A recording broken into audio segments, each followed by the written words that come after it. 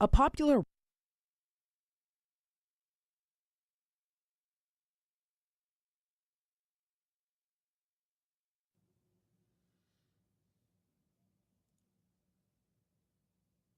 a popular a popular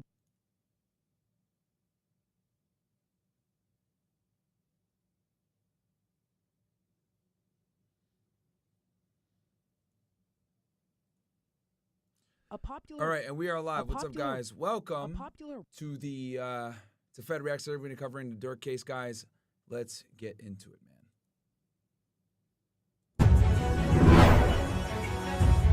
I'm a special agent with Homeland Security Investigations, okay, guys? HSI. This is what Fed Reacts covers. Defendant Jeffrey Williams and Associate YSL did commit the felony. So here's what 6ix9ine actually got. Racketeer conspiracy. This attack shifted the whole U.S. government. This guy got arrested for espionage, okay? Trading secrets with the Russians. John Wayne Gacy, a.k.a. the Killer Clown, okay? One of the most prolific serial killers of all time, killed 33 people. Zodiac Killer is a pseudonym of an unidentified serial killer who operated in Northern California. All these serial killers, guys, they really get off on getting attention from the media. Many years, Jeffrey Epstein sexually exploited and abused dozens of minor girls at his home. It was OJ working together to get Nicole killed. We're gonna go over his past, the gang ties, so that this all makes sense. All right, what's up, guys? Welcome back to the show. Sorry for the delay, guys. Don't feel the greatest right now, but I'm here because, you know, there's no excuses. You got to do what you got to do regardless of how you feel. That's what matters. Had a very long day today. But we are here. Can you guys hear me good? How's the audio? How's the audio, guys? Give me ones in the chat if the audio is good. Give me ones in the chat if the audio is good, guys. Give me ones. Let's see here. How's the audio? Give me one if it's good. Low? All right, I'll turn it up a bit. I'll turn it up right now. Should be good now. Give me ones if it's good. Give me ones if it's good.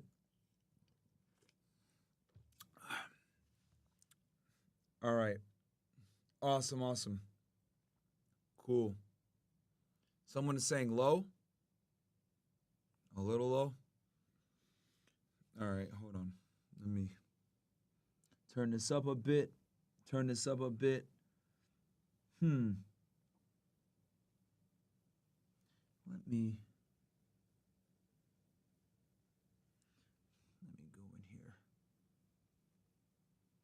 Yeah, it's a condenser. Bring it to dB. All right, that's gonna probably make it a lot louder. All right, how's that now, guys? How's that? I got it on 30 dB. Is that good now? Is that better now?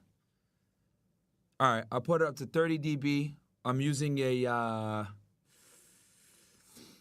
a TLM mic, the Newman TL, no, it's not the TLM, it's the U87, excuse me, yeah, it's a U87.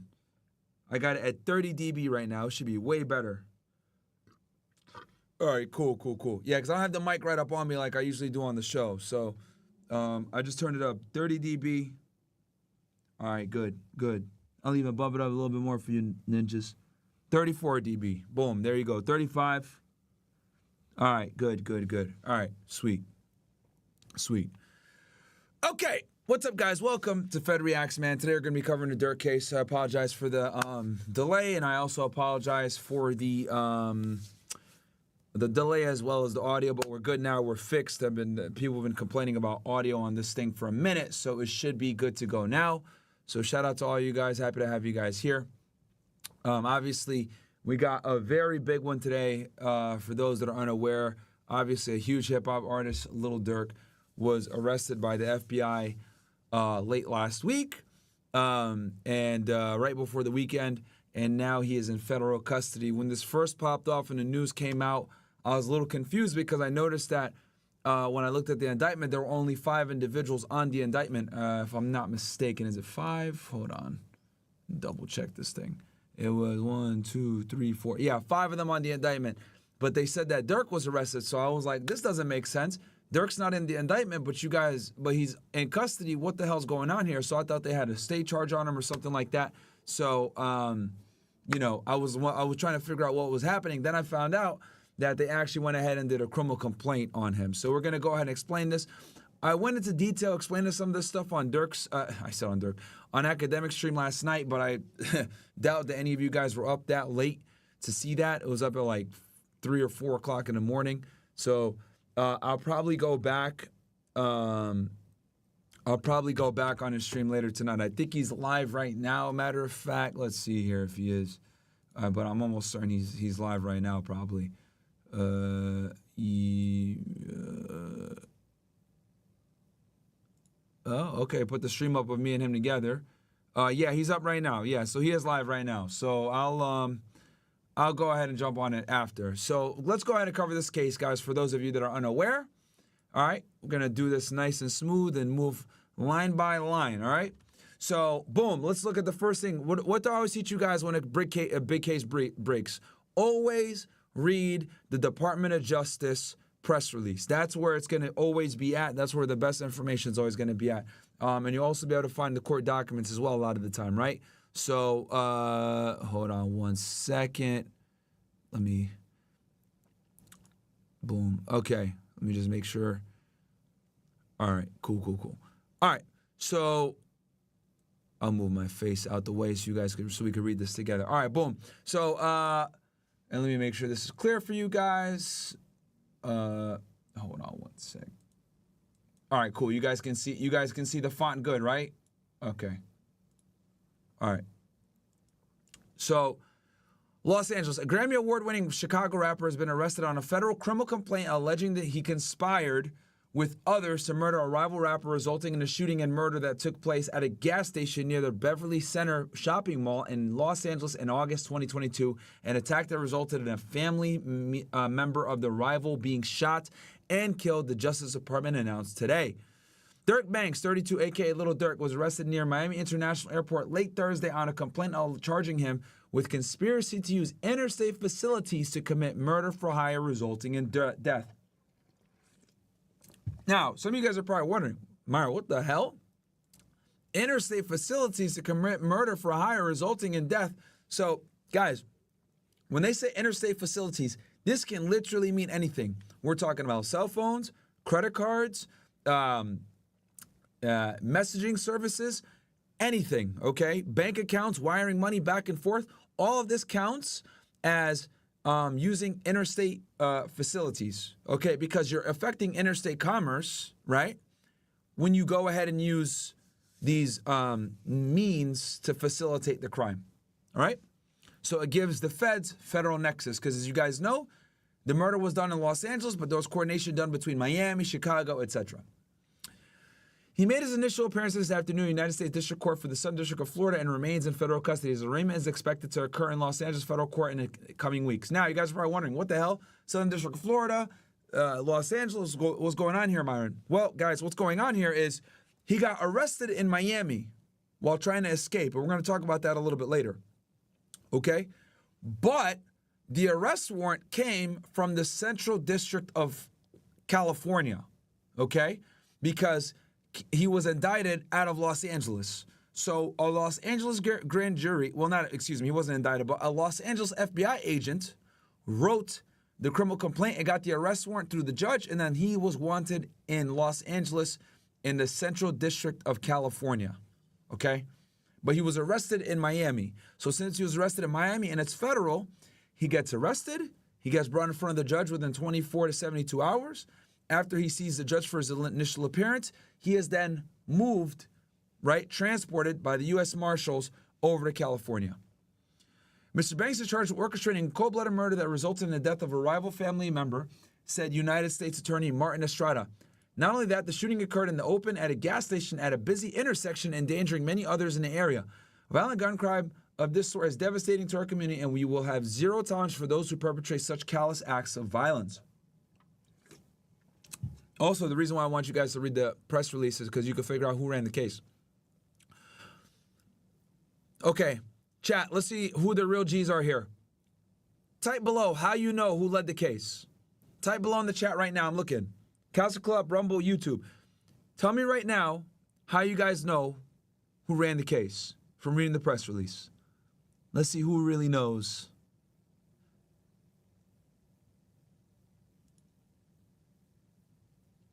By the way, we're live on all the platforms. CastleClub, Rumble, YouTube. Shout out to you guys.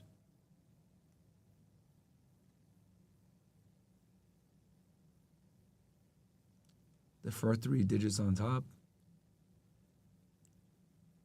The first agency and the signature. DEI.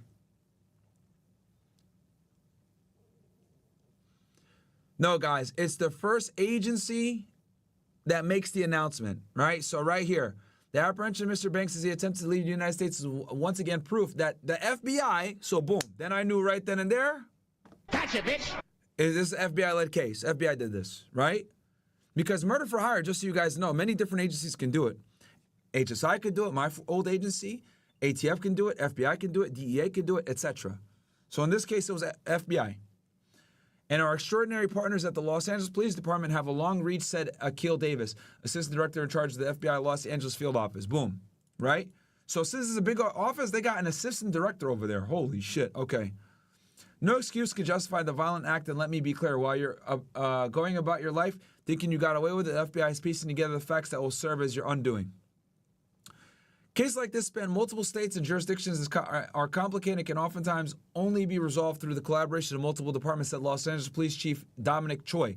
So that's how you guys know, right? So boom, FBI does their press release, or sorry, their statement, and then you got the police chief here doing their statement. This arrest is the culmination of the combined efforts of our partners in the U.S. Attorney's Office, the FBI, and the LAPD's Operation West Bureau homicide detectives who discovered that Durk, a.k.a. Lil Durk, was involved in this heinous murder. The hundreds of hours spent on the investigation included surveillance, authoring numerous search warrants, using forensic technology, and tireless investigative travel and collaboration alongside our federal partners led to this arrest. I'm appreciative of the dedication of those involved. According to the complaint filed Thursday night, Banks is the leader of the Chicago-based rap collective known as Only the Family, or OTF. You guys hear him say that a lot in his rap songs, right? Law enforcement believes OTF also acts as a group of individuals who engage in violence, including murder and assault at Banks' direction, and to maintain their status in OTF. Banks feuded with the victim, identified in court documents as TB. Who are they referring to with TB, guys? They're referring to this individual right here. Quando Rando. All right? This guy. All right? His real name is Tyquian Terrell Bowman. All right? That's his real name. Better known by his stage name, Quando Rando. And we're going to talk about why he has issue with Quando Rando here in a little bit. All right? So when they say TB, that means Quando Rando, guys. They use his initials for his real name. The feud stemmed from a November 6, 2020 murder in which an associate of TB shot and killed an OTF rapper named Davon Bennett, a.k.a. King Von. Bennett and Banks were close friends. So, for those of you that are unaware, let's go through this real quick. Okay, so King Von, murder. Right?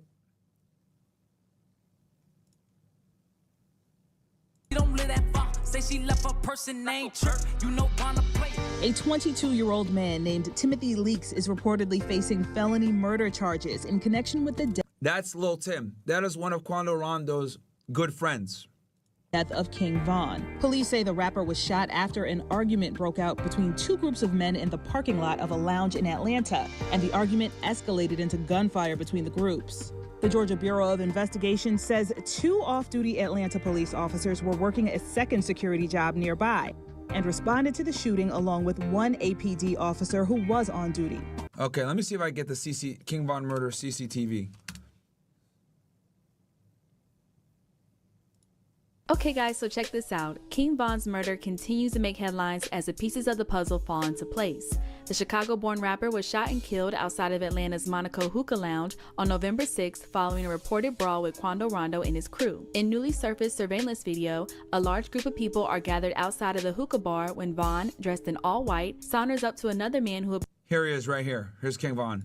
appears to be Quando and punches him square in the face. From there, chaos ensues and gunshots ring out just Boom, punches him right there. So this is Von, this is Rondo, Quando Rando, right? Moments later, 2 off-duty police officers who were working security at the hookah bar and another on-duty police officer who was also working nearby attempted to intervene and began firing their weapons. As Vaughn's manager and 100K Management Senior Vice President Jameson Francois explained, those shots that was fired from the individuals that shot Vaughn and myself was the only shots fired from those individuals. Every other shot was coming from authorities. They started shooting everywhere. So when you see everybody taking cover, they wasn't taking cover away from the shooter from Vaughn. They was taking cover because they didn't know where the shot. And that right there, if I'm not mistaken, was Lil Tim right there. He popped out and shot him because they were on the floor rolling, fighting, and Lil Tim killed him, right? But the fight was originally Quando Rando.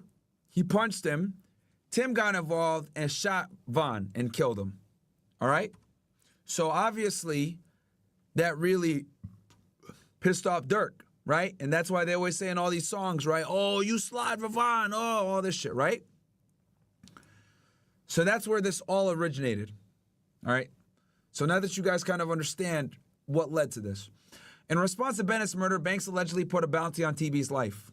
Okay? That's Durk, by the way. Banks is Durk. And TB is Quando Rando. On August 19, 2022, several OTF members and associates used 2 vehicles. Okay, so now they're getting into the case, right? Instead of us getting into the case, let's go ahead and read through the indictment, right? So here we go. As you guys know, always use Pacer, right? And you can see this were the individuals that were indicted. Kevon London Grant, DeAndre Dontrell Wilson, Keith Jones, David Bryan Lindsay, and Asa Houston. And their nicknames, Asa Houston is Boogie, Lindsay is Brown Eyes, Keith Jones is Flocka, DeAndre Dontrell Wilson is Diddy, and Kevon London Grant is known as Vonnie, okay? And I say these names because if you guys listen to Durk, he probably refers to these individuals by their nicknames, right? So, what, y'all say I'm not live on Rumble? What are you talking about? I'm not live on Rumble. I am live on Rumble, bro. Stop trolling, man. Oh, I'm live on Fresh and Fit? Oh. Okay. This should be live on Fed Reacts, not on... Okay. God damn it. All right. Sorry, guys. Yeah, this is supposed to be on Fed Reacts. My guy made it on the wrong thing. I just realized. Okay. Yeah, guys, I'm live on Rumble for Fresh and Fit, not for Fed Reacts. My guy put it on the wrong channel. Yeah. It's fine. Whatever. I'm not going to redo it now, Marco Rizlo, you fucking retard. Okay. Nigga said redo it. Like, what? Anyway, no. For all the people watching on YouTube, I'm on Rumble as well, but I'm on Fresh and Fit Rumble, not on the Fed Reacts Rumble. It's fine. It's not a big deal, honestly, guys. Like, it's fine. As long as it helps the brand. I don't really care about myself individually like that. Team player, baby. All right.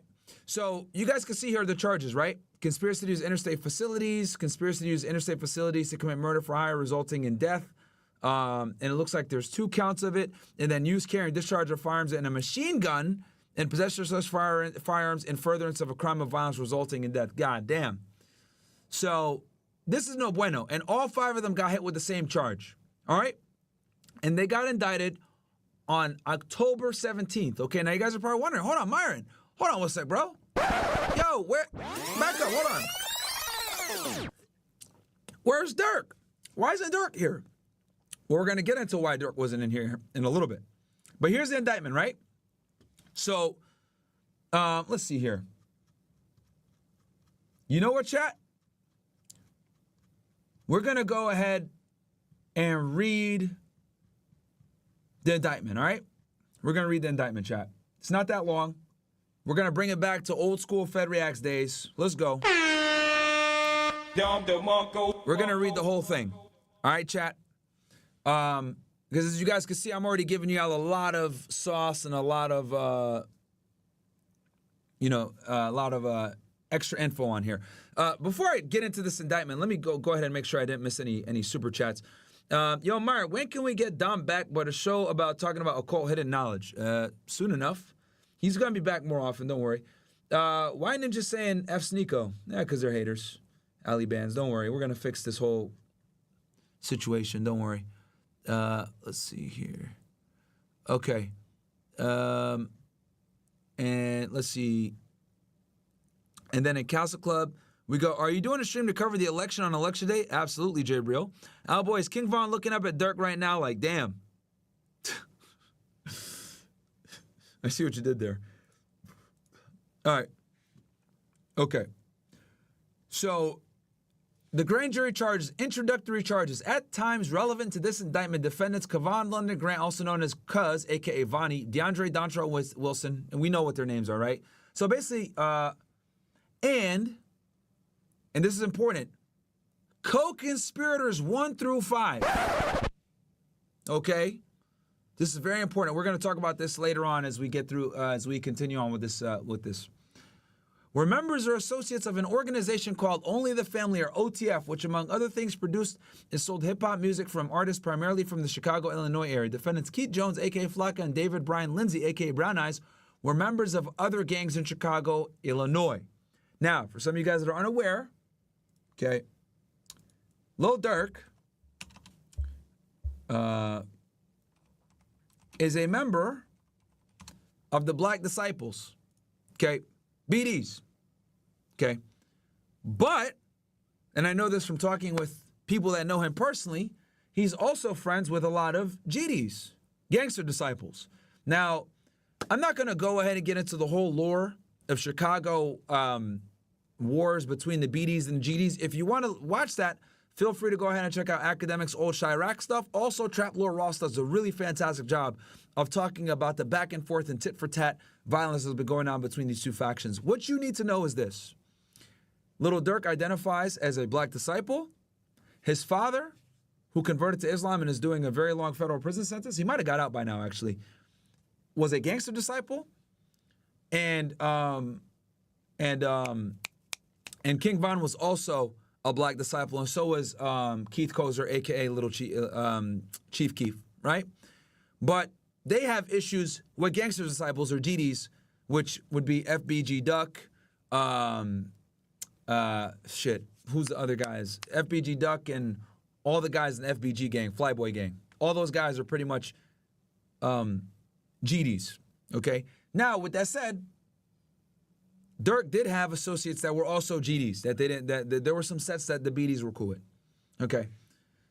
But either way, you guys want to go into the lore of those gangs, maybe I'll do a podcast on just GDs and BDs, because it's a whole other thing. Maybe I'll do that in the future. But the point you need to know is two of his guys, the defendants, Keith Jones and David Bryan, Brown Eyes and Flocka, were members of other gangs in Chicago, Illinois. More than likely, I'm willing to bet that those guys were probably GDs. But the other guys were BDs. On or about November 6, 2020, DB, a high-ranking OTF member, got into a physical altercation with TB, a.k.a. This is King Von, got in a fight with Quando Rando at a nightclub in Atlanta, Georgia. During the fight, an associate of Quando Rando pulled out a gun and shot King Von multiple times, killing him. That was Lil Tim, right? Who was found, I think he was found in self-defense. He never got charged. Or the case got dropped. After the murder, Co-conspirator 1 made clear in coded language that Co-conspirator 1 would pay a bounty or monetary reward and or make payment to anyone who took part in killing Quando Rando for his role in King Von's murder. So put a note in that, okay? Because keep in mind, guys, that they put the defendants, Kevon Grant, DeAndre Dontel Wilson, and co-conspirators 1 through 5. So some of these individuals might not be in this indictment, guys. Okay? So co-conspirator 1, we know, is the one that put the head out, right? On or about August 18, 2022, the conspirators learned that Quando Rando was staying at a hotel in Los Angeles, California. As alleged counts 1 and 2, after learning of Quando Rando's location, counts 1 and 2, guys, is what? Right here. Okay? Conspiracy to use interstate facilities to commit murder for hire, resulting in death. All right? So, as alleged counts 1 and 2, after learning of Quando Rando's location, defendants Wilson, Jones, Lindsay, and Houston, a co-conspirator 2, traveled from Chicago, Illinois to Los Angeles, California for the purpose of murdering Quando Rando.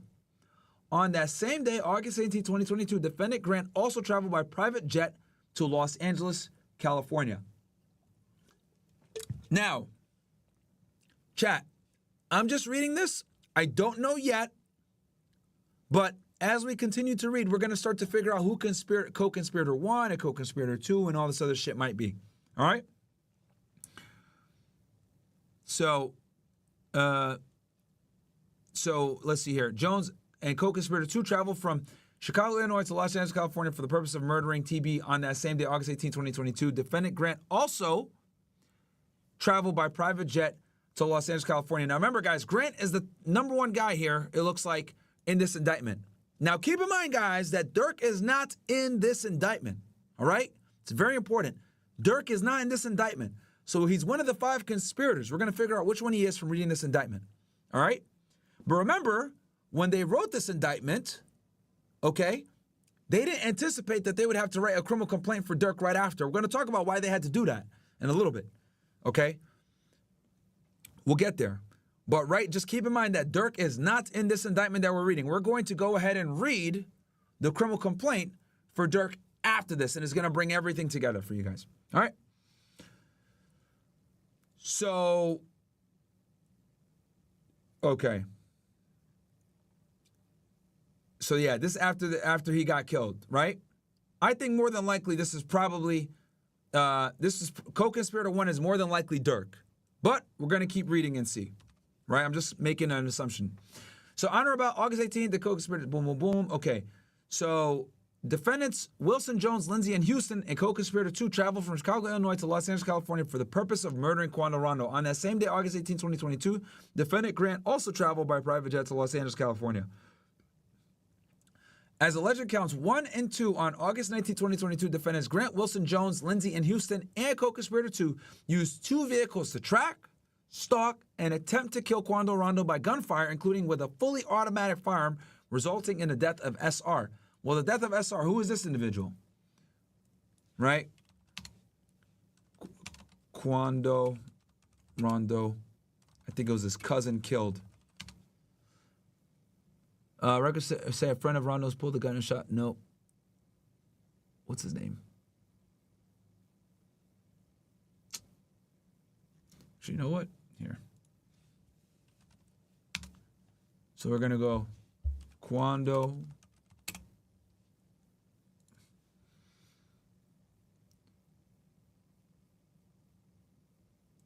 Right now, the search is on for 3 people who police say shot at a Savannah rapper, killing a member of his entourage. It happened in Los Angeles, and cameras... This is where the viral crying came from. ...captured the aftermath. And Durk made fun of him about this on a song. So, chat, can you guys tell me where it was?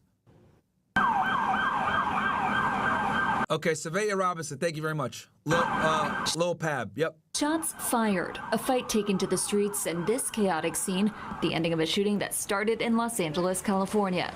Sheriff's deputies pulling out a man who had been shot in an SUV. Savannah rapper Quando Rando, a passenger in that car, frantic at the sight. It all started at this mobile gas station at 5:30 Friday evening. LAPD says witnesses heard multiple gunshots, then watched a couple cars zoom off. 3 people in 1 car shot at this black Cadillac Escalade. It's unclear if those inside shot back. Can I get some space, please?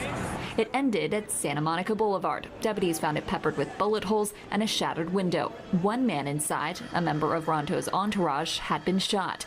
The 23-year-old was taken to the hospital where he died. A scene left with remnants of the fight, shoes left in the street, doors flung open. The suspects still on the run.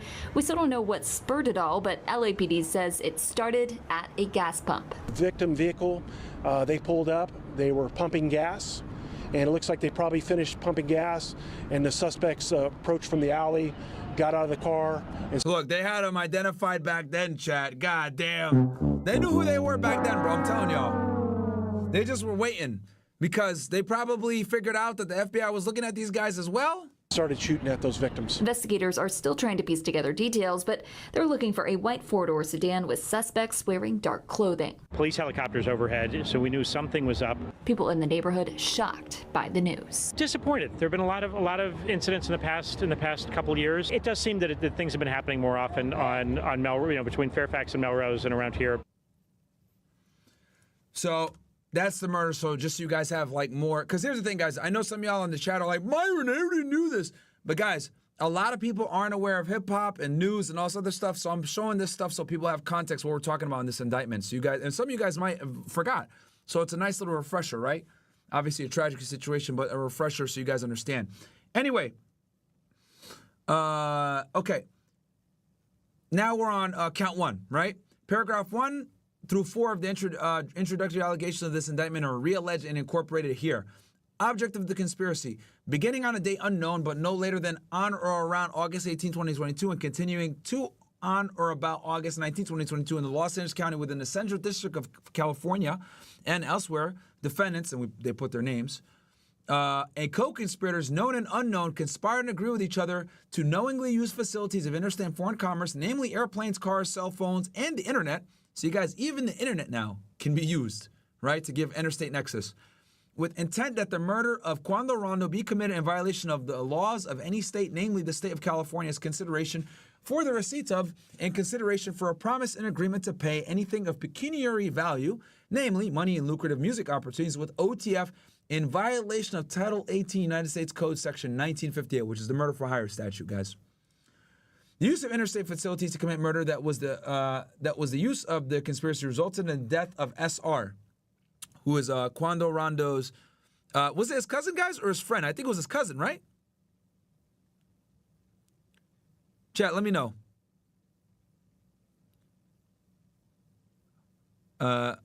His name was Lil Pab. Okay, Lil Pab. Means by which the object of the conspiracy was to accomplish. The object of the conspiracy was to... Oh, hold on. His step-cousin? Cousin? Okay. All right, boom. All right, thank you, chat. Thank you. Sometimes it's just better to ask y'all than to Google it. Means by which the object of the conspiracy was to be accomplished. The object of the conspiracy was to be accomplished in substance as follows. Co-conspirator 1 would place bounties on individuals that co-conspirator 1 and other OTF members wanted to kill, including Quando Rando. As part of the bounty, co-conspirators known and unknown, including defendant Wilson, would pay anyone who took part in the killing of Quando Rando and or reward individuals lucrative music opportunities with OTF. So that's crazy. Not only do they pay you, but you get a record deal too for killing these motherfuckers, man. Stupid. Goddamn. Co-conspirators, known and unknown, including defendant Wilson, would recruit others, including defendants Jones, Lindsay, and Houston, and co-conspirator 2, to find, track, and kill Quando Rando.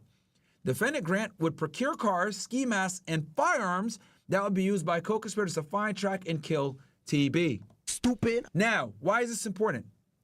So right here, guys, this is going to get Grant the most time.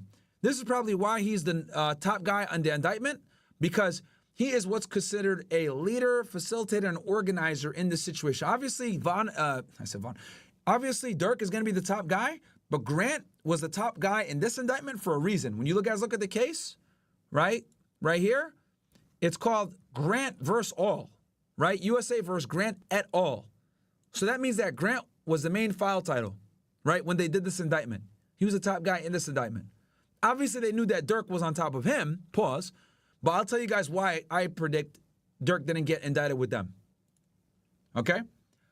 Using a credit card associated with OTF, co-conspirator 3 would purchase airplane tickets for the co-conspirators to fly to California and murder Quando Rando. Defendants Wilson, Jones, Lindsay, and Houston, a co-conspirator 2, would travel from Chicago, Illinois to Southern California via airplane to find, track, and kill Quando Rando. Defendants Grant, Wilson, Jones, Lindsay, and Houston, a co-conspirator 2, would travel throughout Los Angeles County via vehicles procured by defendant Grant to find, track, and kill TB. Hold up.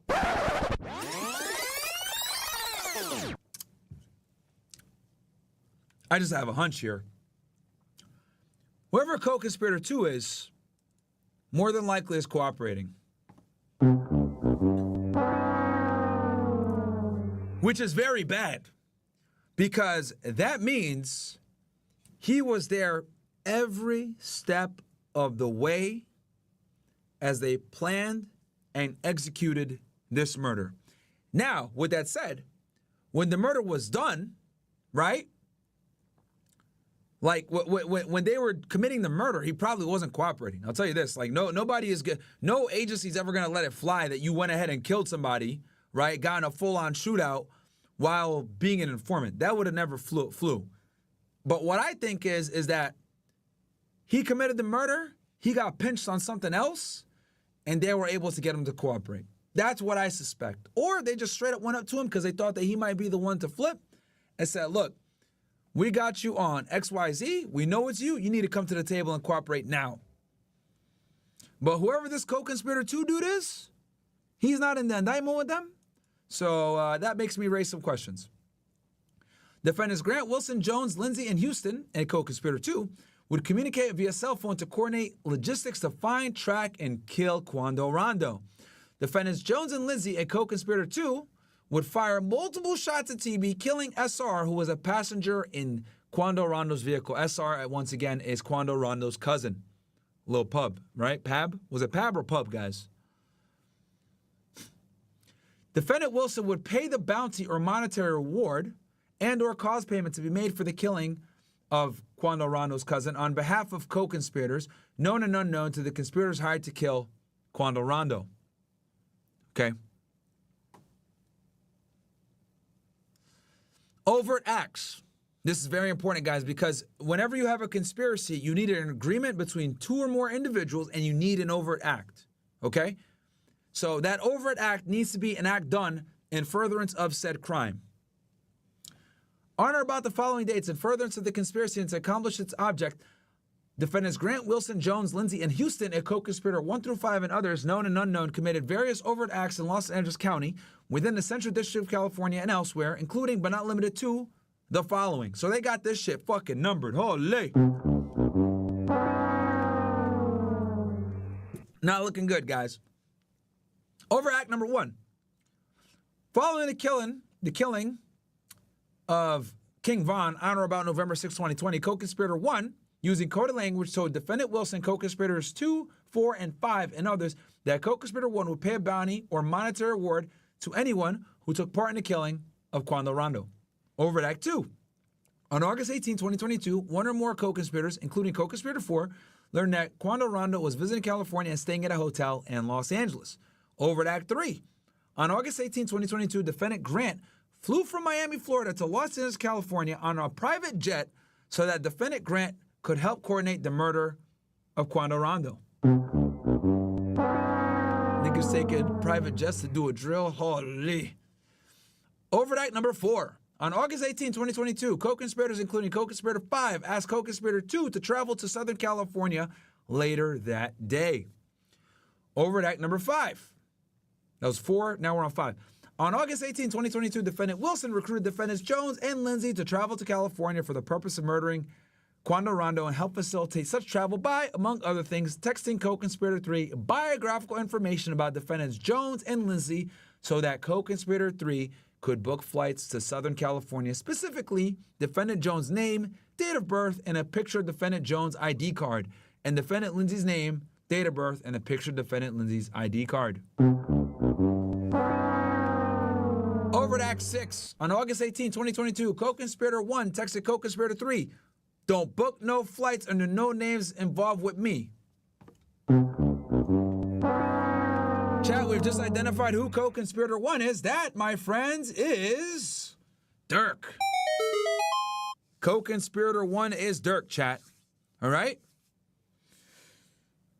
Overt Act number 7. On August 18, 2022, using a credit card ending in 2039, OTF credit card 1, co-conspirator 3 purchased airplane tickets for defendants Wilson, Jones, Lindsay, and Houston, a co-conspirator 2, to travel from Chicago, Illinois to San Diego, California that same day.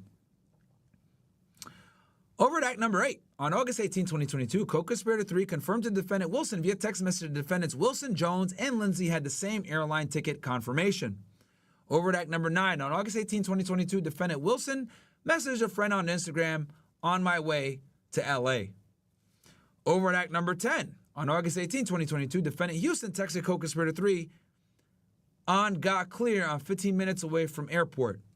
Overt Act number 11. On August 18, 2022, defendants Wilson, Jones, Lindsay, and Houston and co-conspirator 2 flew from Chicago, Illinois to San Diego, California via the airplane tickets procured by co-conspirator 3 using OTF credit card 1. Overt Act number 12. On August 18, 2022, defendants Wilson, Jones, Lindsay, and Houston and co-conspirator 2 traveled towards Los Angeles County in a car to meet with defendant Grant. Overt Act number 13. On August 18, 2022, defendant Grant purchased 4 black ski masks from a sporting goods store in Los Angeles County using cash.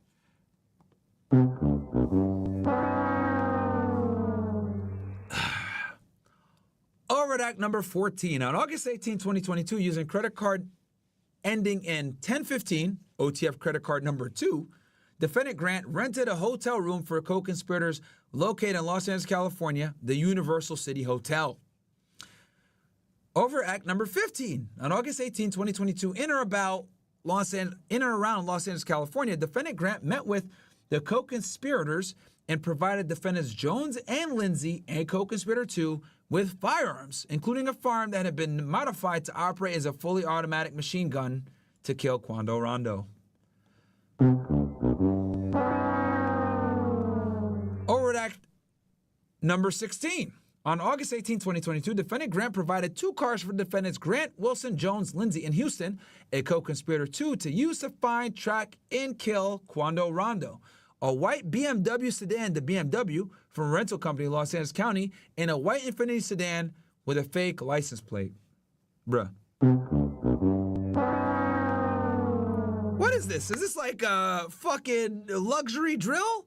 Dudes doing private jets and BMWs and Infinitis to do a drill? Yo! What's going on, man? Yo!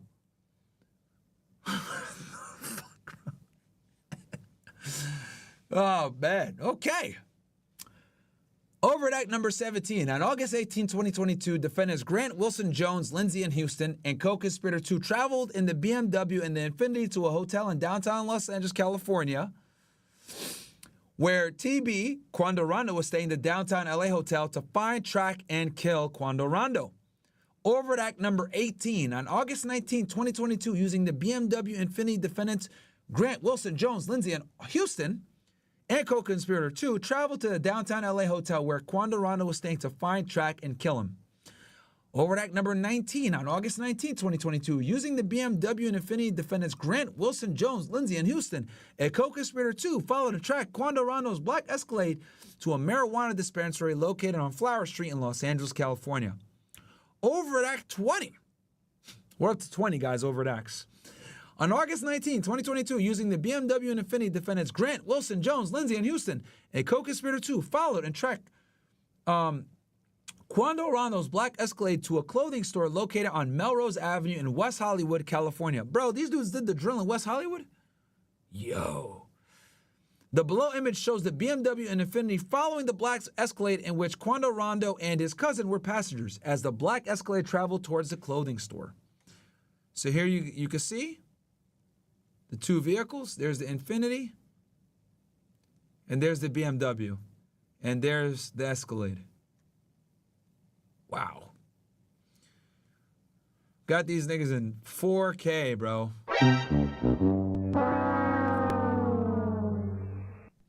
Overt Act 21.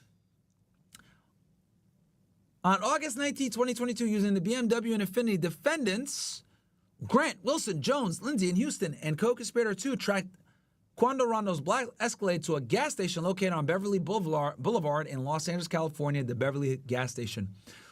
Overt Act 22. On August 19, 2022, defendant Houston drove the Infiniti to an alley behind the Beverly gas station and parked the vehicle so that defendants Jones and Lindsay and co-conspirator 2 could attempt to murder Quando Rando. On August 19, 2022, at Beverly gas station, defendants Jones and Lindsay and co-conspirator 2 used the firearms procured by defendant Grant, including the fully automatic firearm, to shoot at Quando Rando's car, striking and killing his cousin, who was standing next to Quando Rando's car while Quando Rando was inside. The images below show defendants Jones and Lindsay and co-conspirator 2 firing their guns at Quando Rando's black Escalade. Holy shit, bro. So it looks like they stopped at the gas station, and bam. These dudes just start shooting.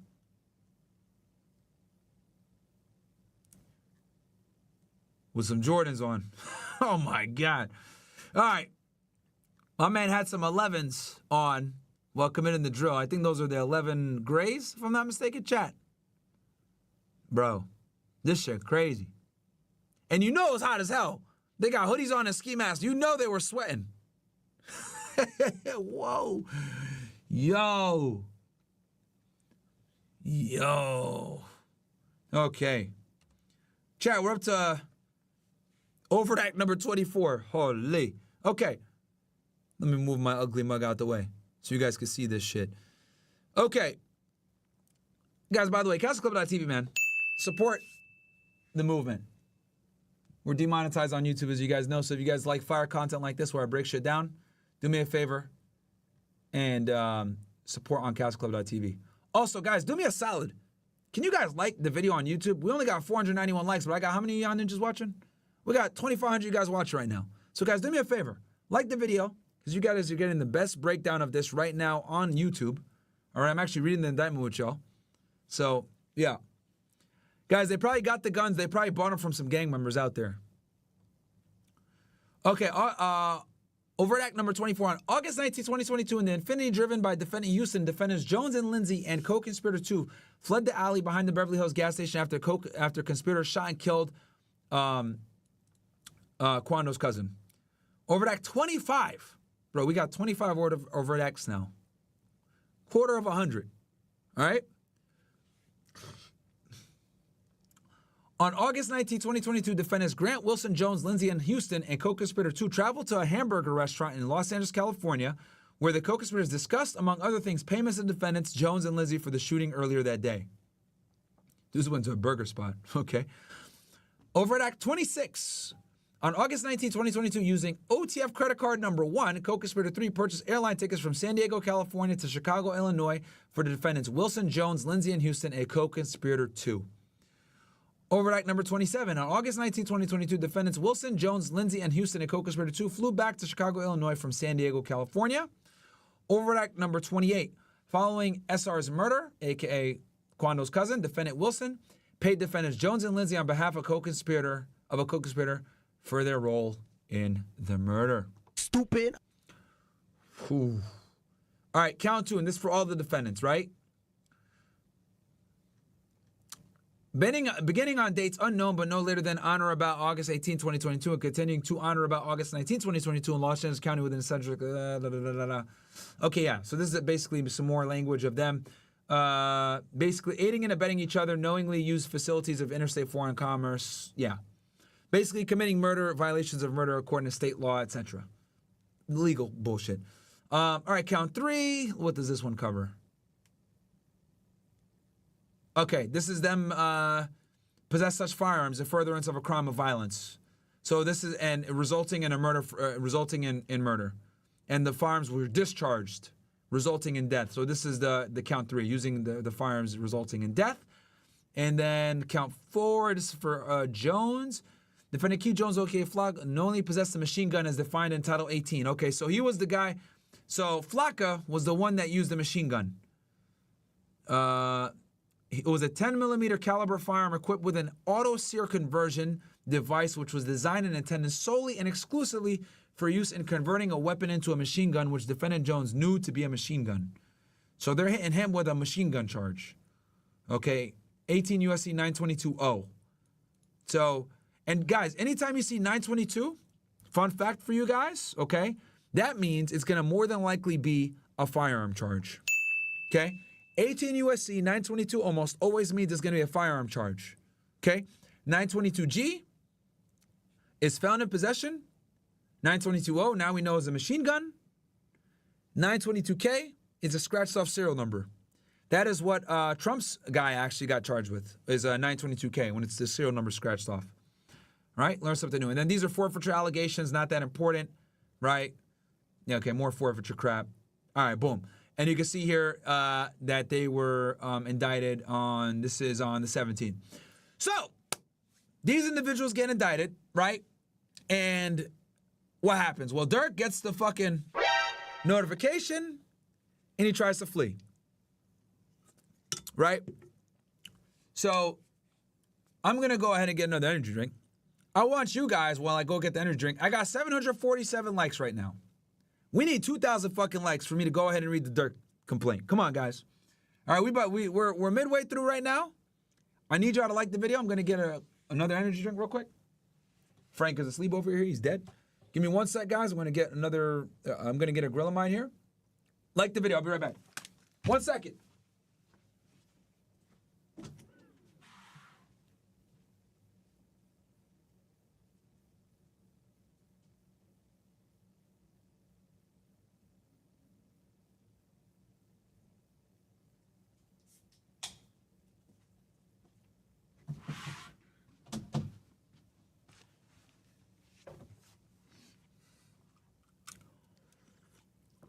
All right, we back in it. All right, chat. So, now we're going to get into Durk, right? So, Durk Banks, also known as Lil Durk, also known as Mustafa Abdul Malak, changed his name, it seems, defending violation of conspiracy to use interstate facilities to commit murder for hire resulting in death, right? And the only thing filed, if you'll notice, is a criminal complaint on October 24th, 2024. And we're going to talk about this here in a second. Okay, but right now we got 873 likes, guys. I need y'all to like the video. Got 25. We got 5,000 y'all watching right now between the different platforms. So I need you ninjas to like the video. So I'll go ahead and start getting into this Durk thing, and then we'll go ahead and jump on Akademiks stream after this. Let me text him real quick and see what he's doing. Is he still live? I think he's still live. Let's see here. Oh yeah, he's still live. All right.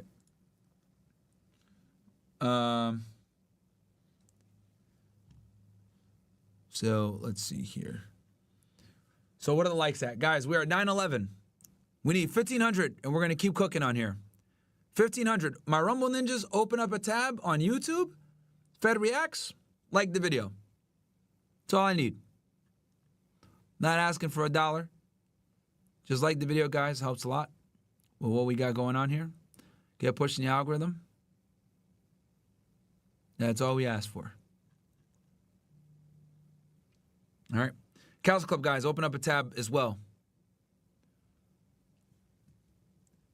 All right, we're at 931. Keep cooking, guys. Keep cooking. Let's go. Let's get to 1,500 on here. Looks like the AUSA is Daniel H. Weiner. And the reason why you guys know it's the same case, pro tip, look. Same AUSA on both cases, right? Daniel H. Weiner for the indictment, and Daniel H. Weiner once again for the criminal complaint. And it looks like he has Ian Yellow as well helping him. So 2 AUSAs are on this case. I won't be surprised if they don't bring in more, because obviously this thing is so, this is a big case. Also, guys, while we wait for you guys to get us to 1,500 likes, do me a favor. Follow me on X, guys. Myron Gaines X. I'm working on getting my Instagram back.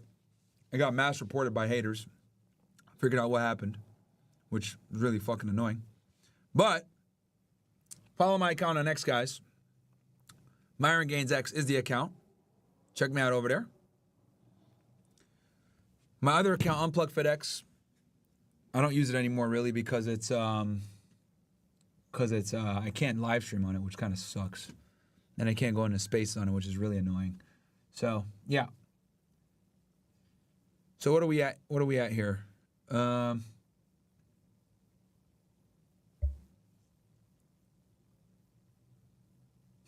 said Lil Durk is in a cell with Diddy right now. Nah, bro. He's getting transported to LA right now. That's what's going on. All right, you got 1,000 likes on YouTube, guys. 1,500. Come on, man. 1,500, chat. We need 1,500. We got 1,000, just need another 500. Rumble Ninjas, open up a tab on YouTube. Get the likes up so that we can go ahead and get this thing going.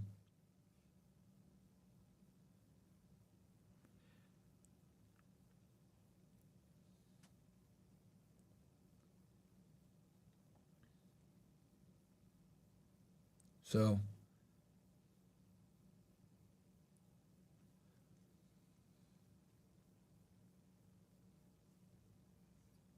you guys are funny in the chat, bro. All right, let's see here what the likes are at. Won't let me know how many likes I got. I don't even know. All right, let's get into the Durk's thing. Keep liking the video though, guys. All right. So here we go, guys. We got the criminal complaint for your boy Lil Durk right here. Now, fortunately for you guys, I'm the only person on YouTube that's actually done a murder for hire case. And I've written hundreds of criminal complaints just like this. So we're going to go ahead and go through this thing line by fucking line so you guys know exactly what you're looking at. All right? Because there's no one more qualified on YouTube to talk about this shit than me. All right? I'm going to toot my own horn a little bit and talk my shit. I don't brag about many things, but when it comes to this is my fucking wheelhouse and no one comes close. All right? So let's get into this, chat. All right? So, United States District Court for the Central District of Florida. As you guys know, Los Angeles falls under the Central District of Florida. Central District of California. Excuse me. But Durk was arrested in the Southern District of Florida, which falls under Miami. We're going to talk about that here. So, here you can see the cover sheet. Durk Banks, a.k.a. Lil Durk, a.k.a. Mustafa Abdul Malak. All right. Filed on the 24th of October, a couple of days ago. And you can see here the case number. Obviously, the fiscal year, right? MJ means magistrate, and then duty. What the fuck does that mean, Myron? Well, duty, guys, means that whoever was the magistrate judge that was on call handled this criminal complaint. So in this case, it's going to be Judge Stephanie Christensen. Why? Because this was what I would tell you guys, right? This is what I would call, my friends, an emergency criminal complaint. Okay, how do I know that? Well, because it was sent to a duty magistrate, and then also the criminal complaint was done by telephone or other reliable electronic means. What does this mean? This means that the agent, guys, more than likely probably used a FaceTime call and swore to the affidavit via FaceTime. I've actually done this myself before, right? Became very popular after the pandemic, all right? So I, the complainant in this case, state the following is true to the best of my knowledge and belief, beginning on an unknown date, but no later than on or about August 18, 2022, and continuing until at least August 19, 2022 in the County of Los Angeles and the Southern District of California, the defendant violated conspiracy to use interstate facilities to commit murder for hire resulting in death. And it's conspiracy, guys, because obviously Durk wasn't there, right? And then you have the criminal complaint that supports these facts, all right? And then you can see here who's the complainant? Sarah Corcoran. Yeah, Corcoran, right? And she's a special agent with the FBI. Boom, there you go, right? I'll read the chats real quick take a break to read the chats before we get into it. Jinchu says, hey, Mark, can you follow my Kick channel? I'm not going to say the name unless you want to leave a follow, but be dope if you did support me on Kick. We don't fuck with Kick over here, bro, sorry. Make a Rumble channel. Let's see here. Ken Rose 07, thumbs up, thank you so much. Let's see, any other Rumble rants? And guys, fnfsuperchat.com as well, if you can't Rumble rant in. I should probably put that link, that fucking thing somewhere for you guys to see. Yeah, fnfsuperchat.com, guys. Because I know some of you guys have an issue with super chatting sometimes. Yeah, fnfsuperchat.com. It's right there, bottom left corner. Let me move it. There you go. All right. So let's go ahead and start going through this criminal complaint, right? The affidavit, all right? I, Sarah Corcoran, being duly sworn, declare and state as follows. This affidavit is made in support of a criminal complaint and arrest warrant against Durk Banks, also known as Lil Durk, a.k.a. Mustafa Abdul Malak, for violation of 18 U.S.C. 1958 conspiracy to use interstate facilities to commit murder for hire resulting in death. The facts set forth in this affidavit are based upon my personal observations, my training experience, and information obtained from various law enforcement personnel and witnesses. This affidavit is intended to show merely that there is sufficient probable cause for the requested complaint and warrant and does not purport to set forth all my knowledge or investigation into the matter. What does that mean? That means that, guys, they're only going to put the bare minimum required to get probable cause. Remember, guys, probable cause is down here. Beyond a reasonable doubt is all the way up here. Okay? So they're just going to do the bare fucking minimum to get this guy in cuffs. All right? Especially given the fact that he tried to run, which we're going to cover here. Unless specifically indicated otherwise, all conversation statements described in this affidavit are related in substance and in part only. What does that mean? That means that whatever you guys see here, as far as like what I'm telling you or what people say or whatever, it's summarized. It's not verbatim, okay? I used to put this in my complaints and my reports as well. I would always say, the following is in sum and substance a paraphrase synopsis of said interview. And then boom, I summarize it, right? For the people. Very important to put that in your reports. Background of affiant. I'm a special agent with the FBI and have been so employed since April 2010. So she's been on the job, guys, for 14 years. I'm assigned to the Violent Crimes Squad in the Los Angeles field office and work a variety of crimes, including murder for hire, kidnappings, hostage-taking, robberies, extortions, aggravated threats, assaults on federal officers, firearms violations, and felonies at federal facilities. Now, let's stop on that real quick. So, some of you guys are probably wondering, well, hold on, Myron. Doesn't the FBI do terrorism? Why are they investigating a Durk case like this? Well, guys, the FBI does have something called Violent Crime and or Safe Streets Task Force in major cities. Most big FBI field offices, whether it's New York, LA, Miami, any big office, a special agent in charge office, a SAIC office is what they call it, right? They typically have a violent crimes squad, aka Safe Streets Task Force. And typically, these groups investigate all different types of violent crimes, right? A lot of the times, if it's a smaller office, they'll also they'll do bank robberies too. But this is a big office. They might have just a separate bank robbery squad that just does bank robberies, doesn't do stuff like this. And anytime stuff like this happens, they're going to go ahead and take it. So FBI still does investigate violent crime. It's just that it's not their main forte like it used to be prior to 9/11. Upon joining the FBI, I attended and graduated with the FBI Special Agent Training course in Quantico, Virginia, where I received training in a variety of investigative and legal matters, including the topics of Fourth Amendment searches, the drafting of search warrant affidavits, and probable cause. In my current role, I'm assigned to a violent crime criminal squad where I have experience conducting and assisting on multiple violent crime investigations described above. I have formal training in case management, interviewing and interrogation, crisis management, crime scene analysis, cellular telephone analysis, evidence collection, social media exploitation, and handling confidential sources. Why does she say all this, guys? She says all this because she probably utilized these skills during the course of this investigation. Pro tip. Okay.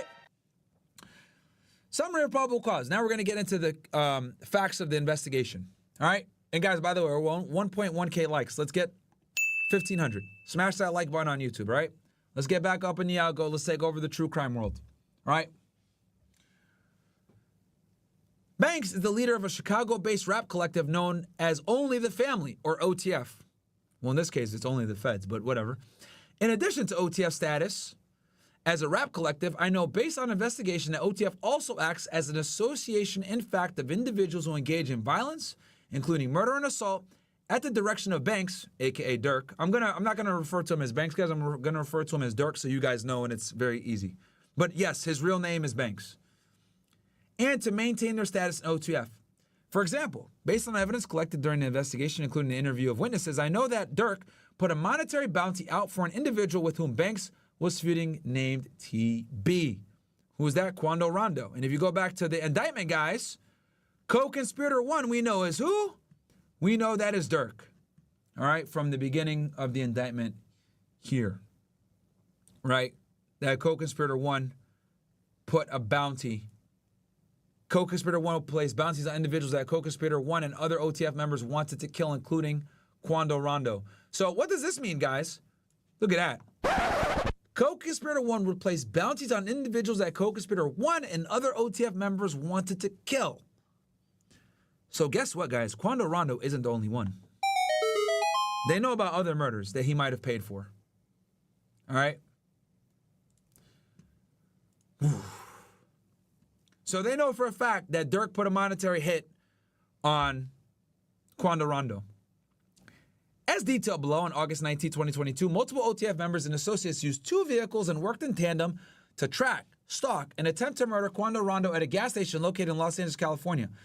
The co-conspirators fired at least 18 rounds at Quando Rando's vehicle, striking and killing his cousin, Quando Rando's family member who was traveling with Quando Rando.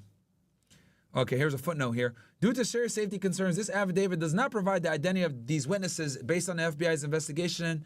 I know that witnesses and/or family members have already received threats and/or have been contacted in what appears to be attempts to influence their participation in this investigation. Oh, shit. So Durk's people more than likely have already called and/or tried to intimidate witnesses. All right. On October 17, 2024, a grand jury sitting in the Central District of California returned an indictment charging 5 co-conspirators that we talked about before, which crimes arising from the murder, including murder for hire and conspiracy to commit murder for hire resulting in death in violation of 18 U.S.C. blah, blah, blah.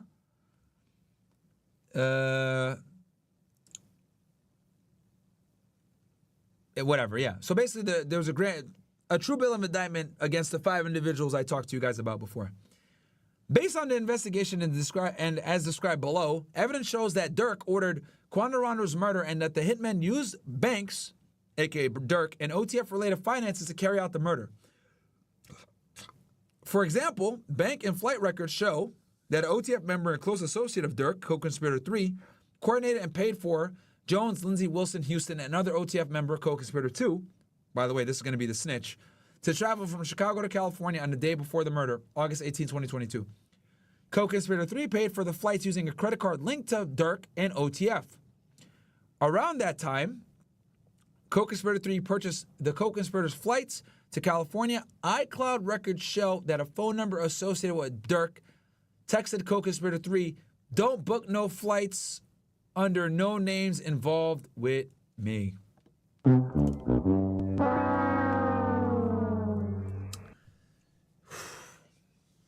That's tough. Additionally, on the same day that the hitmen traveled to California from Chicago, Durk also traveled to California with another charged co-conspirator, Grant, on a private jet. Wow. Later that day, Grant purchased ski masks for the shooters to use to commit the murder and paid for the other co-conspirators' hotel room using a credit card in Bank's name. Earlier this morning, October 24, 2024, federal and local law enforcement executed multiple search warrants at locations associated with OTF members in and around the Chicago area and arrested Grant, Wilson, Jones, Lindsay, and Houston. After executing the warrants, the FBI learned that Banks had been booked on at least 3 international flights scheduled to leave the United States today. When Banks arrived near one of the departing airports, he was arrested by local law enforcement personnel.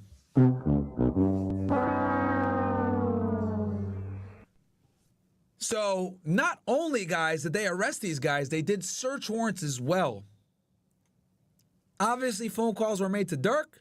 Yo, these 5 were arrested. They're raiding the houses. You got to get out of town. So Durk went ahead and booked multiple flights to multiple places. Let's see where he was intending to go. Based on my training experience, my personal involvement in this investigation, conversation with other law enforcement officers, witnesses, statements, blah, blah, blah, I'm aware of the following. Chicago-based hitmen traveled to Los Angeles to murder rival of Banks, a.k.a. Quando Rando. On October 17th, the grand jury returned an indictment against the individuals, right? We know who they are, for the charges, right? As alleged in the indictment, on August 19, 2022, Quando Rando's cousin, QR, were near their vehicle at a gas station across the Beverly Center in Los Angeles when the 3 gunmen opened fire on the vehicle, killing Quando Rando's cousin.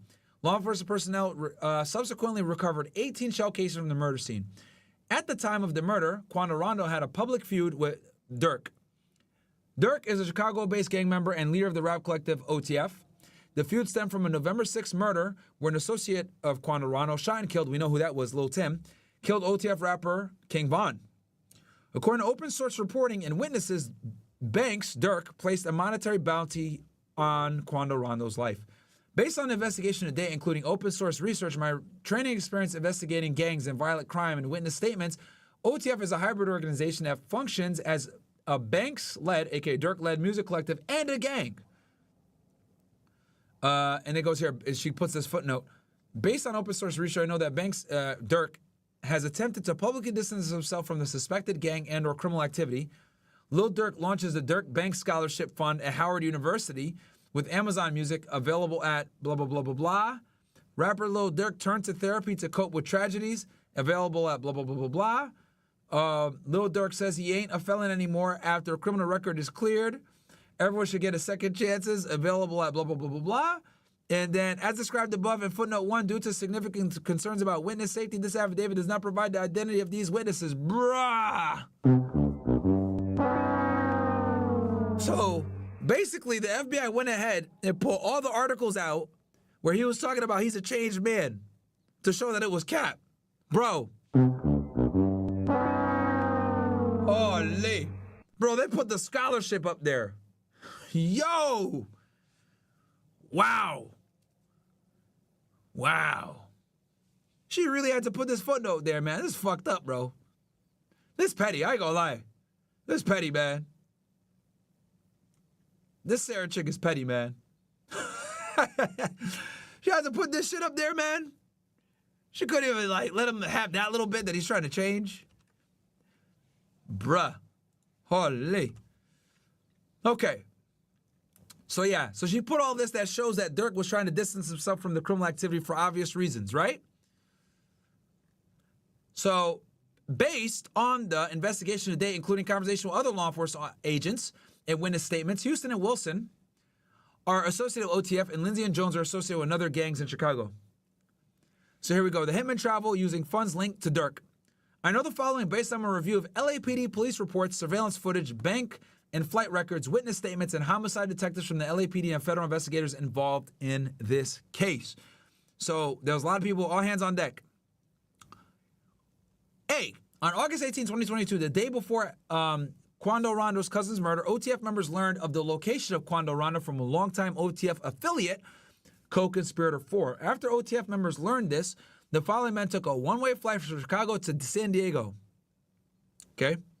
The one-way tickets to San Diego were purchased using an American Express credit card ending in 2039 and in the name of Co-conspirator 3, who is also associated with OTF and Durk.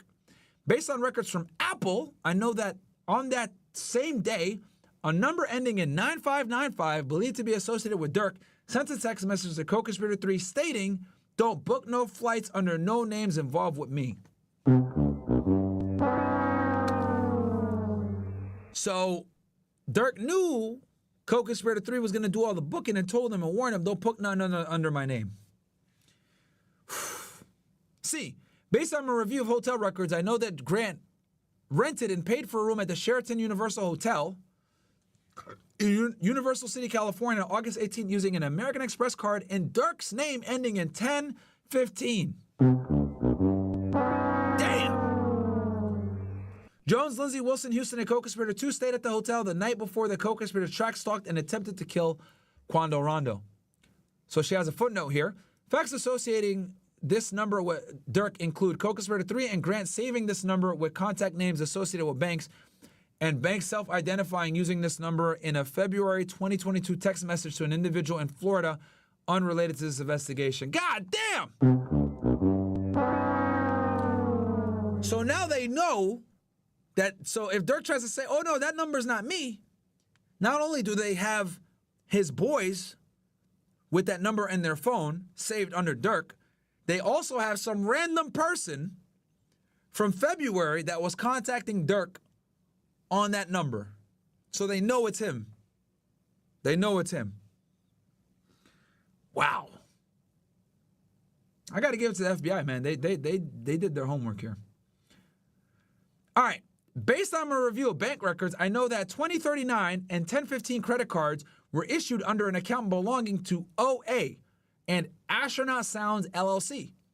Based on public information, I know that OA was Durk's manager in or around 2022. Georgia Secretary of State Online Corporation records show that Astronaut Sounds LLC was initially registered by OA in 2017. A request of amendment was filed in 2021 and a new manager, Durk, was added to the business.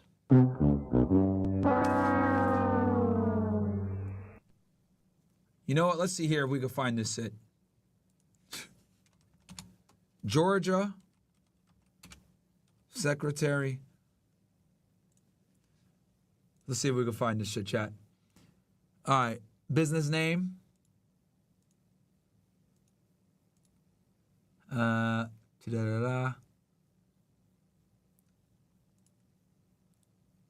It was Astronaut Sounds LLC.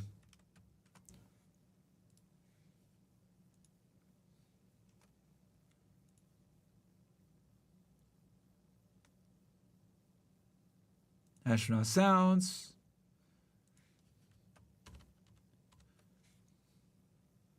Active in compliance, 2017. Name history. No records of view. Did they fix this shit? Let's see. Did they take the names off? Let's see here. Astronaut Sounds. Fulton. They might have fucking fixed this shit up because they knew that the feds were looking. Or maybe the FBI did it. Let's see. Filing history. Okay, so the business was filed back in 2017. Annual registration.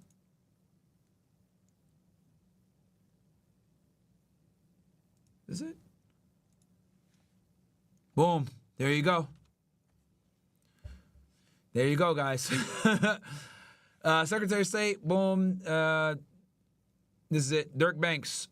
Authorizer signature. Member.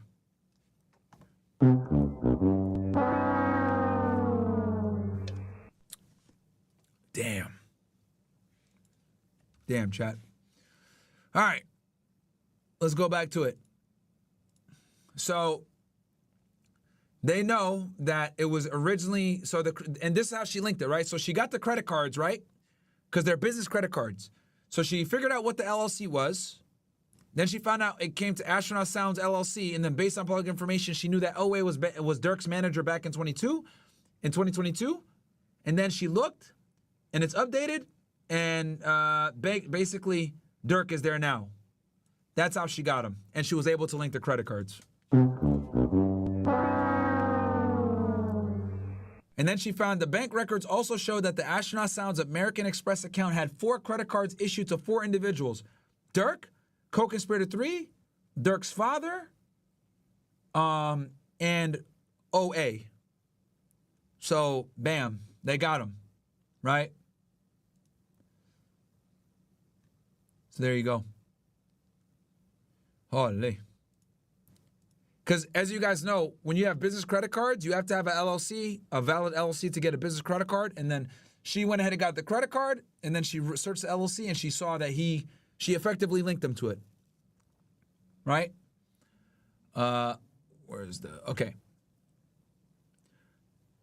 Okay, based on my review, so here we go. Based on my review of records from a private airplane company, I know that Banks and Grant, aka Durk, flew on the same airplane from Los Angeles to Miami on August 16, 2022, and back to Los Angeles on August 18, 2022, the day before Quando Rando's cousin's murder.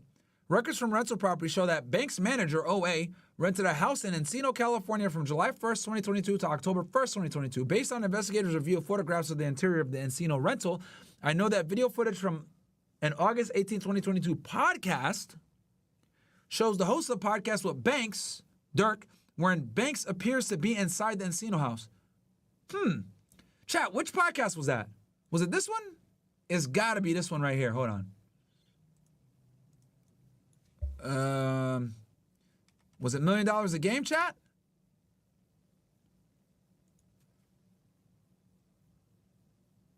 Yeah, it is gotta be it.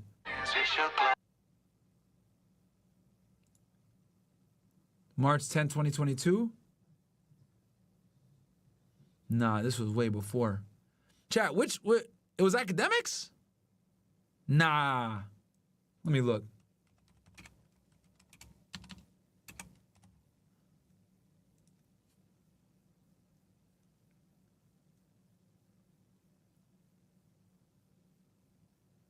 Hold on. Nah, this was a year ago. Couldn't have been this one. Chat, which interview was it in California that he did?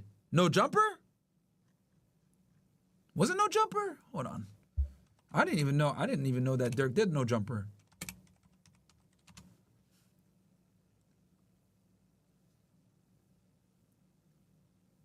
Six years ago, nah.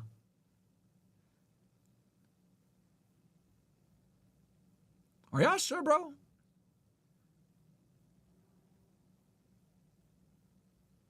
I don't think he did it. You guys keep saying Apple Music? All right, whatever, bro. Full send? Oh, maybe it was full send. Was it full send? Let me check full send. Because I remember they did interview Durk 2 years ago. Damn, was it this one? Hold on. March 2022. I don't know if this was it, chat. Because remember, the murder happened in August, chat. Couldn't have been, no, it wasn't Vlad?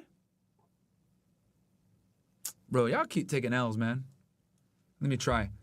Durk would do a Vlad interview? No. No way. I didn't think Durk would do a Vlad interview, bro. Yeah, bro, I don't see this shit nowhere. What are y'all talking about, man? I don't think Durk would do a Vlad interview, bro. I don't think he would.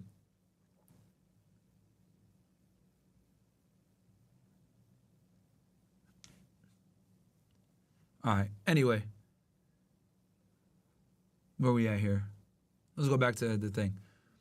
All right. So he went ahead and did a podcast. Breakfast Club in LA? Breakfast Club is in New York, bro. What are y'all talking about, man? Someone's saying Apple Music.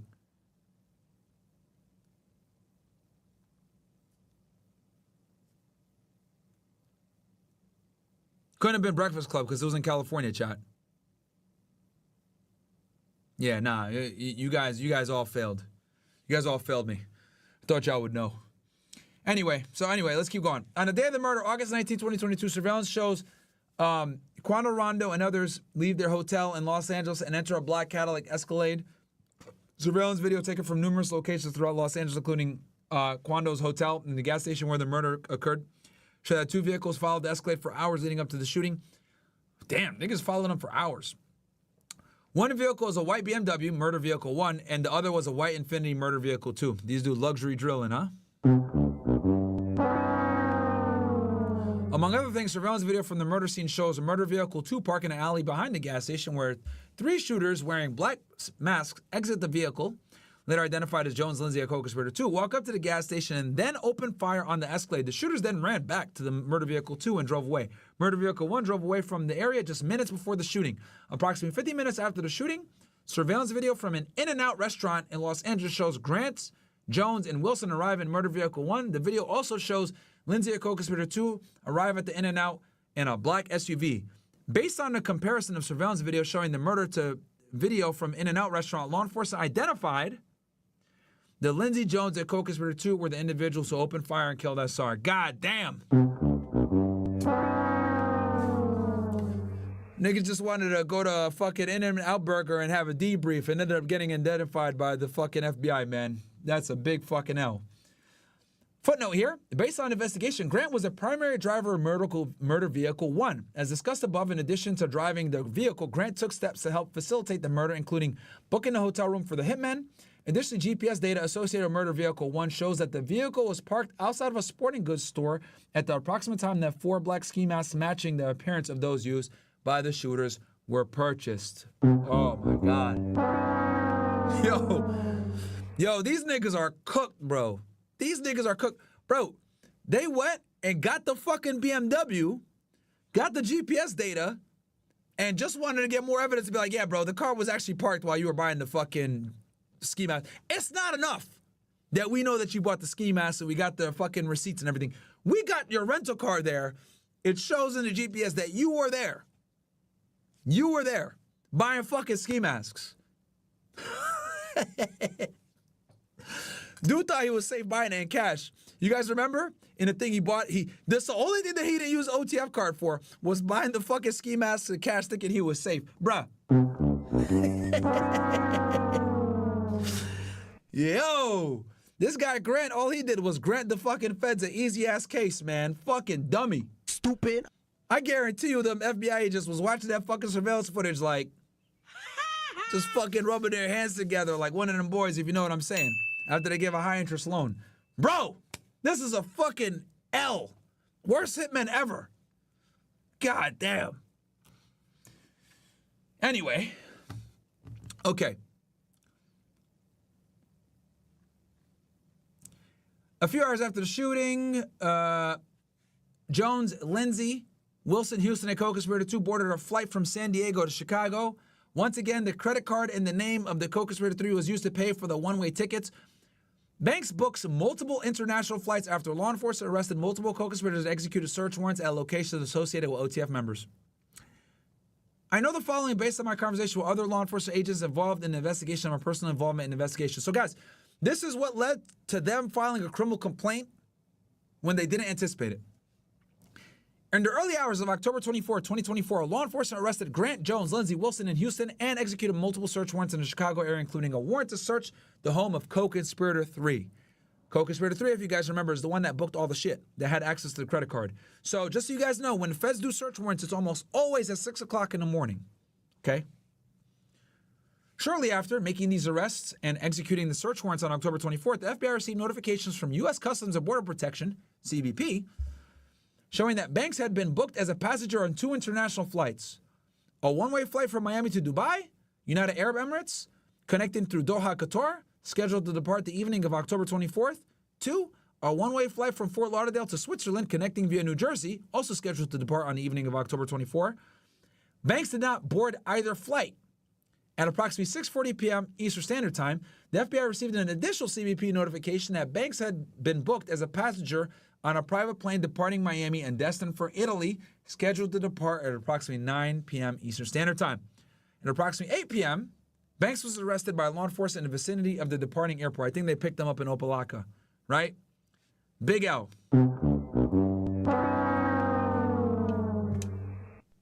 So he was trying to flee, right? I'm going to tie this all together for you guys. For all the reasons described above, there's probable cause to believe Banks violated 18 U.S.C. 958, conspiracy to use interstate facilities to commit murder for hire, resulting in death. So, let me go ahead and give you guys my estimation as to what happened here. All right, chat. This is what happened. This is what I estimate from me reading the criminal complaint and the indictment, etc., and just me doing these kinds of cases and knowing how shit goes. All right? What I anticipate is this. The FBI had been looking at Durk for years, right? Probably since the FBG Duck murder, right? Because I'll tell you guys this. When FBG Duck got murdered, you guys know FBI in Chicago opened up a case and they arrested all of King Von's crew out there, right? And I'd said it back then. If King Von were alive, he would be on this indictment and he'd be getting arrested alongside of them. And as you guys know, many of them got convicted, right? I think some of them went to trial and they all lost, right? Convicted, they're in prison, pretty much doing life, right? So they had a case open on OTF probably since then, if not before. Because as you guys know, there's a lot of unsolved murders in Chicago dating back from like the early 2010s, right? Right around the time Chief Keef blew up, there was murders going back and forth, tit for tat between the BDs and the GDs, right? So we know Chicago Police Department didn't do shit about it. Obviously, FBG Duck got killed in a very ritzy area of Chicago. That brought a lot of attention because they killed him like right in front of a designer store, right? Like fucking mafia type shit. They all popped out the car and killed him in broad daylight when they killed FBG Duck. So obviously that's going to cause immediate sensation. FBI went ahead and got involved, indicted them. They got arrested, right? So when Von got killed, right, obviously that created shockwaves throughout. And you guys know that Durk was always getting teased, always getting made fun of. Slide for Von, you ain't a real G. Slide for Von, slide for Von. You know 6ix9ine was antagonizing him, saying this for fucking ever, right? So little do we know that Durk was sliding for Von. He just did it surreptitiously. Not surreptitiously enough, as we can clearly see here. So when Quando Rando got killed, right, and the way he got killed, they knew that there was a beef and stuff going on, and they probably already had the case open, so FBI LA took the case, right, or opened up a case if they didn't already have one open. And you guys can see here, pretty straightforward. They're able to identify these guys fairly easily. They got surveillance footage everywhere, rental records, credit cards, all this shit, boom, right? So what I think is this. They were planning to indict these guys to get some of them to flip on Durk, because Durk has a lot of money, guys. Durk is a very successful music artist, just so you guys know. He's not like I would consider him an A-list rapper. Big money. Big money, Durk, right? He's like broken into the mainstream, does collabs everywhere, definitely A-list rapper, right? So, I know, it was Quando's cousin. Whatever, guys. You guys get what the fuck I'm saying, right? Quando Rando's cousin got killed. Not Quando Rando, but he was the target, but Quando Rando's cousin. You guys get what I mean, all right? Don't worry about the fucking semantics. Focus on the overall facts of what I'm talking about. So, they indict these 5 individuals. Clearly, they already have people cooperating, as you guys can see with some of these co-conspirators that are unnamed, right? And it seems here to not be indicted. So when they indicted all these people and they didn't indict Durk, to me I look at it like, okay, they want as many people to flip before they indict Durk. Why? Because Durk can hire a big legal team. Durk can fight this. And guys, keep in mind, Durk was never at any of the crime scenes. He can have some plausible deniability about, yo, they used my cards, I didn't know, right? He can always go ahead and say, like, I didn't know what the fuck was going on, right? I didn't they used my cards and shit, but I wasn't involved there. So he does have some level of plausible deniability. So the feds are looking at it like, okay, we're going after someone that's rich and powerful. We need to have as many sources as possible. And here's the thing, guys. It's not enough to just have one cooperator when you're dealing with scumbags like this. These guys are murderers, drug traffickers, criminal records, etc. You need a lot of witnesses. One criminal witness is never enough to secure a conviction on another criminal witness. You need more than one, and you need evidence, right?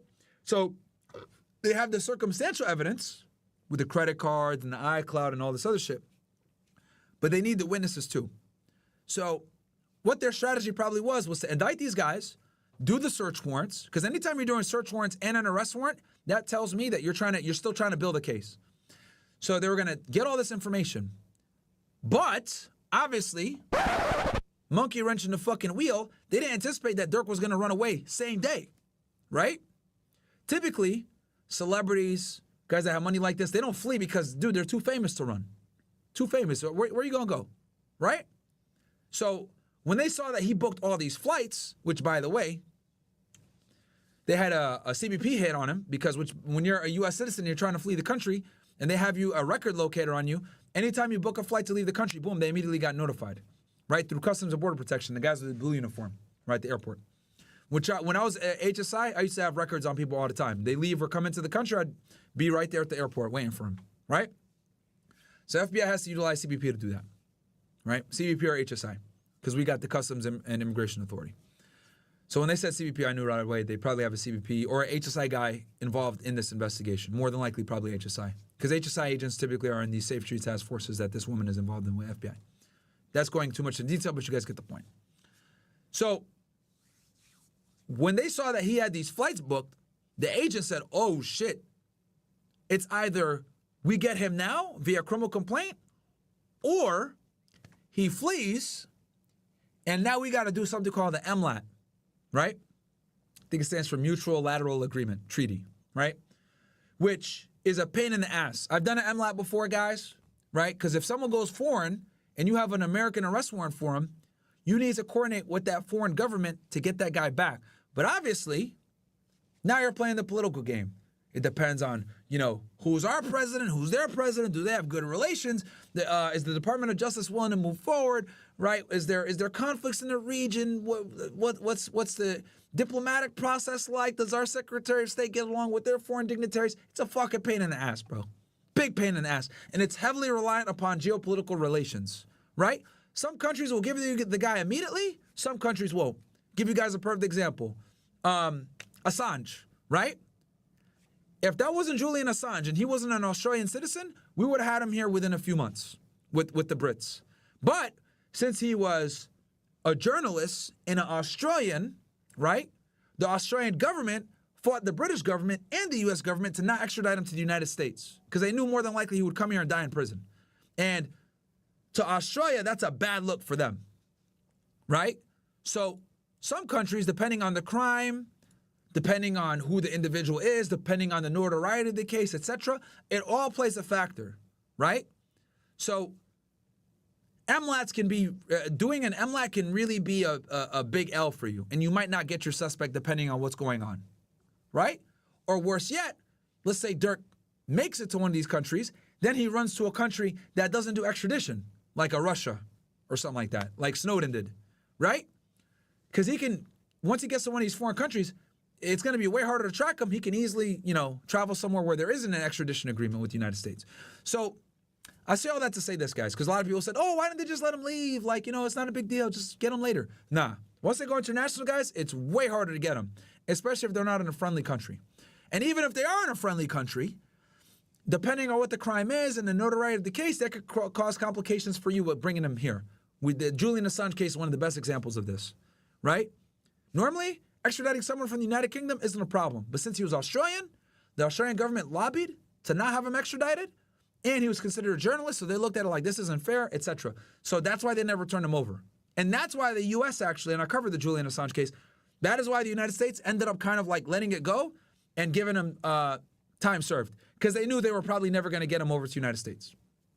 They'll never admit that, but I know that from being on the job and just knowing the notoriety of the case, etc. The U.S. government looked at it like, look, you come in, you plead guilty, we're going to send you on a jet back to Australia, and it's done, right? So they can get the conviction and the plea agreement and still get the W for the U.S. Attorney's Office, because they knew they weren't going to fucking get him over to actually face those espionage charges for real. Anyway, so they said we got to get this guy. That is why, if you look at this complaint, right? Go back to the top of it. It says criminal complaint by telephone or other reliable electronic means. Guys, just so you guys know, most AUSAs, agents, etc., they don't like doing criminal complaints. Why? Because you have to do like double the work. What does that mean? When you use a criminal complaint to arrest the subject, you still have to indict them within 14 days. So, like they already did the work to indict these guys, right?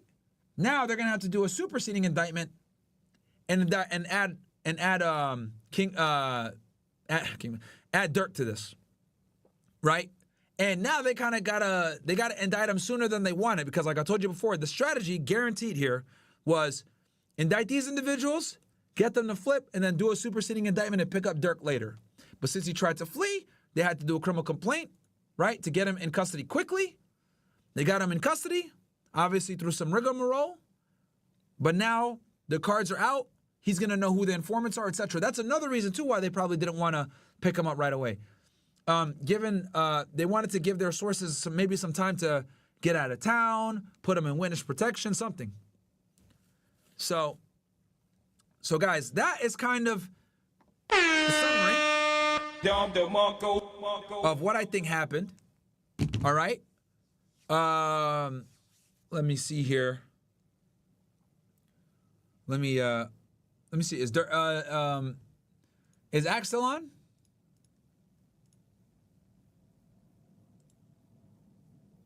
Looks like he is, I think. Yeah, all right. Here, I'll let me hit him up real quick. I gotta open up Discord.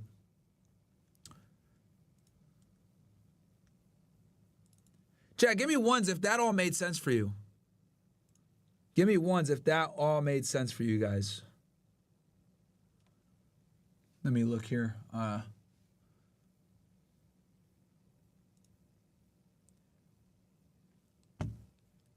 Give me ones if that made sense for you, ninjas.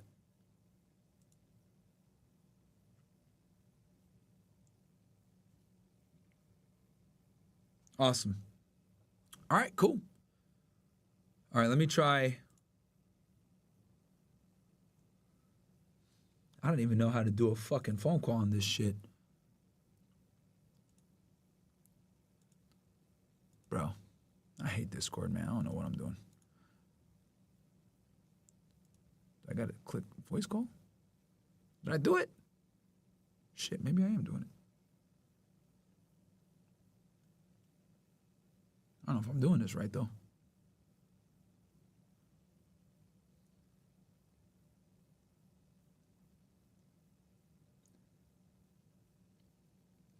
Give me a sec, chat. Figuring this shit out. Hold on. Let me call Ak on the phone.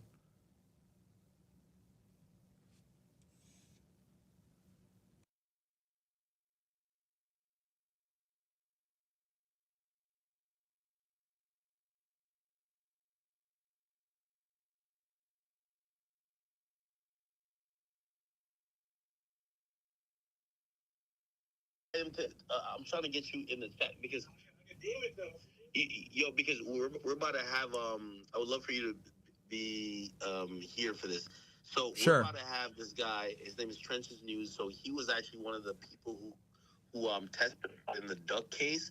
He came with so much more details later on. He actually predicted some of the stuff happening here. He connected. Actually, let me call you real quick. Hey. Yo, facts. Get him in the cord. All right, no, but get Trench's News in the call. I'm gonna try to get Myron good. Here we go. Yeah, just give me a call on here on Discord and I'll jump in. Yeah. Do you know my Discord? Like my server? Yeah, I think so. I got you. You called me on it. Yeah, you called me yesterday. No. So it's joining like a regular chat. So I'm inviting you to my server. So join the server and then join any chat. We're gonna move you to the group. So we're in like a group call because we're waiting for this Trenches News guy. As I said, he testified in the Duck case. Okay. And he previewed a lot of this stuff, and he was just like, "Yo, hey." He testified as a witness for the prosecution or defense? Prosecutor. For the prosecution, okay. As what, like expert witness or what? Like what did he testify as? As an expert witness into some of the beef that's been going on. And interesting. So he also predicted a bunch of stuff. I don't know if maybe like that's why I want you to hop on Discord. Hold on. Let me see if I get you in Discord then. Yeah, I'm in the Discord now. I clicked the join, but I don't know which, like I see a whole bunch of shit here. Join any channel and we'll drag you in. All right, I think you want me to click chat niggas? Yeah. All right, I click chat niggas. I think I'm in here. Chat. Is he in here? Yeah, I just typed in sup on, or no, dup. I didn't mean to put that. Yeah, I would just put sup in the. Yeah, just join any voice, join Noah's channel. I don't even know who's Noah. What the? Okay, I see Noah's channel here. What the hell? Yeah. This nigga got that star. Okay, I think I'm in here now. Okay, all right, cool. I see that. Yeah, I'm gonna move you to. Here we go. I bet. Cool. I'm in here. All right, we're. Yep. We can help. All right, cool. I think I'm in here. All right. Yo, what's up, guys? Yeah. Oh, hold on, Myron. I think you got to turn your thing down. I think you're peaking again. You want me to turn down my volume? Yeah. You're. Okay, I got it right now. I'll turn it down. Sound man muffled. All right, how do I sound now? Perfect. That's good? All right, so let's kind of support. Who the fuck is gonna say we are accepting Lil Durk? It's not like Lil Durk. Facts. I think we're hearing feedback. Okay, so Myron, so this guy Trenches News. I'm trying to put it in perspective. This shit is looking kind of crazy and it's looking like it might be some other shit. So let me give you a brief real quick and then we could go on from there. Sure. So I'm live on my stream as well. I'm live on mine as well. Chat, give me ones if you guys can hear me good. We should be good, but keep going, Go ahead. Okay. So there's a criminal complaint. We all know there's a criminal complaint that was filed by a federal agent that got Lil Durk locked up. There's a indictment against a group of 5 people for the murder of Lil Pop. Clearly, we could tell that the complaint against Durk is connected to the murder for hire indictment against these 5 guys. And here's the interesting thing about it all. Some people are speculating, maybe whenever he gets it, the AUSA, or actually the marshals said that they're going to get him there. It could be a couple days or a couple weeks. We don't know how long. That's probably a process. You could explain a little bit later. Anyway, when he does get to Cali and he gets arraigned, we're almost expecting that it's not going to just be this murder for hire charge. It's probably going to be possibly a RICO or something else. Now, this is what's coming into it. And again, this is all official. It's kind of rumors at this point, but there's too much coincidences for it to be nothing that connects. Number one, there's a guy named FBG Butta, right? A guy who's clearly that was in, the same gang as FBG Duck. He also testified in the case for FBG Duck as a sympathetic witness, obviously, for the state. And here's the thing. He did an interview about 8 months ago, and he basically said, I think Lil Durk is working.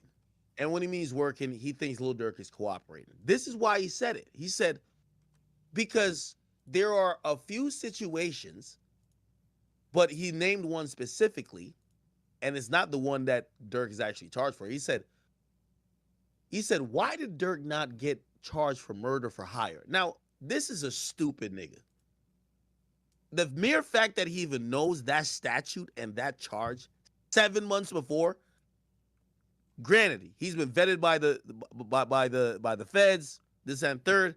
I feel like he somehow knew that the feds, who probably interrogated him about Durk already, was trying to already get these charges on Durk. So he said that on an interview then, right? But he said it on an interview then, not about Lil Pop, who probably he said it. Is Trenches in here yet or no? No, right? Okay. No. All right. So he said it about Durk. He said it on an interview. In relation to another case. Okay. And this case is another federal case, and I'm gonna send it to you. It's the weirdest fucking case. I could send it to you on Pacer. You'd be on Pacer, right? Yeah, I could log in right now. Go ahead and give me the what district is that of?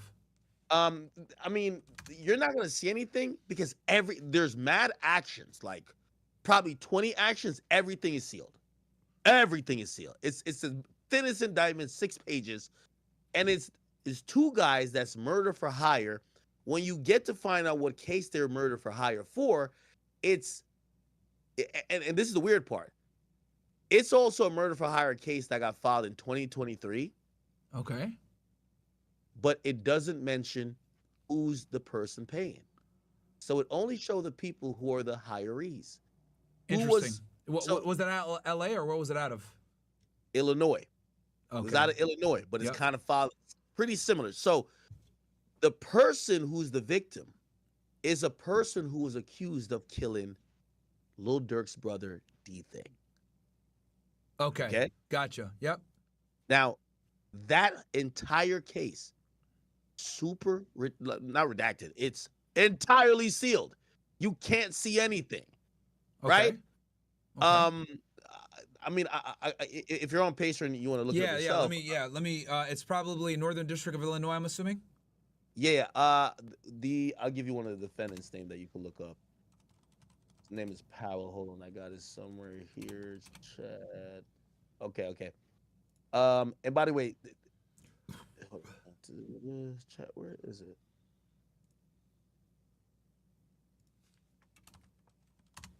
I just emailed it to myself. Sorry. No, you're good. You're gonna look at that and you're gonna like, well, I want to hear your opinion because I think it's a snitch. Like it has to be, or not. Like someone's cooperating because what's the last name? The last name of the target, like the person that got arrested or whatever. Yeah. No. Okay. So Preston Powell. Just look at Preston Powell. He's the second person. Okay. Powell's the last name? Perston, the first name. Powell, Powell, right? Okay, Preston. So it's United States versus Montgomery Wilson and Powell. Got it. All right. So it's a CR, which means it was indicted. Let's look at this then. Yeah. Because the big thing also is like, if you see a CR, that means it was indicted by a grand jury. If you see MJ, that means it was done by a criminal complaint. So, okay, racketeering. Interesting. Attempted conspiracy kidnapping. Okay. Wait. Are you looking at the right one? Yeah, I see Anthony Montgomery Wilson. Uh-huh. And then I also see the second defendant, Preston Powell. Okay. Then it has the charges. They're basically attempted conspiracy to murder, kidnap, attempted conspiracy to murder, kidnap, unlawful transport of firearms. Okay, no, so there's another one there, and that's gonna be the one of murder for hire. Okay, let me go back real quick. I'll give you the case number is 123-CR00546. Yep, I'm on the right one then. Yeah, so Okay. I'm looking at it right now. So because I always click USA versus the et al. Always click that one because that will give you all the defendants.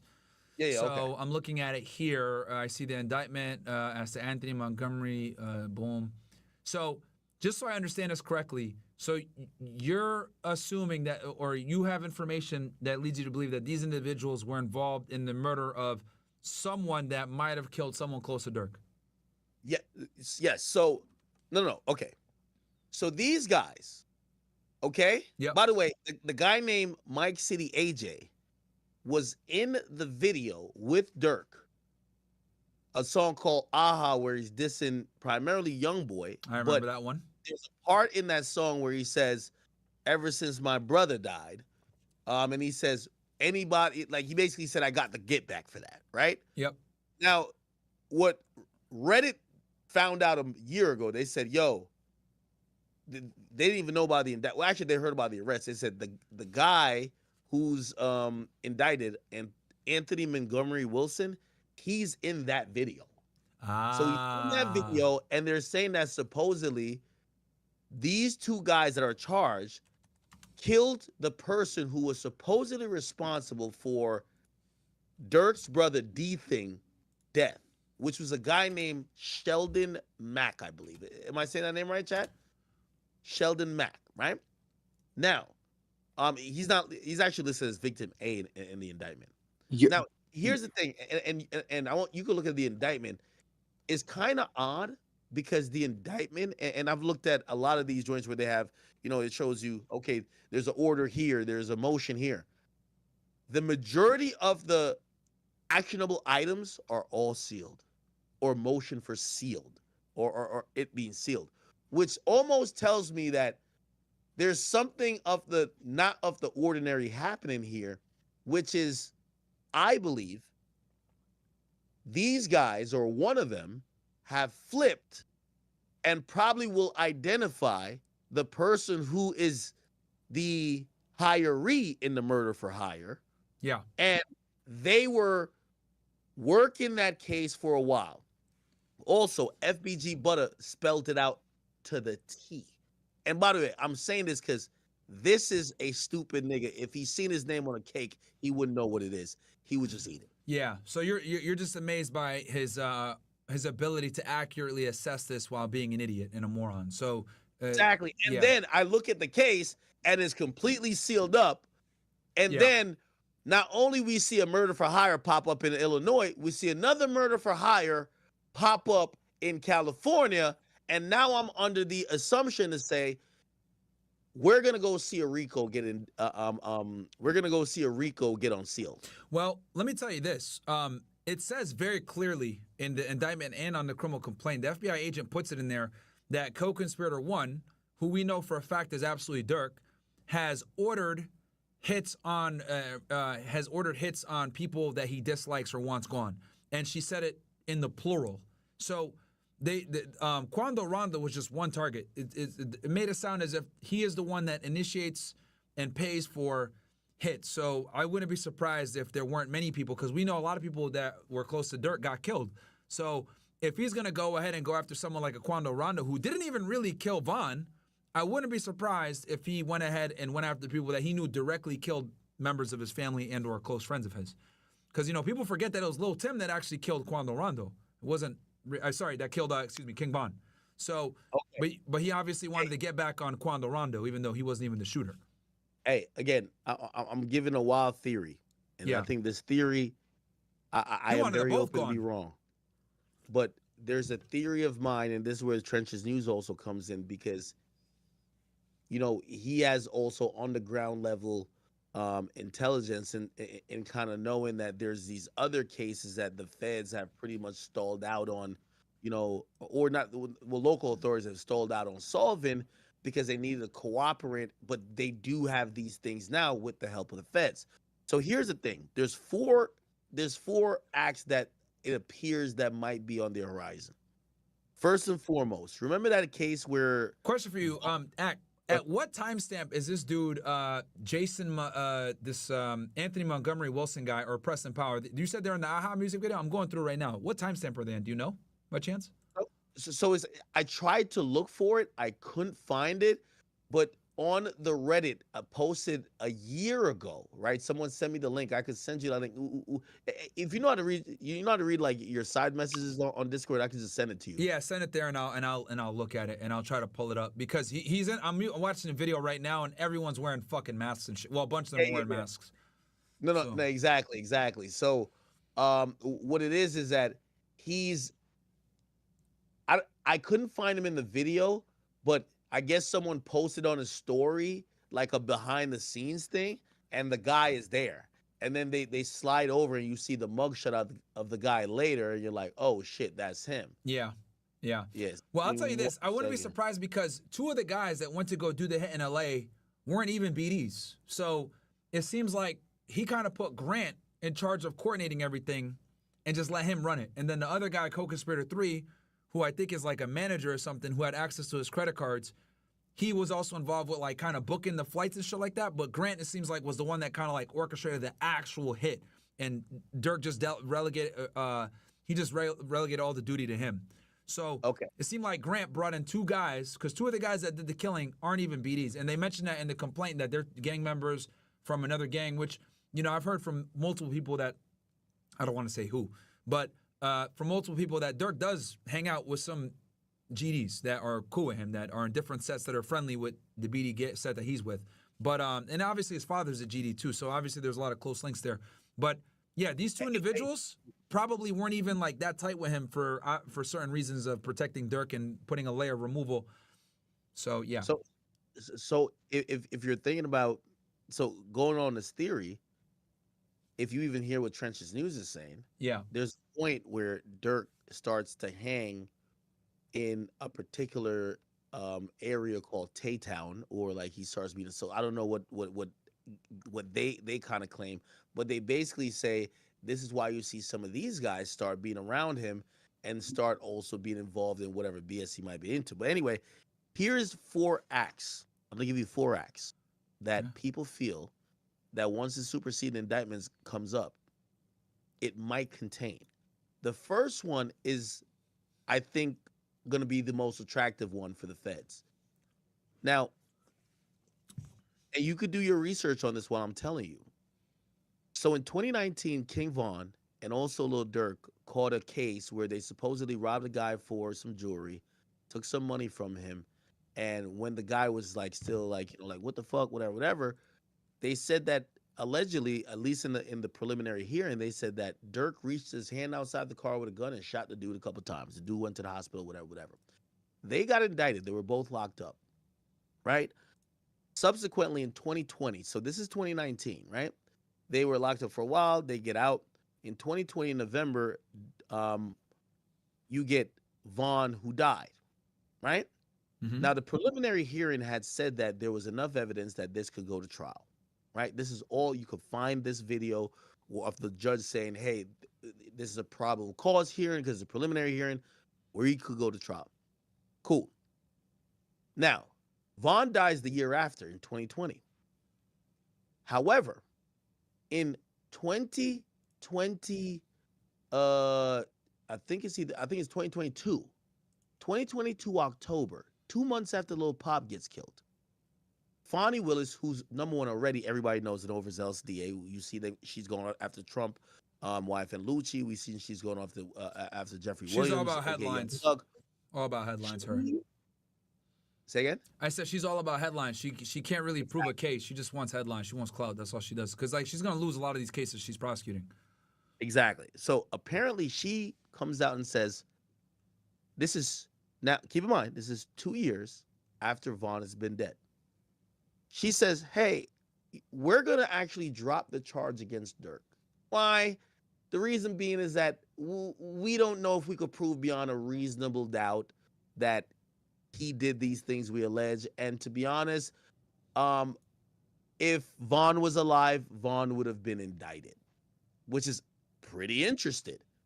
Because it's like, wait, why didn't you drop it immediately after Vaughn died? Why did it take 2 years afterwards? Now, what's very important is that about a month and a half before, so let's say about 40 days before, she announced she's dropping that charge. You know what happens?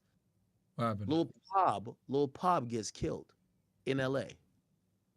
Now, work with me on this. This feels like the Fed's been watching Durk, and they've been trying to get some of these things to either come up with a RICO or something else, and they tell Fulton County, we're gonna pick this up, and they drop it. It's the weirdest. They actually dropped it in the weirdest way. Fulton County. They were like, yeah, they showed up to court. This is on camera. They showed up in a preliminary hearing. They brought in a gang specialist from Chicago. They had their detective describing the video of them saying they had Durk's hand hanging out the window, and then they say, "Oh, we just don't have enough evidence." I felt the feds picked that up. Okay. Okay. And that's why they dropped it. Okay. And they were abreast and knowledgeable of the Lil Pop situation, and they're working on a bigger case. You get what I'm saying? Yeah. Now, also, the D thing happened. So his brother dies. When his brother dies, apparently there was multiple other people who died. By the way, I don't think, lyrics will be used here, but Durk kind of raps vividly about get back, like, yo, if you was there that night, niggas died. And then he also rapped like, yo, 2 people, like he's kind of very vivid, but who cares about the lyrics? This indictment shows that the feds knew that the 2 dudes that were responsible for the killer of, responsible for the death of the killer of D-Thing, it was a murder for hire. Yet they don't charge the person who did the hire. So if we're putting everything together, that's 3 situations. So we have the Pop, that's in a complaint.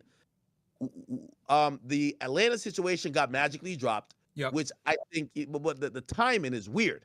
It's a month after the Pop situation. Interesting. Y'all could have dropped it 2 years before. Cool. And then the last situation where people are thinking is FBG Cash. Mm-hmm. Now, this is a guy who supposedly showed up to the Vaughn mural, took a picture. After he took a picture, he got killed. Okay? Yeah. Now, there isn't much proof on that other than Durk kind of mocking him, saying, yo, we left that boy by the tree or something like that, and right where he died was this big-ass tree, right? Yep. However, people like Trenches News have said, hey, listen, that murder is similar of the sort, and those people involved with it, they're all either getting jammed up or they got caught for other shit, and they don't have lawyers, and they're gonna go squeal. So if you ask me, I would be shocked if this is the Lil Pop situation is the only murder or crime that involves a murder that a superseding indictment that gets unveiled in the next coming weeks or even maybe the next week on Durk states. What do you think about that in comparison to what you see? And by the way, look at that case. Look at the history. So go to the history tab with the case you're looking at. Mm-hmm. Don't that shit look weird? It's all sealed. Yeah. You tell me why it would be sealed. So, okay, before I respond to this, do you have my, is my audio good on your end, bro? Because they're saying that it's bad, because I really want everybody to hear what I'm going to say here. So, again, you're peaking. So I'm peaking? All right, hold on. Yeah. Should I turn off echo, cancellation, and what else do I got here? Because I got advanced voice activity. You want me to turn that shit off? You probably just have to turn it down a bit. Okay, so I'm peaking on my end. Okay, let me bring the dB down a little bit then. Maybe down. If you're running through a board or something, you might have certain things that are doing. You might have certain things that are doing amplifications to your voice, and by the time it hits like Discord, it's completely peaking. Ah, okay. Okay, because I know people are complaining about audio. So how about this? I'll do automatic gain control. Let me turn that off and turn off the voice activity. Does that make it sound better on here, or does it still sound like shit? It sounds a bit better. Okay, I'm bringing it down. Output volume, right? Is that better? I'm bringing it down on Discord. Is that better? It's probably going through. because I'm outputting the volume less. Whoa. Right now you sound fine. Okay. What was that? Trench is here. He here. And by the way, you sound fine now, Myron. Okay, I brought it down, so I fixed some shit. So, all right, cool. Because I just want to make sure that everybody could hear that. Let me just give an intro real quick. Trenches, welcome to the call. We have Myron Games, former HSI agent here. By the way, I want to give you your credit. I was watching a few of your videos on my stream, and I was just like, damn, like you seem pretty knowledgeable about things that, I mean, it feels like you being on the ground level and also being really tapped in could give us some more insight in what's going on. So hopefully everybody's minds kind of like trading ideas. We could kind of figure out what's going on. All right. But Myron, real quick, just respond to what I was saying. Yeah, no, I'll definitely respond. I was down on YouTube for a bit. Guys, I'm back on YouTube. Stop crying. Don't worry. Okay, so so I'll tell you this from my personal experience because I've actually done this before. So there's been situations where I had a federal case on someone and there was a state case on that individual for very similar crimes. And typically, if you're going to, and I'll give you an example. So I had a case one time where we were looking at an individual that was a part of a drug trafficking organization that got caught with a firearm, right? And he had gotten like kicked out of the Navy, so he was a prohibited person. So we can get him on prohibited person in possession of a firearm, right? But the state had charged him with a firearm violation that was very similar. So in order for me to pick him up federally on that gun charge, the state had to drop their gun charge so that we could come back and get him federally. Because at the time, the state couldn't really do much. Like the state was backed up. The guy wasn't gonna go get indicted by a grand jury for months. Like he got arrested but released. He like put up a shitty bond. So what I ended up doing was we dropped the state case. I talked to the DA. I said, hey, look, this is what we're doing. We're trying to put this in as part of a bigger, larger conspiracy. We need this guy to flip, so we need to put federal charges on him to get him to cooperate. She dropped the state charges. We came back 2 weeks later with a federal warrant when he was coming out the jail, thinking that everything was all good. And we're like, hey, we got a warrant for your arrest federally. And he fucking looked at us with a white face. And then we took him down and booked him. So that's just on a gun charge. So if you're gonna do like a conspiracy, etc., something like this, that's more overarching, you absolutely want to coordinate with the state and locals to make sure that you guys aren't necessarily stepping on each other's toes. And most of the time, right, if you're nice, you don't come in thinking that you're the shit as a Fed, and you share information and you say, look, we're looking to bring this case federally so these individuals actually serve more time, higher conviction rates. You're going to have the United States Attorney's Office. You guys are very burdened here on the state. You kind of have to sell it to them because people don't know that a lot of state attorney's offices are extremely burdened because they take every single case. They take a disorderly conduct all the way up to homicide 1. So these DAs a lot of times are carrying hundreds of cases. So if you come in and you say, look, a case that you have that might be a bullshit, maybe little violence charge or a gun charge here or there, this isn't part of a larger federal case. Do you mind if we take it and we'll kind of like bring you guys on and get involved? So we'll take that state investigator, we'll share information, we'll work it together. This is if you're not an idiot and you know how to work with the state and locals and really politic and network well, which is something that I used to do very well, sell to the state so I could take the case over. Versus coming in there, it's not like the movies like everyone thinks like, oh, I'm the Fed, it's my case now. No, that shit never works. They just say, fuck you, and they take the case. Because a lot of times the state takes everything, so they'll just go ahead and do it anyway. And DAs are far more aggressive than AUSAs because AUSAs have the privilege of taking what they want. So given what you said, because I agree with you, Ak, that state case that they had on Durk and Von, where they beat that dude and shot the gun, they had a very strong case. It was strange that they just dropped it all of a sudden, right? Versus they want to go ahead and pursue a fucking bullshit RICO against Trump and Rudy Giuliani, right, that has no teeth, right, in this YSL case that's about to get a mistrial, and they take those to trial, but they didn't want to go ahead and take that Durk and Von case, which was fucking rock solid. So yes, I think that there's a very high likelihood that there was a federal case going on, and they said, look, Fanny, do you mind if we take this federal and we put these guys away for good, right? You might go ahead and be able to put Durk away for a couple of years with this thing. You might lose. He has money. He could fight it, etc. We can go ahead and build a stronger case. And I'll take it a step further. And I talked about this on my stream, and I'll go ahead and kind of reiterate it for your audience. I would not be surprised if there isn't an open FBI Chicago case on the FBG Duck case, as well as an open LA case now.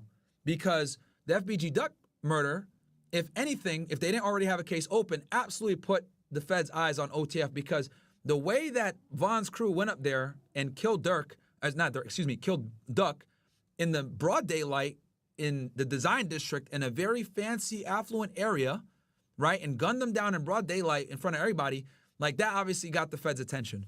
So they're looking at it like, okay, we're going to go after these guys and put them away, and we're going to go and see who was involved. And if Von was alive, I guarantee you he would have got indicted in that indictment as well, and they would have tried to work their way up to Durk.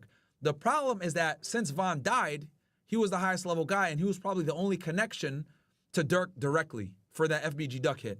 So they were never able to get Durk. But now this murder with Quando Rando's cousin has, Durk got sloppy, and he put Grant involved, and Grant fucked up by renting BMWs and Infinities and buying ski masks and cash like a dumbass with surveillance cameras everywhere and getting a machine gun, all this other shit. So he did a lot of sloppy work, getting hotels and OTF credit cards, etc. So they got Durk now, but I guarantee you they're going to try to link Durk to a lot of those other hits that you're talking about, like the murder you just mentioned to me before with this indictment here, with this Powell guy, the stuff that went down in Atlanta. I wouldn't be surprised if there's not open cases. Hey, Myron, listen. I don't know if you got the memo. You can't slide not in a foreign. You got to slide in a foreign. Yo, K-Flock showed us right. You got it. If you gonna kill your op, you got to be rocking your best outfit. Luxury drills. Some rare sneakers. Luxury drills, bro. Yo, they hit I saw the surveillance footage. The dude was killing them in like some Jordan 11s, the grays, the cool grays. Exactly. Hey, by the way, Trenches News, welcome. Listen, I was just watching your videos, bro. We never had a conversation before, but I really looked at the narrative you were saying. I say you kind of seem very accurate. I kind of like start tapping it a little bit more into what you had going on with the Duck case, and I know you testified there. What's your angle and like what is the additional info that you kind of know about everything? I think you have to unmute, Trenches.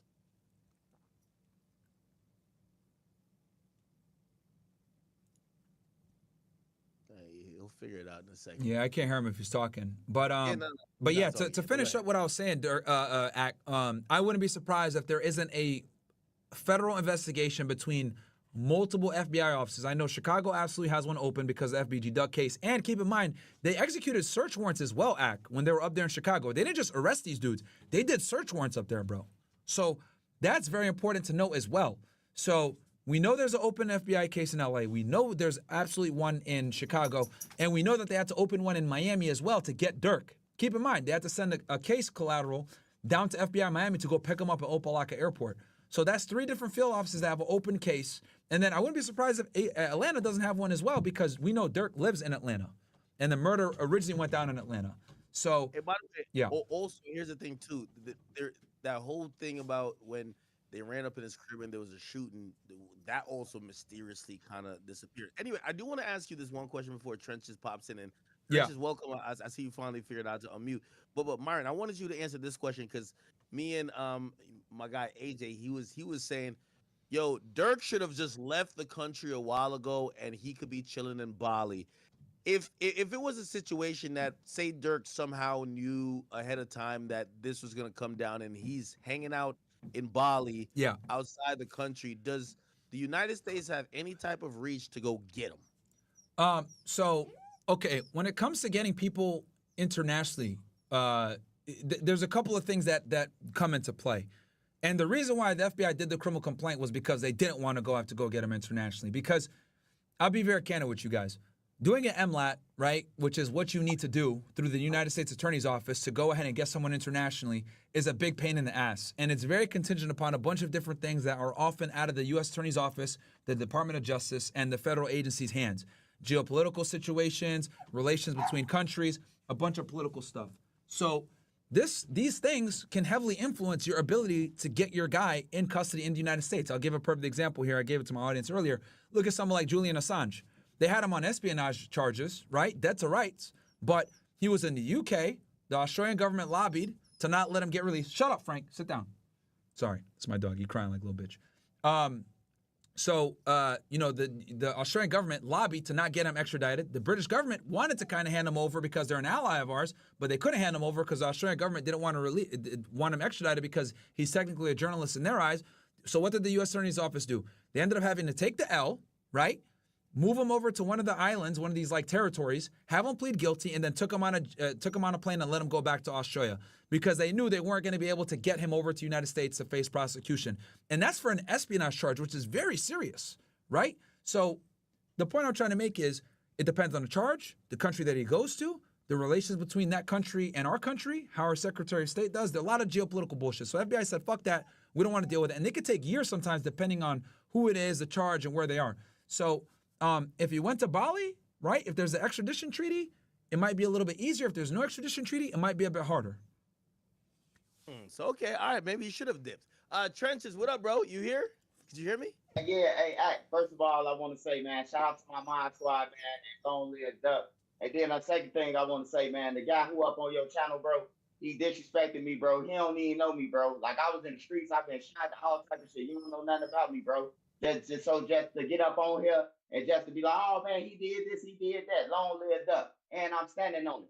Hey, so why you why you anyways, I want to do an interview with you, man, because it sounds like dude right here from Des Plaines, Illinois, and he talking shit. He don't even know nothing about none of these guys. Like, I know these guys' parents. Most of these guys who died in the drill, I know their parents, not just them, not just no fan. I know their parents, their grandparents. We talk on a project deal. On block side and Tuckerville side. Most of us from the low end.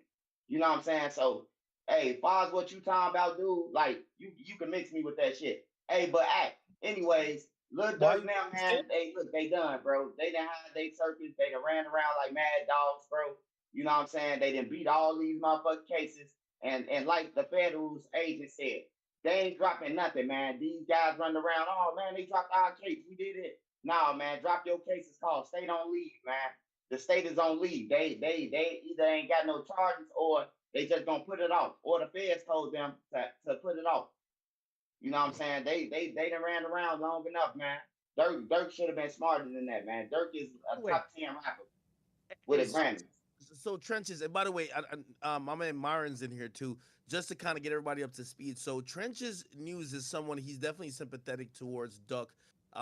He testified in the Duck trial, and he basically said he did it because, you know, he felt that the death of Duck was, you know, just like, you know, there needed to be justice, and I get that.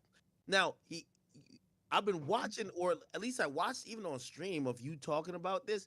You predicted this 7 months ago. How did you know that all this was going to come raining down on Durk? You said specifically, you said the empire is going to come crumbling down. What information did you have before? I mean, it's just obvious, man. Durk been on a lot of blocks in Chicago, and every block that he been on, he abandoned. They kill. They go to jail. Ain't no lawyers. Ain't none of that. You see the old Block 5. You see C-Day them. You see all the rest of these guys. D-Rose. It's a lot of guys, bro. D-Rose is actually innocent, bro, and everybody know it. But he in there doing 40 years, man. You know, ain't nobody trying to help these guys. Eventually, somebody won't out. Eventually, gonna get caught up. Durk, he should have been smarter than that. And when you get money, bro, and it's to everybody, all the people out there, when you get your money, man, run with it. Because if you got some legit money and you hanging with some gang members, man, it's using your money to funnel a criminal enterprise. Hey, so you had connected the dots with the other murder for hire, which, by the way, so this is the original murder for hire. So there was a murder for hire federal charge filed in Illinois for two guys, and I sent Myron the case, and one of these guys, their name is something Wilson, and the other guy's name is like Powell.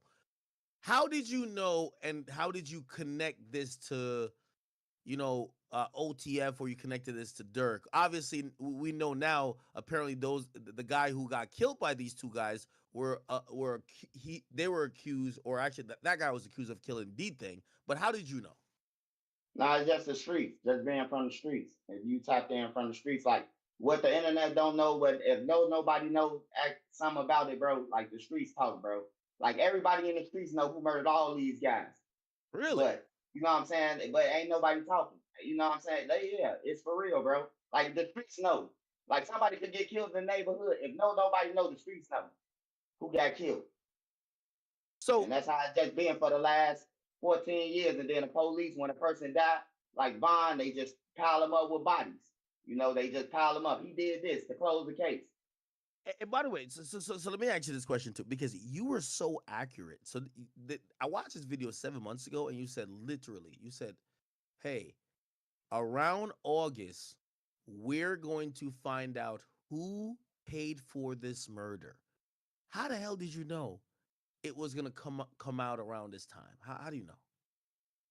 Man, it's just you just watch, you just pay attention. You know, I be on the federal sites and all that. You just gotta watch, man. Like they had a reward out for these guys who got the indictment. They had a reward out for them and everything. They've been on the run. You know, they put their pictures out of shit. And if you know them, if you know them once you see them, like once they run across them, then you like, oh yeah, you know, it's just a matter of time. Interesting. So let me ask you this, and I guess I'm gonna bring Myron into this. So Myron, you here, brother? Yeah, I am. I just had my mic muted. Oh, so what I wanted to ask you is that, so if we're seeing two separate murder for hire charges that possibly could involve Durk, is this a type of situation you would consolidate, especially if there's other, you know, either attempted shootings and other stuff, maybe guns, drugs, whatever. Would it make sense to consolidate all of this under a RICO charge that's a superseding indictment? Yeah, so really good question. So they have two choices here.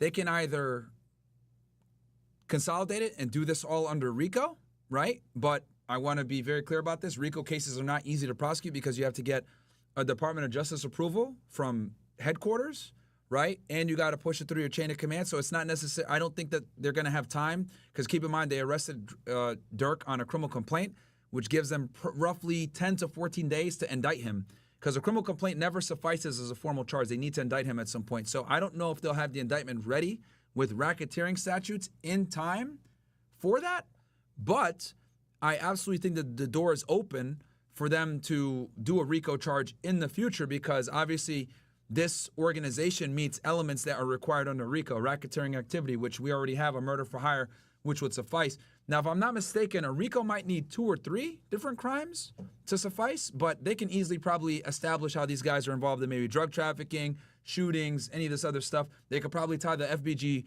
Duck murder to this. So I wouldn't be surprised if they didn't pursue a RICO in the future, but they don't necessarily have to. And I don't know if they'll have one in time by the time they have to get Durk indicted, but they can absolutely do that in the future with a superseding indictment if they choose to do that. The biggest thing is they need to prove that it's an enterprise, a criminal enterprise, and they need to prove crimes that fall under the racketeering statutes, which murder absolutely qualifies, drug trafficking, extortion, you know, any of these types of organized criminal activities typically.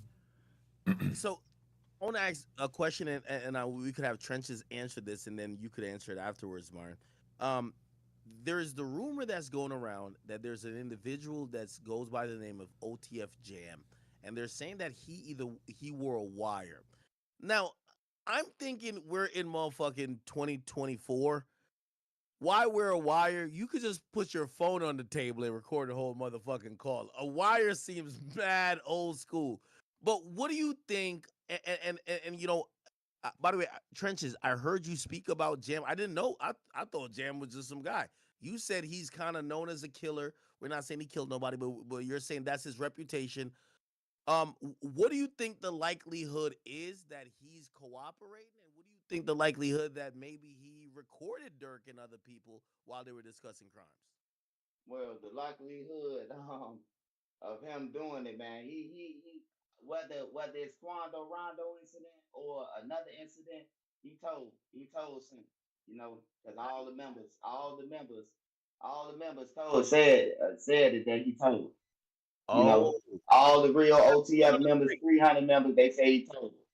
So I don't know but about the wire thing, his people hit me up and said that he wanted to get bonded out, and they don't know nothing about no wire, but he did make a threat to Durk, like, if you want to come in, You know what I'm talking about? How you gonna play how you gonna play somebody who be putting in work and shit like that?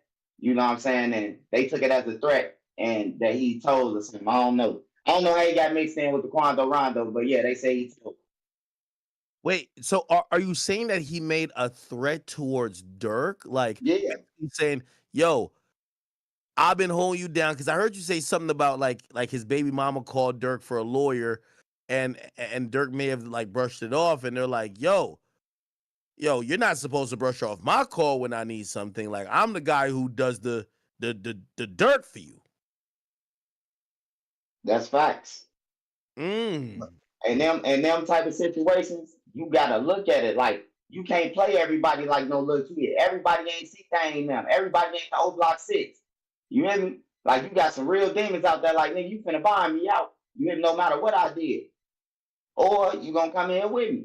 Shit. Sometimes you gotta make them threats for niggas to jump off their couch and go send that bond money. Oh, wow. You gotta feed the killers, man. If you participate in a crime, bro, you gotta feed the killers, man. I'm telling you, bro. You gotta feed them all. You gotta feed them all, bro. He said the same thing, by the way. Woody said basically he was getting frustrated with Thug because, and it's the first time I've ever heard street dudes speak like this. They said, I'm not no crash out, and you're not gonna just leave me in jail to rot while you're just having a time of your life, without, me feeling like I'm adequately, either cared for or whatever. That's kind of interesting. And by the way, Myron, I want you to hop in here. What does it look like, or what do you think it would look like if, maybe a conversation, let's say this guy is working as a cooperant or some type of confidential, well, I guess I don't know if it's confidential informant or just snitch, whatever that is. But they say, hey, we need you to record a conversation with you and Durk, where Durk is telling you to do some illegal stuff. How would they do that? Would they do it with a traditional wire? Would they give him a cell phone, maybe like a pocket recorder? Like, how does that work at this point? Technology has changed, but like a wire just seems like very old school. I should be sounding better now. Let me know. I turned down the power of the mic a bit. So chat, let me know on Akademiks side if it's good with a 1. Okay, let's address the first thing with the wire. Now, is it possible? Absolutely. I think that there's a good chance that they could have done a wire. But what I'm leaning more towards, is that, because when I read through the indictment, it's very obvious that they got this information from people after the crime had occurred, right? So I think Co-conspirator 2, if you read the indictment, I think he was cooperating. And I think Co-conspirator 3, who's a manager and had access to the credit cards, also cooperated. Because if you notice, they're not necessarily in the indictment, right? So so they're saying I sound worse. Hold on. I'll turn up the volume a little bit. I gotta say different, man, because I was confused about that, because number 3 sounds like let me just finish my point real quick. OTF Diddy. Let me just number 3 sound like Diddy, because they saying that number 1 called number 3 and told him don't cash out none in my name with no cards, and he did it anyway. So I thought number 3 was Diddy, OTF Diddy. So I'm a little bit in the middle of what both y'all are saying. So what Myron said about, he believes that a lot of this, corroboration of these conversations was afterwards. I agree, because maybe I've just watched too many movies, and obviously we have somebody who was a federal agent here before. Like, he could definitely tell us if they were monitoring a wired conversation of Durk saying, yo, go kill this guy tonight. I don't think the feds could just sit back and just let the murder happen. Yeah. Right? Let me kind of break this down. So it's clear to me, like, Co-conspirator 2 was there when I was reading the indictment. He was there and he saw every step of the way, right? And he was involved in the shooting. So the fact that they were involved in the shooting and the FBI arrested him like 2 years later tells me that that guy committed the murder. The FBI was able to figure out he was involved, and then they said, okay, we know who the shooters are. I'm pretty confident that the FBI probably figured out who the shooters were within a few months. And then at that point, they're like, all right, how are we going to go ahead and get the guy that's the weakest so that we could go ahead and get a source and flip him? And I think they went ahead, flipped one of the guys that was involved in the shooting. He cooperated, gave the information, and then bam, that's how they're able to get these other dudes indicted, because they had someone that was involved in the hit from the beginning all the way to the end. So that's what leads me to believe that they might not have even needed a wire because they had someone that was there with the historical knowledge. Because if they had a wire, right, the murder would have never happened, guys. Keep that in mind. Like, the feds are not going to allow a murder to happen on their watch as Right. they're, like, listening to it Yeah, real time. they That's a will. big They L. will, though. No, the they feds won't. will They watch won't, it. bro. They They will won't. watch murders. No, bro, they You won't. think so? They won't, bro. To get to a big fish, they will watch a murder. They'll let it happen. They'll sit there and watch it and record Maybe that in the motherfucker. They 1980s, will. bro. Maybe in the 1980s, but not anymore. There's way too much liability. There's way too much issues. People could get sued and all that other stuff. Like, it's not like the movies. Like, if they know that a murder is gonna happen, Hey, they have to notify the I hear you. individual. I hear you, man. I hear you, man. Hey, but look, I went on the hit, bro. And on everything, the feds was trailing the people. Once we hit them up, the feds knew that I did it because they was trailing the people who I hit, which is the hobos. So I know for a fact that the feds will let it go. If that makes sense to you.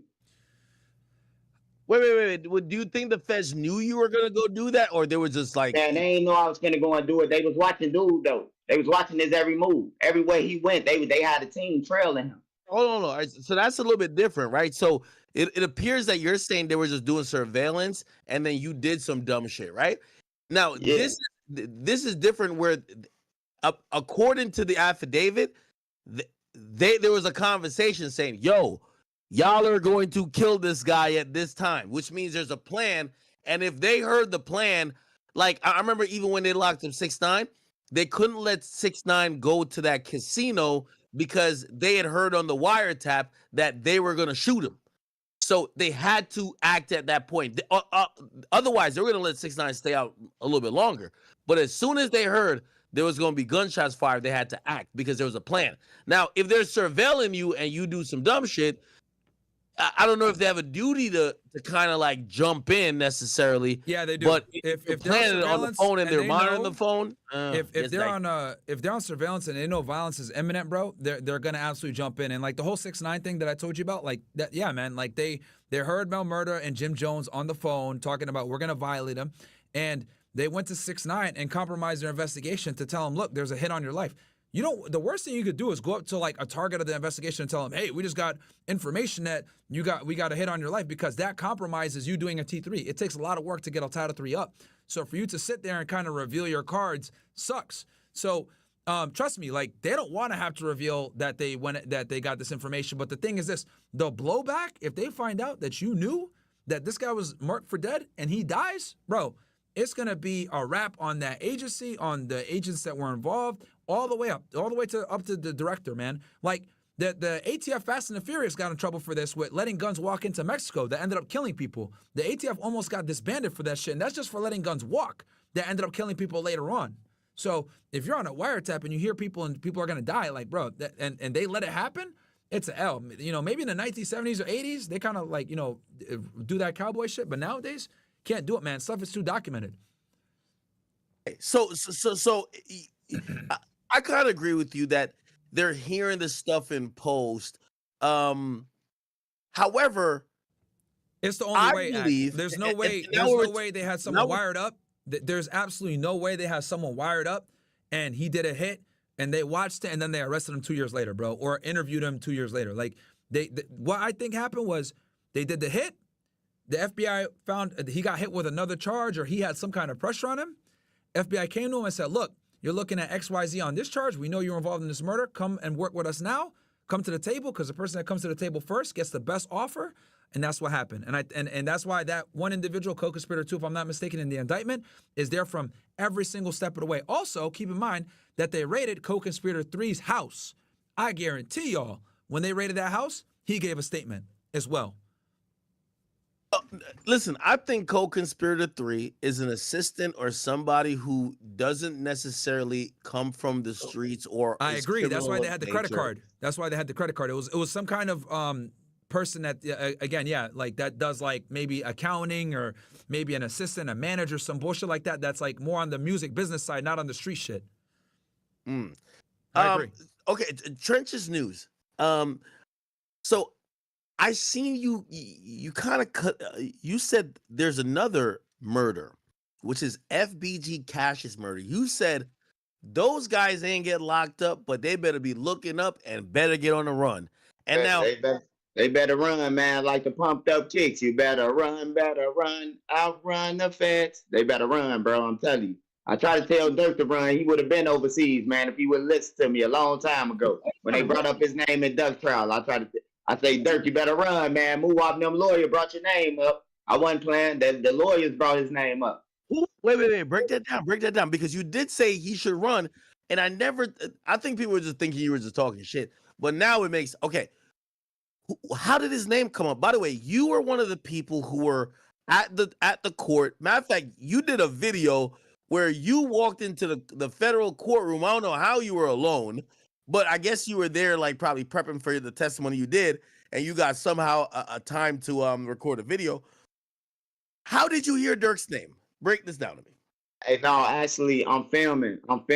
You know what I'm talking about. I'm doing the series, so I was just filming at the time, but I was filming at a courtroom. That's like a federal courtroom, but I was just playing around with a skit. But in the courtroom, man, they brought up D-Thing and they brought up Durk, man. They said that they was the high-ranking gang members. That was BDs, and they said that that D-Thing had the one who called Muwap. He the one called Muwap when Teasy called. The guy who called on Duck, seen Duck downtown. He called D-Thing in the store, and D-Thing called it, Muwap. So D-Thing will be in jail right now. Really? He will be in jail right now. It's in the federal paperwork. He'll definitely be Bond will be in jail right now, and Zell Money. All three of them will be in jail right now. So basically, comparing it to that case with Dolph, Big Juke would be Durk's brother, D-Thing. Yeah, he will be the same position Big Juke played.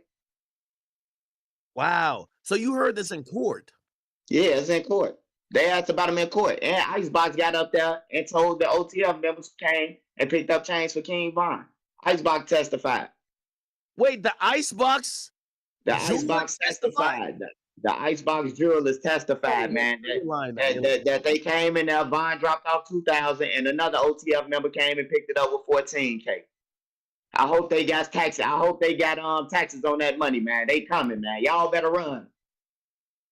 Wait, so why are you so confident that this FBG Cash murder thing is going to be included? Oh, it is, man. I'm telling you, man, it is. It's gonna be included, man. You just let people fall, bro. This is how they operate, man. They let people fall, bro. And when you fall and fall and fall, then you're gonna have to call them. You're gonna have to call them for help, because them gonna be the only people who can help you. And then that's when it gets solved, man. When you don't go and get your brothers out of jail, when you leave your brothers with no commissary act, that's what happens, man. Wait, did Durk do that? Because I've always heard that Durk is the guy who pays for all the lawyers, gets everybody right. And I've actually heard that accusation about Sosa, low key, not Durk. Hey, look, Durk got his favorites, man. Who he gonna pick, man? When you in the shit like that they in, you can't hide no favors, man. You gotta load up everybody's shit on the first of the month. You hear me? You can't just load up two gang membership, bro, and there's 40 motherfuckers who was warned with you. That's insane, man. That's insane, bro. Durk's he was just supposed to take his money, him and India's kids, bro, and get some real police, man. That's his security, man. Do you feel bad for Durk at all? I feel bad for his kids, man. As far as me feeling bad for Durk, like, shit, I wish I had 60 million. You wish you had, you probably got it, but I know a lot of people out here wish they had 60 million, $40 million, man. But okay, damn. All right, hold on. Now, we know you're sympathetic for Duck because you testify pretty much on his back. Do you hate, like, anybody on the King Von side or Durk himself? Or are you just feeling like you're speaking what you believe is just the truth, despite who is offended? Because I ain't. Just one thing about me, man. I ain't got no favorite picks, bro. I love T-Roy and them. I love OD. I love them just like I love Duck. If somebody say something about their names, I go the same length that I go for Duck name. Because I really know these guys. Like, it's different with me. I know them. They slept in my house. You know what I'm saying? It's different when you sleep in a house with people and shit like that than just a person who on the internet that you met on the internet. No, I get it. I get it. Like I watched them before the drill scene. I watched them when they was all cool, going to the same school. Then I watched them just split King Drive up and they was into it. I watched the whole thing unfold. Wait, so okay, so when you heard the news, I wonder what you thought that Durk got arrested. When I heard the news that Durk got arrested, I really knew it was coming. I really knew it was coming because that goddamn lawsuit came out and they put that motherfucking domino things that Durk used as a. You remember when Durk used this that mob style photo with the like he the mob boss, King Von them, the other bosses. Yeah. When they put that and ran that across the news screen, I say it's a RICO, it's an indictment coming. Somebody finna get indicted. That's when I knew they was finna get indicted. When they put in that lawsuit for Mama Duck. I say somebody about to get indicted, man. Hey, I knew it was coming after that. Hey, Myron, so let me ask you about this murder for hire charge, which, I've Googled the statute, but here's the thing. It feels like, and I had a theory. I said, listen, the only way Durk beats this, he got to beat it on some old school Vaughn-like shit. And that would be the witnesses got to come up missing. No witnesses.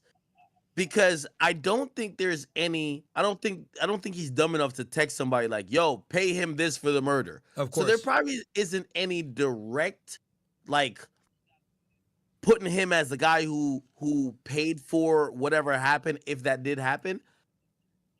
But what probably does, what probably is there, and even if there was payment, it'll probably be like, yo, yeah, I'm signing you. I would have probably signed you for $20K, but now I'm gonna just sign you for $70K. You know what that other $50K for? You know what I'm saying? Yeah. So, when it comes to that, it seems to me that he kind of like delegated that all to Grant, bro. Grant seemed to be like the main. Because here's the thing: if you look at the indictment, Grant is the top guy in the indictment, right? I'm looking at it right now, or where did it put it? Like he's the main guy at the top of the title. It's like USA versus Grant et al. So that tells me that he was the main organizer and facilitator. Obviously, they didn't anticipate having to arrest Durk so quickly after indicting them, but he was the main guy. So I think he was the leader organizer. He's going to get a lot of time for that, by the way, anytime you're identified as a leader organizer, because he was the one that facilitated everything, got the rental cards, paid for shit with credit cards, got the guns, got the ski masks, and he probably was going to be in charge of getting the people paid that did the hit.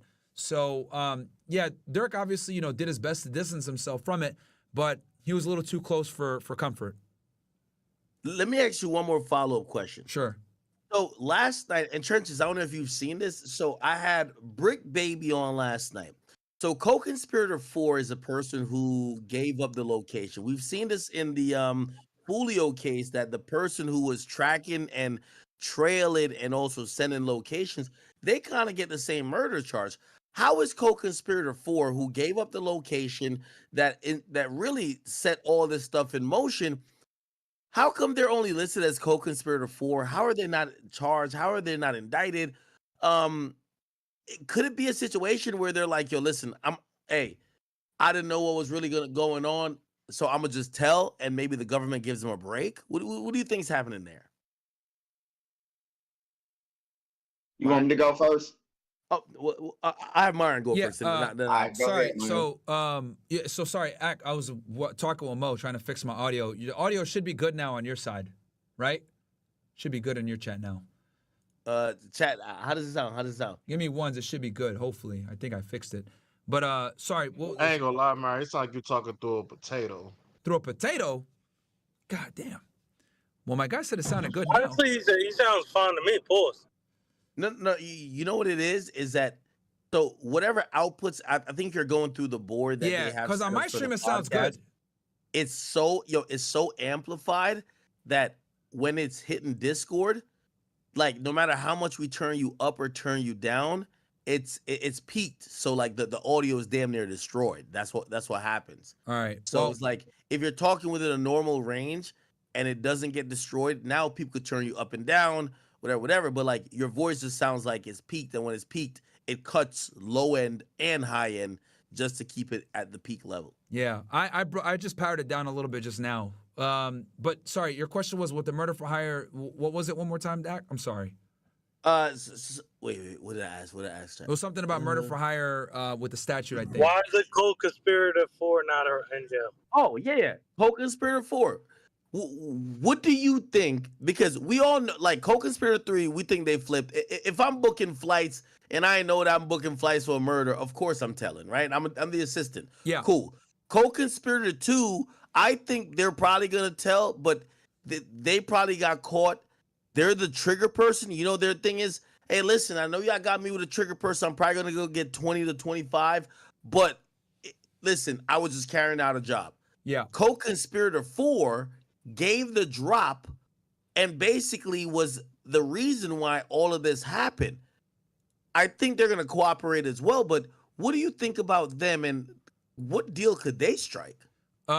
The thing is that, so the way it works with the feds, right, when it comes to getting deals and everything else, is you got to be in a good position where you have someone above you to give, but you're not too high up where it doesn't make sense to give you a deal. So like if we look at like the Diddy case, right? Diddy is the file title. He's the top guy. So he would have to give someone of enormous, affluence and wealth and status to be able to get himself out of the situation that he's in. So what it really comes down to is you got to be in a good position where you're in the middle of the organization, where you have enough knowledge on what's going on above you, and then also some knowledge of what's going on below you. I hate to use this example, but for your audience that might not be familiar, I always use 6ix9ine as a perfect example of this. Since he was a financier, he wasn't necessarily a top verified gang member, but he was rubbing elbows with all of them because he was the financier, he was the rapper, he was the one with the clout. So he was rubbing elbows with Mel Murder and all the high-ranking guys. But at the same time, he had enough status to tell people like Kuda, hey, go shoot at Chief Keef. And he was able to go ahead and get the people above him and the people below him because he was privy to all facets of the criminal organization based on his position as a financier. And typically the people that deal with the money hurt you the most when they're informants because they know where the money's going, so they know who the higher up guys are, because the higher up guys, you always tie them with the money 9 out of 10 times, which is why I think Conspirator 3, right, the person that booked everything, etc., that has access to the books, etc., that person is going to be very dangerous as a cooperator. And then Conspirator 2 was there at the shooting and saw what was going down. So though that person's probably going to get a higher sentence because they were involved directly in the murder, they're going to get way less time than the other people that were involved. But you were going to ask something, Ak? No. The reason I said why is that so I'm thinking about Durk. Like obviously, like people are gonna go to jail. We get that. But if I'm Durk, the only person that puts me in jail is not number 3. I could argue a good point to say, number 3, I was going to do a podcast. By the way, he shot a podcast the day before. Yeah, who did he shoot it with, bro? I was trying to figure that out. Say again? Who did he try to shoot it with? Who was he shooting with? We don't know. I've looked looked like it's a podcast that didn't come out. Somebody told me that it's more like a biographical piece that was done either by Spotify. I'm still looking for it. Regardless, for 3 can't say, unless that person has a message where you said, hey, I'm booking this for a murder, which you would never tell 3. That's a civilian. You're a street dude. The only person that I feel could put him in jail, and by the way, this is granted like 5. So we're saying Diddy's not snitching. We're saying Kevon Grant Vonnie's not snitching. We're saying Boogie's not snitching. We're saying the driver Asa Houston's not snitching. If everybody doesn't snitch, and we're now going to the co-conspirators, co-conspirator 1 is Durk. Co-conspirator 2 is a shooter. He could try to save himself on some Dolph shit where the shooter tells on everybody else. But Conspirator 4, I'm pretty sure they weren't communicating that drop. Like maybe even if they sent it to Durk, Durk probably put them with somebody else. You're not sending me the drop of Quando Rando this whole time. So who could put Durk in jail? Only co-conspirator 2, I think. Thoughts? And then I want Trenches to chime in. Go ahead. Yeah, well, the thing also, Ak, you got to remember is that when you have informants, right? So when I was on the job, right, I would often have 2 to 3 sources that were giving me information on the same guy, right? Very rarely is it one person that could actually put an individual in jail. That almost never happens. What ends up happening is you get bits and pieces from different people that paint the story, right? So one person might be able to give you the financial side with the books, but they're not necessarily privy to the criminal activity because they want to have some plausible deniability, so they don't know what's going on, right? Then someone else might be involved directly in the criminal activity where they're maybe transporting drugs, but they don't necessarily know how much is in it. They don't know what it is, etc. Then you have someone else that's coordinating everything that knows, yeah, it was this and it was supposed to go to this individual. I don't know who the hell he is, but I know that it was supposed to go to this address. And then you go talk to that person at that address, and that person says, oh, yeah, I was supposed to receive this XYZ. So the point I'm trying to make is that a lot of the times with criminal activity, stuff is compartmentalized. Certain individuals know certain parts of the conspiracy, and they do that on purpose so that if people are arrested, they have to interview more than one person to be able to get said information. So it's going to be multiple people that implicate Durk in this, whether covertly or not. They might not know that the information they're providing is actually confirming, corroborating evidence that the FBI already got. Does that make sense? Yeah, no, I get it. I get it. Wow. Trenches, what do you think? I feel like you have an ear to the streets. You've kind of like heard all this stuff. What are you thinking? Who the hell is co-conspirator 2? What do you think 4 is doing? You give me your thoughts, bro.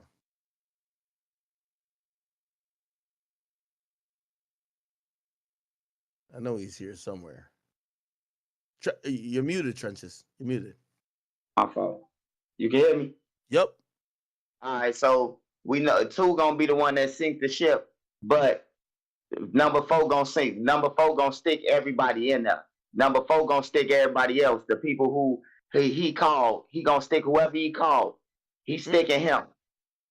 So yeah, number two gonna take everybody down. Number 2 sound like he was around. They know everything about everybody, and then number two gonna sink the whole ship.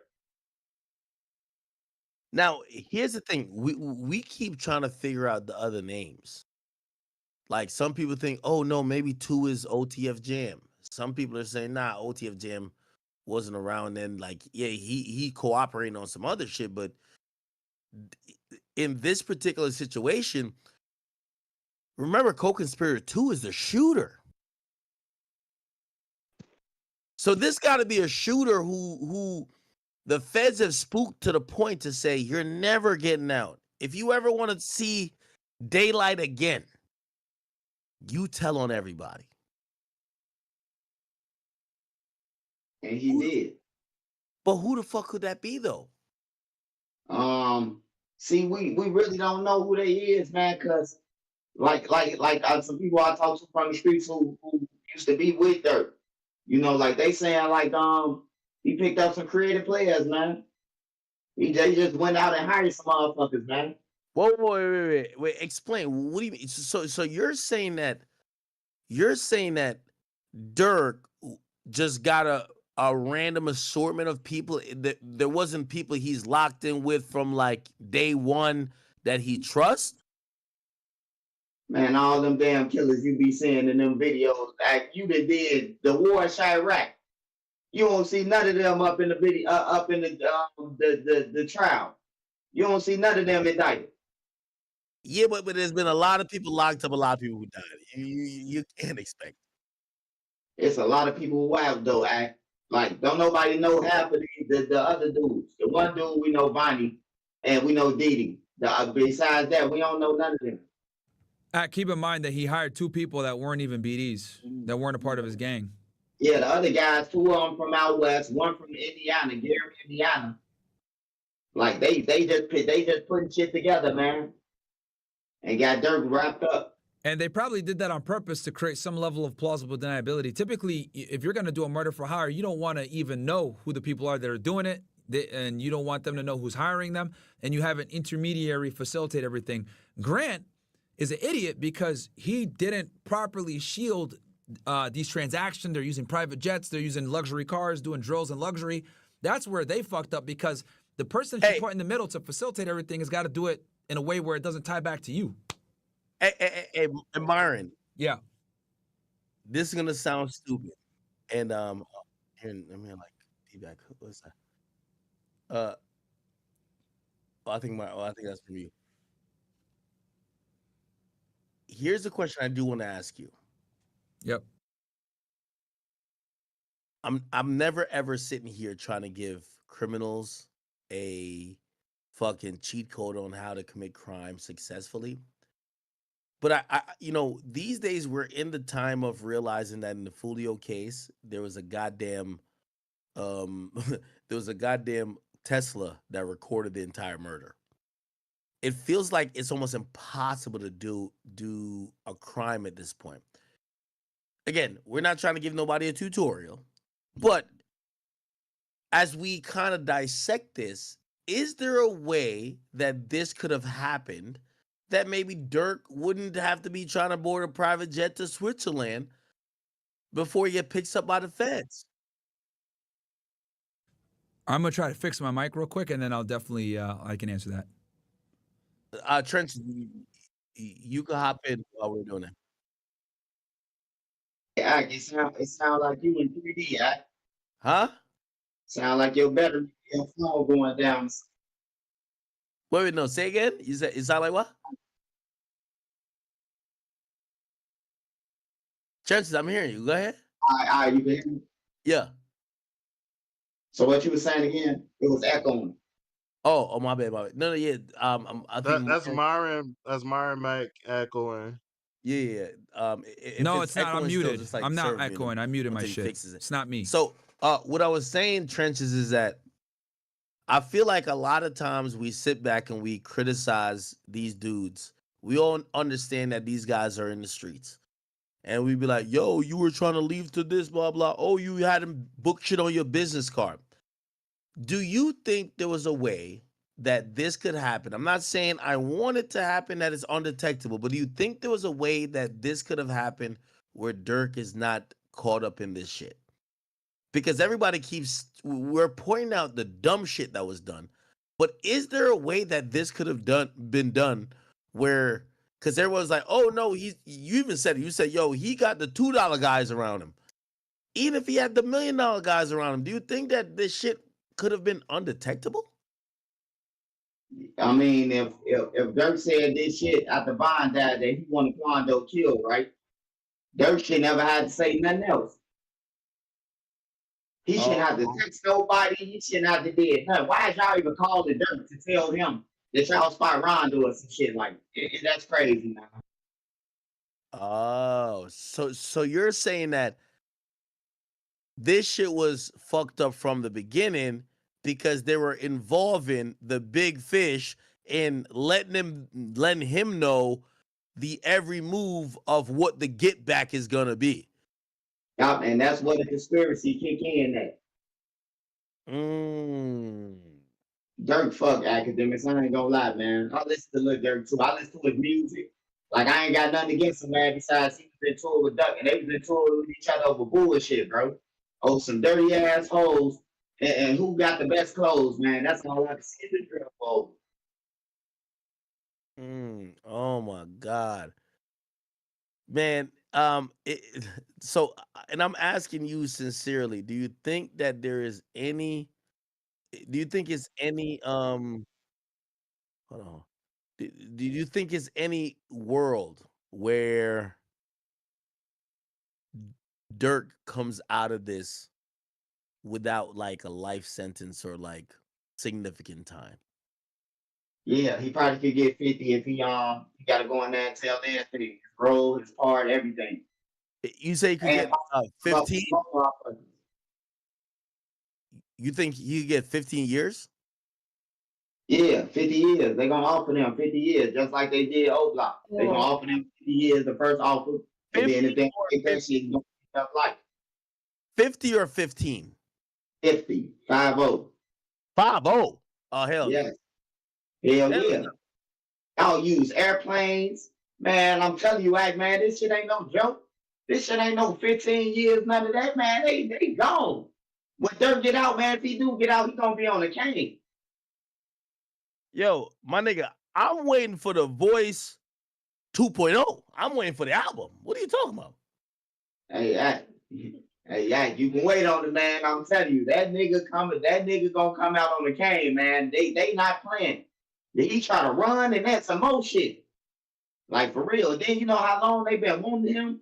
Like all the shit that he done beat, and he ain't know how to sit the fuck down. Once they beat that shit with King Von, man, he's supposed to kill him. Everything. Sent everybody back to Chicago and went about his life, bro.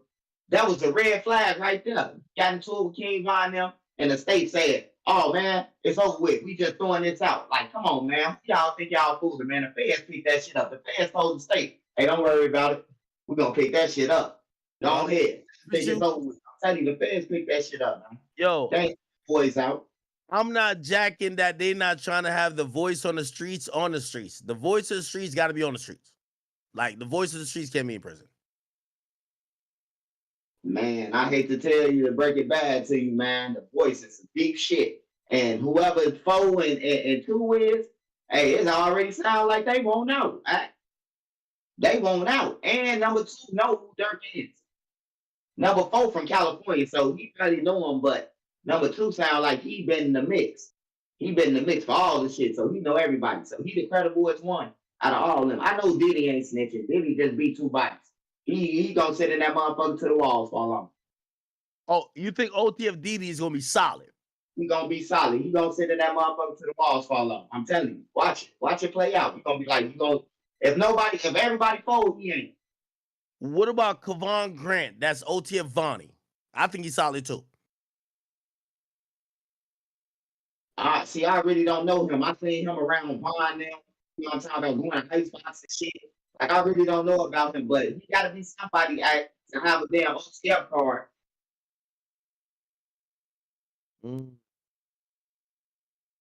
He got to be somebody to be able to swipe an OTF credit card, man. To fly a private jet on OTF expense. He got to be somebody. Wow. Jesus. Hey, you know, Durk got about like 7 or 8 kids. You know, he got a baby mama, this and third. Man, I know they're going through it. Do you feel bad for him on that realm or no? Hell yeah. I feel bad for his wife and his kids, bro. They shouldn't have to go through this, bro. And especially while you up. That's the whole reason to get out the fucking hood. You get out, you make your money and get out the hood and take your family out to live. You don't get out the hood to pull up a bunch of felons who committed murders and shit. Like, if them your homies, bro, they'll understand why you leaving for the better, bro. If they complain, them ain't your real friends, bro. How many niggas we seen come at Durk from different plots over the last, since you've been reporting about the Chirac? Right? Yeah. No. He done been on every block. When he get into it with this block, he going over that block. When he get into it with them, he going over that. Now they into it. Every block that he done been on, into it with each other. Yeah, isn't OTF Vonnie supposed to have been Vaughn's manager or family of some sorts? Yeah, no, I think he's gonna remain solid. But I'm gonna be honest with you. This is what I personally think. Yo, when y'all start doing crime, you're asking for a RICO when you got too many chefs in the kitchen. If you finna do a murder, let me tell you this. I have the understanding, and I could never understand the pain. Well, I'm trying to have the understanding, but I could never understand the pain that Durk is going through when he probably thinking about somebody who killed his brother. I'm never gonna be like, oh, yo, no, you're rich as fuck. Who cares if they kill you? I'm never gonna say that. But what we do have to acknowledge, when you got so big that you got to hit up somebody else to book flights, or you can't tell your hitters to book their own flight and you pay them back, and you got to have your assistant do it, and they all got to use your credit card, and niggas got to fly a private jet, you're too big to be doing crime. I do wholeheartedly think that. Bro, this whole thing sounds like, yo, there's no commercial. Yo, listen, put like this. If you ever going to do something dumb, don't invite nobody with you that nobody could tell on you. Don't tell nobody about the plan. Go do your crash out mission on your lonely. That hopefully if you ain't caught on surveillance, they ain't catch you with some stop sign camera, license plate reader. They ain't catch you in the car. They ain't catch you with the easy pass going through whatever. At least you can't say the nigga sitting right next to me who was blowing at whoever, he the one who told on me. The moment you bring somebody else, that's a problem. The problem I have with this is Durk had, allegedly, they had the person who was booking flights and car service to book shit for the murder. That don't make sense to me. Yeah, that's crazy, man. It don't make sense to me though. When Durk, if that's Durk, conspiracy number one, which I know, which we all know it is, but him to ask somebody, hey, look, don't put that shit in my name to link back to me. I think number three, whoever the fuck that, I think they did it on purpose. I ain't gonna lie, or they was high. No, hold on. Here's the thing. When you say don't put it in my name, that person don't know that you're talking about murder shit. So, yeah, what it mean not in your name? It might not be connected to your name, but it's your account. It's your account. Now, if they was locked in with you with the murder, you know what they would have said? All right, I'm going to put it on my girl's credit card because my girl credit card going to put a separation between me working for you and I could just say that's my girl who booked that. But this person clearly, that's what I'm saying. Yo, you can't have car service for your hitmen. You can't be booking checked in luggage for your killers. Yo, you can't be booking the motherfucking, like, I don't know if y'all ever been first class or whatever. They got the little lounge. You can't do it for the shooters. You got to tell the shooters should only talk to you in person. And it should be a head nod. Well, I don't do crime. So even if what I'm telling y'all might still get y'all caught. If you got to book their flights, if they got to send you their, it said that the shooters sent a picture of their goddamn license to Co-conspirator 3.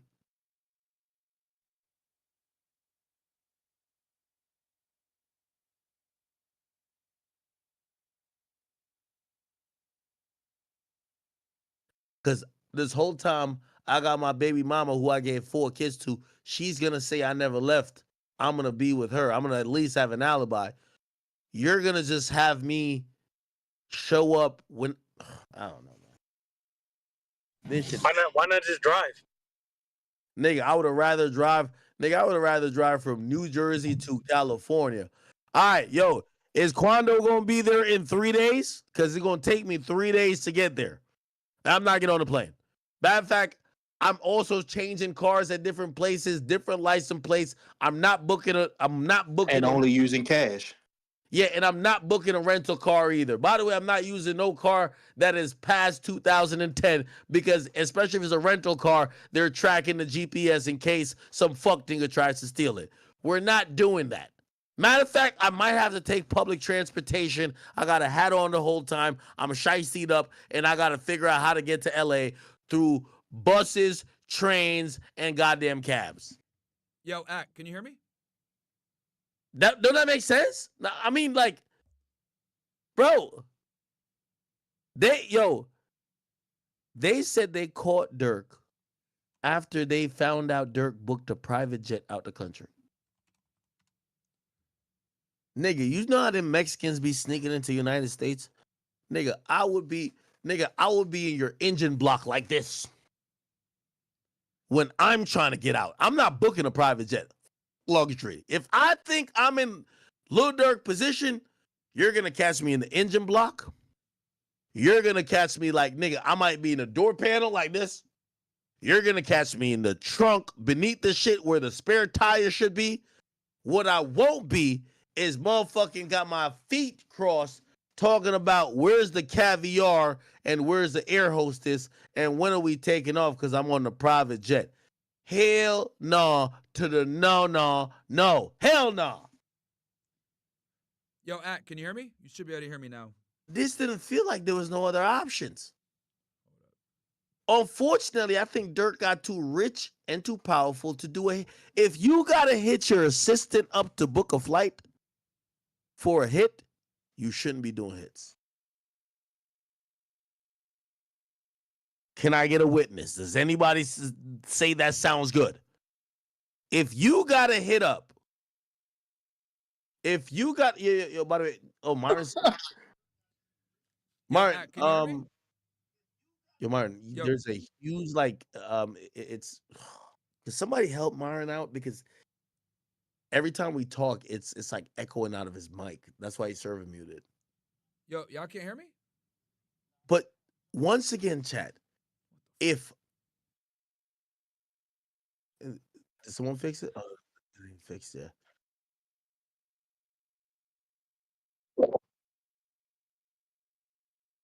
Yeah. Yo, Myron, where the hell is Mo? Mo, fix Myron's mic. Stop playing. All right. Now, yo, act since dude act like I'm trying to get this dude's history. Trench is like what is he like? Is he a podcaster? Is he like a snitch? Is he a Trench is killer? a real nigga, man. So why was he on the stand? That's what I'm trying to figure out because I don't know too much about him. Kids, I'm telling the kids what not to do so they won't be like us. So they won't be like these motherfucking rappers that you fantasize about. You ain't gotta worry about me, nigga. Don't worry about my mask either. On everything. It's the message. It ain't the mask, man. On some real shit, I'm trying to save my community. Yeah, unfortunately, you ain't part of it because you study time about what he doing, what I'm trying to say to the kids. I'm telling the kids don't be like me and all the rest of these motherfuckers. We need the kids to live, bro. I don't know if you know, but we have lost 2 generations on our side, bro. The kids. Guys going into Duck and T-Roy and Zach.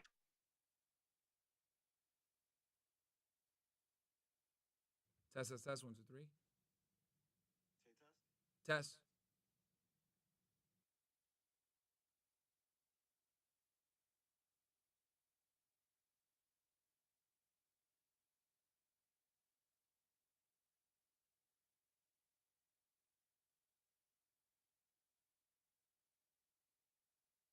Also, how the fuck I'm hurting and they killing people, bro?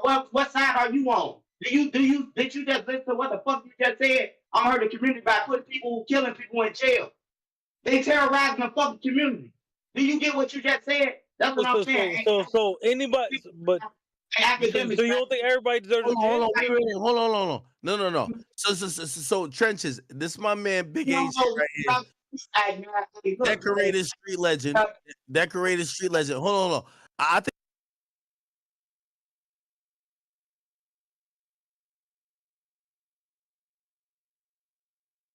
Chat, I'm fixing my shit right now with Bills. You guys could probably hear me right now, but I don't think the audience can hear me. Or they can't hear me.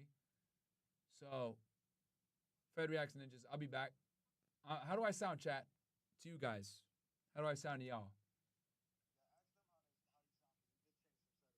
Okay, so they're saying, hold on. Let me see here. All right, y'all can hear me? But how do I sound? Do I sound good? Give me ones in the chat if I sound good on Rumble and YouTube, guys. Give me ones in the chat if I sound good. I got Bills in the house. Help me out. It's low, he says. Low? Okay, that's because my DB is only at 10.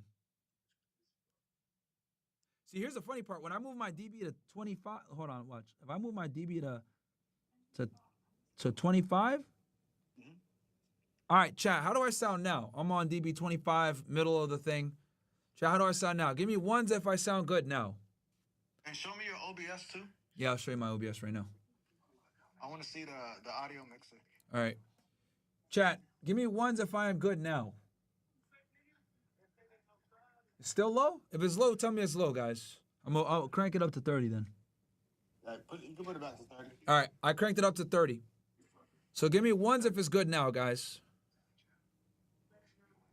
All right, loud and clear now. So I'm good on stream. So I'm good on my stream, and I got it on the middle of the thing on channel 1, Bills, with DB30. So it's something wrong with Discord, bro. And shout out to... Okay, go ahead. Show me the OBS settings real quick. OBS? All right, here's the audio OBS. mixer. Yeah, there you go. Yeah. Yeah, that's it right there. Because this is how loud you're coming into the thing. All right. So yeah, I'm coming in pretty loud. It looks like on the OBS. Pretty clear. Pretty clear as day. So I don't know if it's Axe, Discord, or mine. And Axe sounds good on our stream too? Yeah, chat. Axe sounded good on our stream, right? Chat, give me ones if Akademiks sounded good on our shit.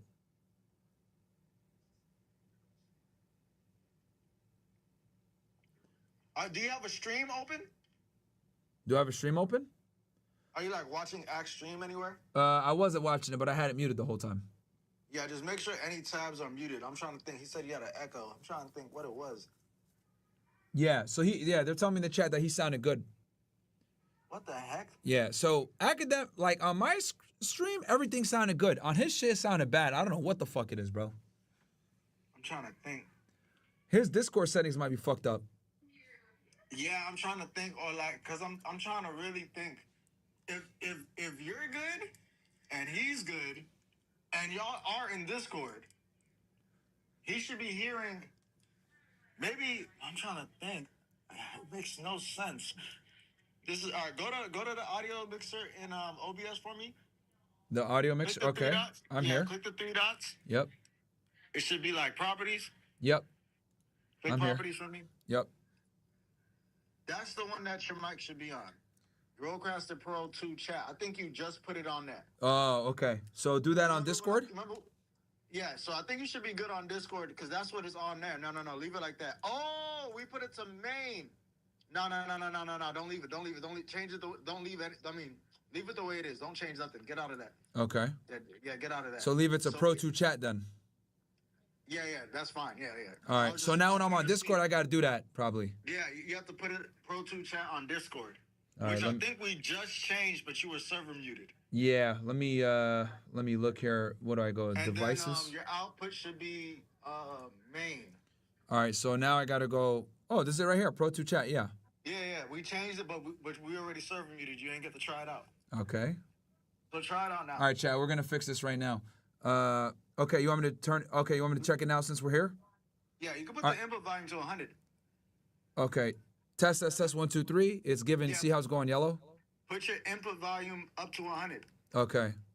All right, it's at 100 now. Now test it. Yep. All right. Test 1 2 3. Test 1 2 3. Yeah, wait. Okay, I can hear myself. Yeah. You can stop testing. That's just showing you how you're gonna. That's how you're gonna sound in Discord. So if you don't sound like that on stream, it's his fault. Okay. All right, let me check it one more time then. Let me do this check one more time. Hold on. Test 1 2 3. Test 1 2 3. Okay, I hear a lot of echo, bro, when I do this test. Yeah. Maybe I need to click echo cancellation. Do you have your headphones on? I do have my headphones on. Hold on. Is your headphone volume really loud? Nah, it's not. It's low. Okay, great. Okay, just making sure. All right. Keep trying it. All right, let me try. Let me take echo cancellation off. Try. Test 1 2 3. Hell no. Is what was that? Do you have a second mic in the room on? Is Angie's mic on? Nah, it's muted. It's muted? Yep. Yeah, I could hear an echo when I let me try this shit again. Hold on. Hold on, chat. Yeah, they said they hear an echo. We're in the Grand Canyon. I should be good now, chat. You guys hear echo still? No. They hear the test. Oh, they can hear the test. Okay, that's good. So they can hear the test. So don't. Okay, cool. Test 1 2 3. Test 1 2. How does that sound? Chat, how does that sound right there on Discord? They're hearing it twice. Oh, they're hearing it twice? They're hearing it through OBS and then they're hearing it. No, they're saying no echo now. Oh, okay. Do that. Yeah, if they're saying no echo now, shit. Yeah, they're saying no echo now. Yeah, trust them. Fuck it. Yeah, W chat. Go for that. All right, so it's good now. We can join this academic shit. His fucking poverty ass listeners are gonna stop bitching. Yeah, they should stop bitching. Them niggas are probably listening on droids, bro. Fucking brokies. Yeah, it wasn't even that bad. Them niggas are brokies, man. I guarantee you. I heard it in the studio. It wasn't that bad. All right. I'm gonna jump back in there then. I'm gonna watch right now. Go ahead. And I'm gonna tell them how to do a murder for hire because I've been waiting.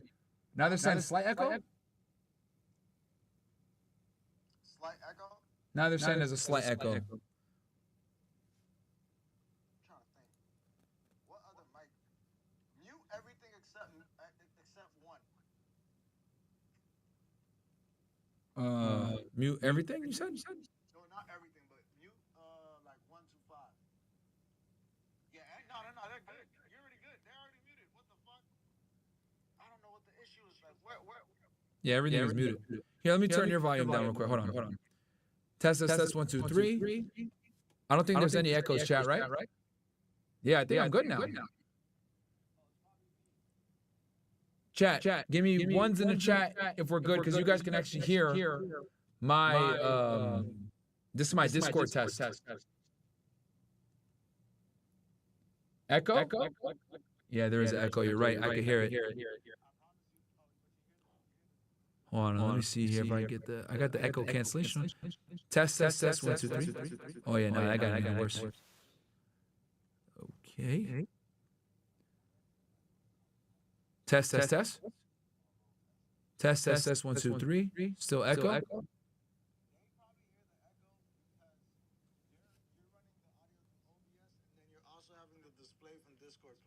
They should hear an echo.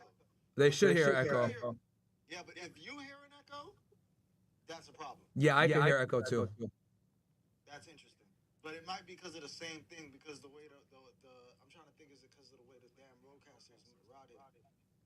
So tricky. Yeah, it could be. I want to say take a chance and see. Be like, just ask him, is there an echo? I was joining and say, well, you know what? Let's not test it. Talk to them now and ask them if there's an echo right now. Like, not testing us now. all right, let me get off the Discord test. All right, guys, can you hear echo now? Chat, give me ones if you guys can hear me good. This is regular stream, no fucking Discord echo. Give me ones in the chat if y'all can hear me now. We should be good. I took off the Discord test that we were just trying to employ. Y'all can still hear echo? Oh, okay. So give me ones if the audio is good now, chat. Give me ones if the audio is good now. All right, perfect. So we're good now. Perfect. All right, so regular streaming bills, they're good. I told you it's because they're hearing the Discord audio feed into the stream, so that's okay. They're supposed to hear the echo. But try going into Act stuff, and I'll watch and hear the echo. And if you hear an echo, then I gotta figure something else out. All right, cool. Let me join back in there, or try to join back in there. Yeah, message Act. I have a driver's license right now. My bum ass audio engineer figured. Who the fuck is Morgan Gaines and why is he muted? Myron Gaines. I don't want to be in this shit. How do I leave this shit? Who the fuck? I don't know. It ain't the real Myron, though. I know that. So it's not the real Myron. Who cares? But yeah, I was gonna say, Get me out of here. What'd you say, how to? Okay, disconnect. I didn't mean to join that shit. I rated the wrong shit. My bad. Bro, I'm trying to join. Bro, this fucking Discord is confusing, man. Academic shit is confusing, bro. I'm not gonna lie. I know Act shit confusing, bro. Bro, I don't know what the fuck I'm looking at here, bro. Message him and tell him to send you an invite. Bro, holy. All right, I'm gonna tell these niggas. Hold on. I don't know what the fuck is going on. Nah, I know his shit crazy. Bro. Holy, man. Yo, Discord's confusing for me too, bro. I'm not gonna lie. It can get really confusing in Discord. All right, let me. All right. I'm gonna type in, can I get an invite to the stream? Okay, I might get lost in this fucking thing. I'm in the chat right now. Bro, I don't know. Yeah, because they server muted you. They server muted me? Okay. Yeah. So when you jump back in, he gotta unmute you. Bro. Your audio should be good though. I'm gonna have to call this nigga. Here, let me call him real quick. My nigga.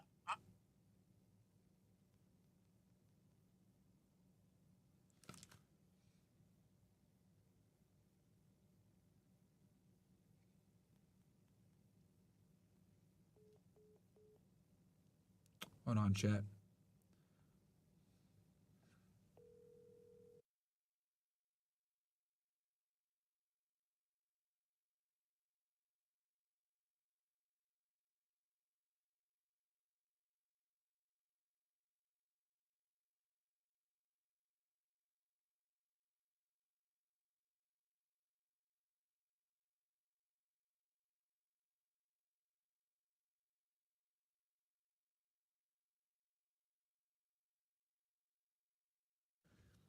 All right, y'all, I'm gonna try one more time. Act falling asleep on stream.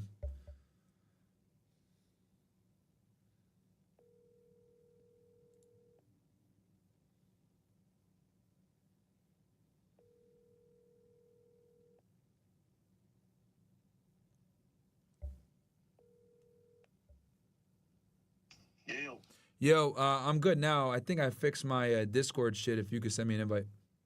Yeah, wait. Yeah, I'm in chat, niggas. All right, I'll just drag you. All right, peace.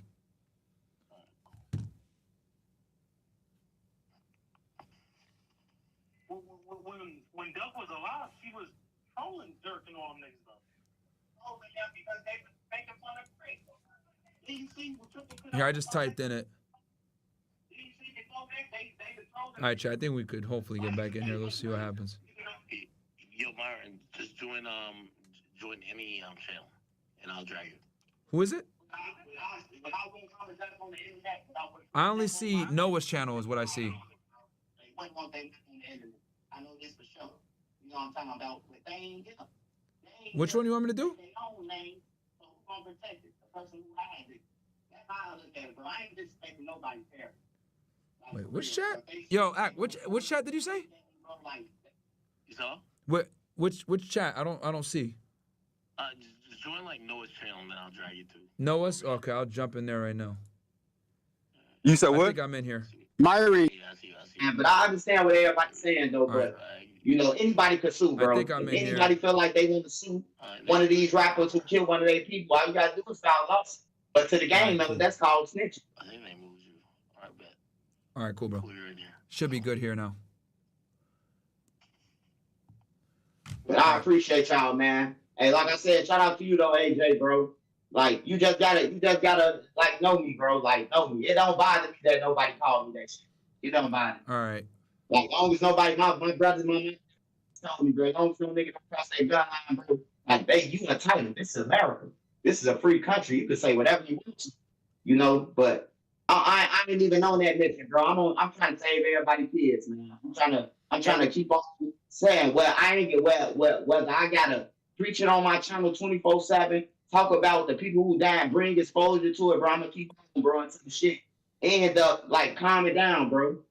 We got kids who 14, 15 walking people down, bro, on camera, just walking people down. Trenches. I definitely want to say, definitely, I would want to sit down with you. I appreciate your story. I appreciate your point of view. That's something that I empathize with. Definitely would like to do content with you. By the way, everybody who's watching me, please go check out Trenches News. Somebody who, if you've been tuned into the whole, you know, whether you were in the war in Chirac back in the day or now you're just tuned into like whether what Durk got going on or what the family of Duck and other situations got going on.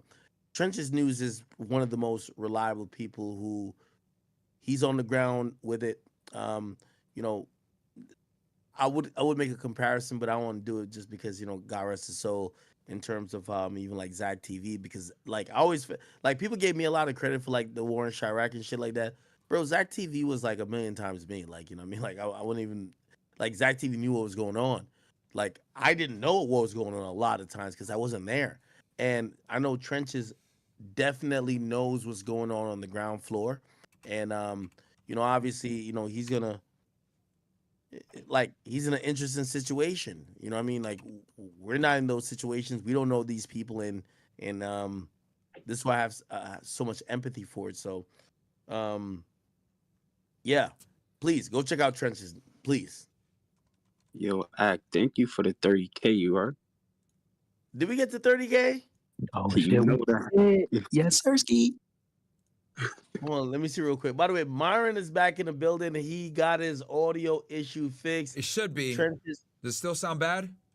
No, you sound good. Nah, nigga. You much better, nigga. It's good now? Yeah. All right, let's go. Pause because I ain't gonna lie, you were peaking so crazy before. Bro, shit was crazy. I don't know what the fuck was going on, man. I was fucking pissed. I'm like on the phone with my fucking audio engineers, and they're trying to figure it out because I sound good on my stream, but like for some odd reason, Mo came through? What was that? Who was it? Mo came through or was it Bills? Both Mo and Bills helped. Okay. Yeah, they both help. But your question, I think you asked me before I got had the audio issues was how would someone orchestrate a murder for hire without getting caught, right? Yeah. Is it possible? It is possible. Let's go through it, right? So what I'm about to say here, no one should try to replicate. And if you go ahead and get arrested, it ain't my fault, all right? So I just got to put that disclaimer out there. But this is how you go ahead and commit a murder for hire the best way that you can without mitigating risk. Number one, you're going to find a middleman that's going to do everything for you. That's step number one. You're not going to touch nothing. You're not going to know who did it. You're not going to know how much, you're not going to know nothing. You're just going to find a middleman. He's going to do the payment, all that shit, right? He's going to handle everything. And he's not going to be idiot like Grant taking private jets and using credit cards, all sorts of shit. All right, hold on. Now I'm the middleman. I got to hit you because I don't got enough funds to do certain shit. So I'm like, yo, Myron, I'm trying to get this murder done for you. Could I use this card? Could I do this? These are things that happen. You know what I mean? Like, you might be thinking in a hyperbolic sense where like everyone has money to do everything. Yeah. Maybe I need your card to do some shit to really get it. Everything's got to be cash. Everything's got to be done in cash. And here's the thing. I'm going to give you the money up front cash and tell you this is your budget. You're going to go ahead and do this shit. Here's the cash. You're not getting no more. Me and you are not speaking about this. And everything that's done is always done face-to-face in person. And we're walking where we're talking. And people are going to be wanted for wires beforehand. So, but obviously, if I'm putting a middleman, I trust this individual. Like, if it's a middleman, let's assume that this person is solid. I don't got to worry about none, right? Because obviously, that's very important. So let's just assume this person is solid. Yo, hold on. Real quick. Go ahead. If y'all are watching right now, whether you're watching on my man Myron's channel or you're watching on here, first of all, like I'm a little conflicted because there's a lot of dumbass niggas watching, and I feel like they're about to take notes. Like, yo, this is really how you're about to get away with murder. So I'm a little conflicted. For you stupid niggas, it won't work for you. It won't. This is like high level shit. This is for people who, you know what I mean, have IQ points in at least 3 digits. You don't have a 70 IQ. It just won't work for you. But we just want to hear what Myron has to say. Go ahead. Yeah. And this is in no way endorsing it or whatever. But hypothetically speaking, if you were to do this, this is the way you do it, right? And I don't recommend any of you try this at home. So, but if you were to do it, you get a middleman, right? We try to jail. Yeah, unless you want to go to jail like idiot. You get a middleman. This individual facilitates it and gets, so you already got one layer away, right? And obviously in GTA. And you give him the money up front cash. Like, yo, this is your budget. You're not gonna get no more. Here's the money cash. And when I pull that money cash, I'm gonna get it over a period of time, right? Like, I'm not gonna go to the bank and do a $50,000 withdrawal and then have CTRs, currency transaction reports, filed all over me like a dumbass. Like, I'm gonna have this money built up over a period of time, so there's no real, there's not a bunch of financial paper trail to show that I did a big withdrawal, because anything over $10,000 has got to be reported to the IRS through something called a currency transaction report. So I will go ahead and, incrementally do this. It might take me a year, it might take me 2 years, it might take me 3 years to pull this money out. But either way, it doesn't matter, because, revenge is always a dish served cold, and it's better to have some distance between when the offense happened versus when you want to get your revenge. Revenge is always better served way later down the road anyway. So I'll take my time and hold on. By the way, real quick, I also, just based on what I'm seeing in the chat, they're telling me to warn AJ. AJ, do not listen to Myron. AJ's a street dude. AJ, you cannot take any of these things to action. Stop it. This is what the chat said. I don't participate in shit like that. Okay, cool. All right. Go ahead, Myron. Yeah. So, and the other thing too is that you also want distance, right? So like, you want distance. So like, you don't want it where the dude, he did some shit to you and then you kill him the day after. No, let a couple years pass, 5 years, 10 years. He's obviously going to be comfortable. He's going to think he got away with it, whatever it may be. That's how the mafia does it. That's what you want to do. You want to get them when they're comfortable. Then you get a middleman to do it, right? Give him the cash up front, right? Then that middleman has got to hire somebody, right? And that somebody has got to, and again, I'm going through the steps here, right? Obviously, I'm going in compartmentalized fashion, but I'm kind of going through the steps of what the next person should do. Middleman gives the dude cash and tells him, look, You go ahead and you handle this however you need to do it. Now, if I'm the guy and I'm the hitman and I get the cash, what I'm going to do is I'm going to try to do it myself, obviously, because I think depending on who this individual is, how comfortable they are, etc. Because the more people you involve, the more people can snitch, the more liabilities that come in. Now, let's say we're going to make this section, we're going to involve multiple people. No one's carrying a fucking smartphone. That's rule number 1. No one is carrying a fucking smartphone. We're going back. Hold on. Suppose one of the niggas say, yo, my girl think I'm cheating and she got my location. I got to keep the phone on me. Well, I'm be like, you fucking pussy. It's time for you to stop being a bitch ass nigga because we are doing this shit. I don't care what she thinks. No smartphones, bro. Smartphones, they're going to do cell site location data. They might do a ping. They could always do retroactive shit. Fuck that. No smartphones whatsoever. We're using beepers like it's 1991, if that at best. And I'm collecting them all after the hit is done. And I'm throwing them over the fucking river. I'm smashing them, then I'm throwing them in the river. Oh, man. All right, okay. Keep going. All right, so go. So anyway, so if we're going to do this, let's say we're going to do this gangland style, right? Okay, with guns and shit. Well, we got to go ahead and procure weapons that don't have serial numbers on them. And if we are going to, we got to get some, and you could get those on the street. You could find some idiot out there that got some scratched off, hot Glocks or some shit like that. Go get the guns, do the hit, obviously late at night, masks, gloves, obviously, use a car that is, that's stolen, right? And then go ahead and take it and get it like fucking drive it off into the river. Obviously, you could blow it up. Burning it is good too. You just got to make sure that you get rid of the serial numbers and all the different places that they hide it, because they do hide serial numbers in certain parts of cars. You got to make sure the make and model doesn't have a hidden serial number so they can't identify it. VIN number, excuse me. Well, you could get it crushed. Definitely different ways that you could dispose of the vehicle. Or better yet, you just do that shit on foot. Catch them on the street, shoot them real quick. Maybe you have a silencer on your gun if you're a little bit fancy. Run away, dump the weapon, get rid of any communication devices, and you're good. Just don't do it in a city in a modern city like a New York or whatever it may be, where there's cameras all over the place. Yeah, because they're going to be able to track where you came from and where you went, right? Yeah, for sure.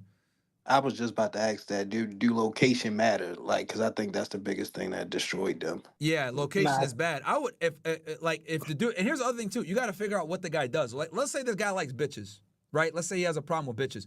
Well, I would use a girl and line him up and get him to a hotel and max B him somewhere, at a shitty hotel. Oh, man. Nah, Myron, this story sounds good other than waiting for the get back. I gotta kill a nigga instantly. No, you can't. See, that's nigga shit, bro. You can't do that. You gotta wait 5 to 10 years, man. I want him to, I want his people to know, nigga, it's likely I did it. Bro, see, that's an L. You go to jail. You gonna likely also go to jail. Yo. You know what I mean? So essentially, you're saying if there's going to be an undetectable crime, it has to be so well manicured where you're going to wait time that doesn't raise red flags. You're going to do things and move in a way that's just not going to give you up. Again, people in the street move impulsive. Yo, you killed this, I'm sliding on you today. Yeah, bro, you got to let time pass. You can't listen to this all, oh, you ain't slide for blah, blah, blah. No, that's stupid, because now they have a direct connection to you. So, and the other thing too, look, I just mentioned the gun thing because I know we got ninjas in here that might want to do it with a gun. Honest with y'all, you want to do it through poison. You want to do it through poison. You want to do it on some CIA type shit. Poison, maybe something that will make him sick and he dies that way. That's the more professional way to do it, right? Killing them is kind of like, come on, man. Down. It's in 1995, bro. Come on, man. We got to move on to poison and shit. Yo, I watched the fucking true crime. How the hell you gonna poison them? No. All right, no, hold on now. Like, you see here. How the hell you gonna get poisoned? Hold on. At this point, I think Myron is giving you enough. Nigga, go put it in your Google search, and if you do it, you can at least get a trace on your. Yo, he searched poison for 5 days in a row. Hey, yo, and whatever you do, don't go to the library and take out books on how to kill people, bro. The feds look at that shit too, man. Word, I'm gonna be Dexter Morgan. Yeah, funny story, guys. There was a famous case, bro. A dude read this book, Hitman. It's a banned book. You can't even find it no more. The dude read the book Hitman. Huh? What do you mean banned? So there's this book that teaches you how to do a hit and kill somebody. And this dude actually used it to kill a chick. And the family, the guy got caught. They found the book in his house. And they used it as evidence against him. And he actually got arrested for that shit. I did a whole episode on it, Fed Reacts. And the book ended up getting banned because the family did a lawsuit against the company. And they banned the book. It's called Hitman. I'll find the title for y'all. But it's a book on literally being a hitman, bro. It's literally banned. I really think we're in the era that you can't really get away with murder, especially if the police have incentive to figure it out. Here we go. Now, Hitman, a technical manual for independent contractors, bro. I actually got a copy of this book. It's fucking banned, bro. You can't get it no more. There's a manual for murder? Yeah, bro. Yeah, this book right here. It was FBI case. I kid you not, bro. Where they caught this nigga that read this book to kill this chick. Jesus. Yo, I really think that at this point in time, if the police, like, again, if you're committing crime in like a shithole, respectfully, like a city that is overridden with crime, they have a low clearance rate, whatever. But if this is a high profile crime, and by the way, the only exception I have to this recently is I still don't understand how LA hasn't figured out Draco the Ruler's murder. It makes no sense to me at all. They're treating it like it's Tupac. Pop Smoke, arrested. PNB Rock, dude arrested. Nipsey Hussle, clearly arrested. How could nobody figure out who killed Draco the Ruler? Lack of witnesses, bro. They stabbed him up at a goddamn very popular music festival.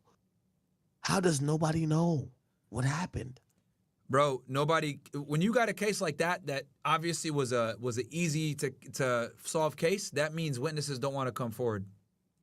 Probably gang shit. They know who killed them. They absolutely, because I guarantee you they're bragging about it in the street, like, yeah, we got Draco the Ruler. Something like that, bro. It's just witnesses don't want to come forward because it's deep on some street shit. That's what it is. But it'll come out eventually. They're gonna get the killers eventually. It might take 30 years, like Pac's guy, but they're gonna get them eventually. It shouldn't be 30 years. Like, why can't they do a wiretap? Just do things to make sure that if these are conversations, they solve the shit.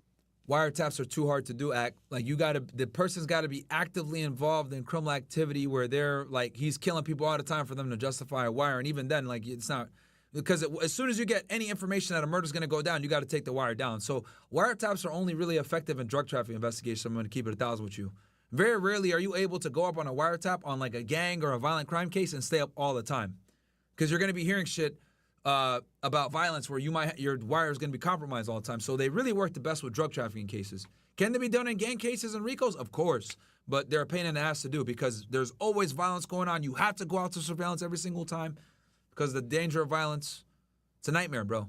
I was involved in a Latin King wire one time, and bro, that shit is terrible. Because everything you hear, oh, this nigga violated, we about to fuck him up. We need to call the regional Inca, the enforcer. Oh yeah, oh shit, yeah, we gotta do whatever. And you're like, oh my God. So you gotta go mobile, you gotta call everybody. Oh yeah, we gotta go out on surveillance because this nigga might beat this nigga up. Why? Oh, here we go. And then bam, they don't beat him up because dude couldn't wake up. Some dumb shit like that. Pain in the ass, bro. Big pain in the ass. Yo, AJ, I know you listen to Myron. Do not listen to anything that you think you could schedule any type of murder. But anyway, wait. Myron, keep explaining. I'm about to take a piss real quick. What crime do you want me to explain? Drugs or murder? No. Well, first of all, I think people are fascinated on how do you get away with shit. But regardless, you could get into the what do you call it again? The stuff about Durk. If you want, I gotta take a piss real quick. Yeah, sure. Well, what y'all want to know in the Discord? What y'all want to know? Or I'm looking at Akademiks chat right now. What do y'all want? What do you guys want to hear on the Durk thing? Because I've done a murder for hire case before. So when I read through it, I was like, yeah, he's cooked, bro. He's cooked. Nigga, I want that book. You want that what? That book. I got it up on my screen right now. It's literally called Hitman, a technical manual for independent contractors. Yo, I did a whole episode on this shit, bro. Real talk on Fed Reacts. Fuck, if I could find a link for it. But yeah, dude really used this book to kill a bitch and ended up for like life insurance or something. And serious question though, do you think Durk is coming home? No, man, he's cooked. And I'll tell you why. This is why he's cooked. The reason why he's cooked, bro, is because number one, there's too many witnesses, way too many witnesses, and I already know a couple of them already cooperated, right? And when you're dealing with murder for hire, bro, we're looking at life, like life. Like this is worse than like this has the potential to be significantly worse than a RICO, because not only did they commit the murder, they committed the murder with a machine gun, right? Which is a whole other charge, right? And then there was a conspiracy. You got a high-profile rapper involved. You have gang shit involved. You have multiple FBI officers being in it. Like the only way, and here's the thing, I know Akademiks know some of Durk's people, whatever. So if he wants to go ahead and relay this to Durk and his team, feel free to do it. So the only thing I could see that will get Durk out of this situation, the only way. Hold on, somebody talking? No. That's me. I said, yeah, I'm definitely related to his team. Come on. Help us be the case. This is what you tell him, bro. Cool. He's got to come forward, and he's got to solve all the fucking crimes and murders and assaults and all the bullshit that went on in Chicago. He's got to come. So he got to snitch? He's got to come clean on all those murders, which the ones that he knows that Durk did, not Durk, excuse me, Von did, with KI and all that shit that he killed. He's got to solve all those cases, close them out, give closure to the families. If there's bodies missing or any of that other stuff, help the detectives find the bodies. That's the only way I see that he's going to get out of this. He's going to have to help solve all those unsolved murders in Chicago. And that's assuming, just so I be clear about this, just so y'all know, he got an FBI federal case on him. The FBI might say, we don't care. So he's got to kind of come to the prosecutor, his defense, come to the prosecutor, look, we want to help you guys solve all those unsolved murders in Chicago under a proffer, right? Which for your audience that might be wondering, a proffer is where he sits down with the U.S. attorney and the FBI agents and the Chicago PD, homicide, and whoever else is involved, and he's able to kind of like give all the information he wants to give without necessarily being prosecuted for it. And I think that will probably help him from avoiding a life sentence. Smirk will never do that. Smirk won't do that. Bro, Durk is innocent, man. You sound crazy. You really think Durk is innocent? Durk will never snitch. You don't think so? No, bro. He's cooked. I know he won't. He's cooked. There's none to snitch And when on. you come home alive, and bro. this, just so you guys know, this is coming from someone that actually enjoys Durk's music. I think he's talented. I like his music. I'm telling you guys, from my professional experience reading this criminal complaint, looking at the indictment, he's absolutely cooked. So you think he's absolutely just fried? Because, bro, he's not even going to get a bond. He's not even going to get a bond, bro. He literally, he's like the first person I've seen checks all three boxes. He's a danger to community, right? Because he obviously was involved in killing somebody. He's a documented gang member, okay? He was a flight risk. That's off rip, done. He tried to... He had a show, bro. Nigga, come on, man. He had a show at three different spots. Durk had a show, man. Yeah, 3 different spots at the same time. Okay. In Italy, Dubai. It wasn't up to him to book the flight, man. Yeah, it was the travel agent. And then You got it confused. And then the last thing is witnesses. There was a witness intimidation already documented that I read in the criminal complaint. So, bro, there's no way he's even going to get out on bond to fight this. So I think the only way, and this is assuming the FBI even wants this information, which I'm going to go on the side. I'm going to be optimistic here and assume that they want to solve all these murders in Chicago that are unsolved. He's going to have to come forward and probably provide information on those murders, because I'll tell you this, he's at the top of the list for the FBI, so he can't give nobody else. He's at the top of the list. So that's the only thing I could see that would get him some credit, maybe some leniency, is all those unsolved murders in Chicago. Do you think if he went to like Bali or some shit, they would have came and got him? Yeah, eventually. They would have got him, yeah. 100% they would have got him eventually. He's innocent, man. He would have had to go to He Russia, need to go bro. nowhere. He would have had to go to Russia to not be, he would have had to do some Snowden shit. Really? To not be, to avoid the feds, yeah, he'd have to go to Russia, bro. That's the only country I know that won't cooperate. If he went to Bali? They would have got him eventually. They would have done a lure. Like a few years or like... So this is what they would have probably done. If he went to Bali, they would have just done a lure. They would have used his girl, his kids, some other shit like that. And he'll fuck up. He'll book a flight. He'll go to a country that's friendly with the United States on the way to another country, and then they just pick him up there. That happens all the time.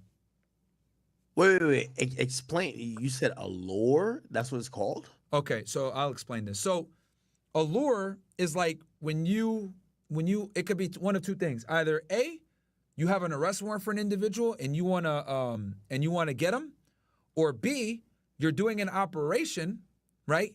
Where you're gonna bust them after the operation is done. Let's say like a drug bust or a meeting where you're gonna exchange weapons that are, prohibited or anything like that, classified information, whatever it may be, right? So you get the individual to meet you in a friendly country where you could do the meet and or get them arrested. That's a lure. Well, if Durk just say, all right, I'm gonna just bring my kids here and my wife, my girl, everybody, they coming here. I'm never leaving this fucking country.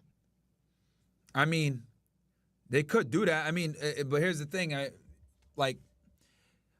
Bro, a country like Bali, Indonesia, they'd probably be able to get him eventually, bro. They'd be able to get him. The only place I know that's safe. Nigga, I'm a millionaire. I'm going, bro. Yeah, You're but not bro, his touching money me, is frozen, bro. They're gonna freeze his money. He won't have access to it. I got. You don't think Durk got a crazy amount of cash on him? That won't last forever. Yeah, it won't. But he could probably get booked in Russia and shit like that overseas. Yeah, he would have to. The only way he would be safe from. Imagine US, getting booked in Russia and be like, yo. Bro, he'd have to go to Russia and stay there and never come back and never he'd be like Edward Snowden, bro. Yeah, yo, I ain't gonna lie to you. If Durk get booked in Russia just for him to perform, talking about don't respond to shit with Vaughn. Like fuck it. Yo, he can drop some real crazy songs, nigga. At that point. Yeah, the only country I know he would be safe is Russia, bro. That's it, man. Everywhere else, Myron, do you have any intel on the Assad Shakur thing? Because that's probably one of the most notable ones where people have seen there's a person that's wanted by the United States that Tupac's aunt, right? That killed the Jersey trooper. Yeah. There's a high likelihood she's dead, bro. She's old, man. She might not be alive anymore. She's super old. You're right, but the government never went for her in Cuba, and bro, it's fucking Cuba. Come on. Yeah, I just think that she wasn't because here's the thing, right? So Cuba, obviously, it's not a friendly country. There's serious geopolitical ramifications for invading their sovereignty. So you're gonna need a CIA out to go get somebody. Are they going to go ahead and put themselves in a really bad geopolitical position to go get a bitch that shot a New Jersey trooper? Probably not. But if she was a spy and she sold U.S. secrets or some shit like that, then yeah, they would probably black op her. But for somebody like that, bro, are they going to expend those kind of resources? Probably not, man. Be honest with you. It really depends on who it is. If you're a terrorist or a spy or like national security shit, that's when they're going to deploy the dark side, where these people don't operate on the law no more. Yeah, very interesting. Yo, so now we're looking at this Durk thing. So you're saying there's about 14 days that they have to indict. To indict, yeah, roughly. If not sooner. Do you think they're going to indict him on murder to hire, then there's going to be a subsequent higher indictment, which would be a superseding indictment? Or do you think that he's going to run into all of this shit? So what I predict is they're going to indict him on at least on the charges that he got hit with the criminal complaint, which is the conspiracy charge. They're going to definitely indict him on that one at bare minimum. Do they have the time to do the more refined charges like they did with the other individuals? Potentially. The RICO, I'd be really impressed if the AUSA can go ahead and get a RICO indictment done that quickly. But they will absolutely do an indictment on Durk just to get him formally charged, and then we can absolutely expect a superseding indictment in the future. Whether it's a RICO indictment or more charges on Durk, I don't know. But there is going to be absolutely a superseding indictment on Durk for sure. I see in the future. Hey, by the way, chat, so one of the most depressing things I've seen, man, and I don't agree with this, and Charleston, I fuck with you, but I don't agree with you on this. He says, yo, he's given India a few months. He said, oh, no, I think he gave her a year or two. He said, she's eventually going to move on and start fucking some new guy. And that it just felt bad because I know this guy has so many kids. He has a really big family. Like, family's a part of what he does. Yeah. I can't imagine this girl doing, come on, bro. Like, she gonna get fucked, bro. Respectfully. Nah, man. Nah, not India, bro. Like, India's not Ruby Rose, bro. Stop it, bro. Well, she did get in a shootout with him. I'll tell you this, bro. She got in a shootout alongside him. That's something she's I gonna can get respect. one of them little roses, the joint that you could get on like QVC and all that shit. She gonna fuck herself with. She's not gonna be who's she gonna fuck after Durk? Nigga, it don't even matter, nigga. Anybody, nigga. Bro. Durk's coming home. She's not getting fucked by nobody. Bro, Man. it's over. Yo, chat. Y'all think India going get fucked while Durk locked up, or y'all think she gonna hold it down? Yes or no? Well, here's the thing. Here's a good question to ask. How long do you think that the majority of women would wait for a guy if they think the guy is not coming back? 2 weeks. Stop it, bro. It's like 2 weeks. I'll say like 3 months. I think a couple years. You got to remember, like, his money's still gonna last. What? Yo. Wait, were you laughing? Like, yes, man. You think that she not gonna cheat if he got money? She's still gonna be getting fucked if he got money. Respectfully. So you think that she's going to jail, that she's gonna spread that pussy for another nigga? Yes, bro. She about to buy a Cartier and go get her back blown out. Does anyone agree with that? Yo, look, I'll give her a little bit of credit because she actually got in a full-on shootout with him when people tried to invade the house. Fact. And I don't know if he took her virginity or he was like maybe number 2 or 3, which obviously studies show that women under body count of 5 are way more likely to be faithful. But bro, federal prison, he's gonna get 50 years at bare minimum, assuming he doesn't cooperate, bro. And if he does cooperate, he's gonna get 30. If he doesn't get life. Murder for hire is crazy, bro. 3 years. Chess saying what? 3 years. 3 years. Oh, She's gonna hold it down for 3 years. Oh yeah, maybe 3 years. I mean, hey, look, man. Regardless, he's not coming home, bro. It pains me to say that, guys, because I'm not no fucking hater. I do like his music. I think he's a talented artist, and it actually sucks because he was trying to get his life on the right path, but obviously his past came back to haunt him, man. Nigga said 78 hours minimum.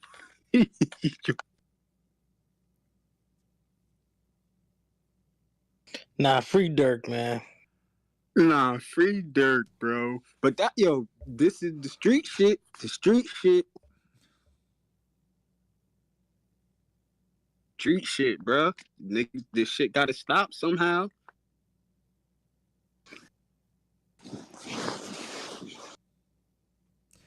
Yeah, the street shit never works, bro. It's always gonna lead to doom. Nah, yeah, this is where it's time to transition, where niggas should start rapping and stop rapping and trying to be street. Everybody going to jail and getting locked up for years, nigga. Yeah, I mean, the problem with this street shit is it never pays off, bro. Whether it's, I mean, 6ix9ine got lucky because he cooperated and he was in a good position to cooperate. But you look at Casanova, you look at Durk, you look at who else got locked up recently. Thug.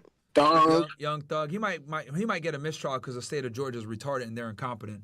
But like everybody that got arrested federally is cooked, bro. All of the Thug lucky. Yeah, he might actually get a mistrial, but they might indict him again on some bullshit, bro. They're not gonna let that shit go. The state of Georgia spends so much money. He's better off like getting charged and then fighting it, and then maybe they might, But I think a mistrial they're gonna. We're gonna get him. Well, they're gonna charge him again. Let me throw some wild shit into the air. I think YNW So some people had said that, let's say he went to Italy. Would it be a possibility that Durk, super rich, whatever, be like, let my lawyers deal with it. I think this is a witch hunt. They're getting at me because I'm a black man who's doing too good. I'm gonna just chill out over here. No, Ak, he getting extradited, bro. He getting extradited, 100%. Really? 100% he getting extradited, bro. It's Italy, bro. Right? That nigga get extradited before the pizza's cold, man. Done. I ain't gonna lie. Yeah, Italy might not be the move. Yo. I ain't gonna lie to you. Like, with me, like, Them niggas you have to extradite catch me in their Sri own, Lanka. bro. La I'm in Cosa Sri Lanka. Nostra or Murta? Yeah, nah. You going back to New York, bro. Yo, Fuck Ak, that. what's wrong with Bali? Bali's nice as fuck. Come on, man. Nigga, I'm gonna keep it a bean with you. Like, yo. Fuck So, that. Myron, this is what I'm saying about Bali, right? They're gonna say, get this Mulanyan out of here, bro. That's what they're gonna say. Yo, this what I'm thinking with Bali. They're kicking that nigga out. Everybody keeps thinking Bali's a safe haven. Yo, the good thing about what Russell Simmons did, he dipped before the feds took interest in it and got an indictment. So as soon as he seen like, oh, 3 of y'all bitches filing a lawsuit, I'm gonna catch y'all niggas. I'm out of here. He ain't wait till the cops investigated it. He dipped. So once he dipped, the cops is like, yo, the nigga not even here no more. Like, y'all want us to investigate it when he not here? Like, that's why I didn't go to, like, he didn't wait till like everybody came in and be like, yeah, bro, we got an indictment for you. Wait, what's who up? is this? You want to Who is holler? this? He dipped before. Like, who was this? Huh? Who was this that this happened to? Russell Simmons. Oh, Russell Simmons. Okay. So when the first Me Too wave came out, a couple of like, first of all, he had married some chick when she was like 16 when he was 30. Feel me? And then a couple other people came out. I was like, yo, I ain't gonna lie, this nigga did some creepy shit. Oh, he did this with me, blah, blah. He seen the first 3 accusations. He said, I'm gonna catch y'all niggas later. He sold all his companies and he moved to Bali. So he basically got out of Dodge before there's any feds. But did they ever charge him formally? That's what I'm saying. They didn't even. So look at the Diddy situation. A lot of people believe that it's because of the civil suits that started the police inquiry. As soon as Russell Simmons seen the civil suits, he says, I'll catch y'all later. Peace. So basically, the cops never ever got an indictment. There's no indictment of him. But people call him either half guilty because, you ran, or they call him super smart because he left so early that the cops have no incentive to go after him. And it's not like he's trying to come back. Well, the thing is this. It depends on how famous you are and what the feds gain by arresting you. Like, if you're a big person and the crime was bad, they're gonna find a way to get you, right? It might not even ended up becoming a federal case, bro. So if it doesn't become a federal case, it's gonna obviously be a lot harder for the state and locals to go ahead and get a warrant for you. The feds could go ahead and get something called a UFAP warrant, which is an unlawful flight to avoid prosecution. But are you gonna really expend that many resources to go chase a dude in Bali like Russell Simmons? I mean, Russell Simmons hasn't been popping for 30 years, bro. Since Fat Farm. Like, most people that are Gen Z don't even know who this nigga is.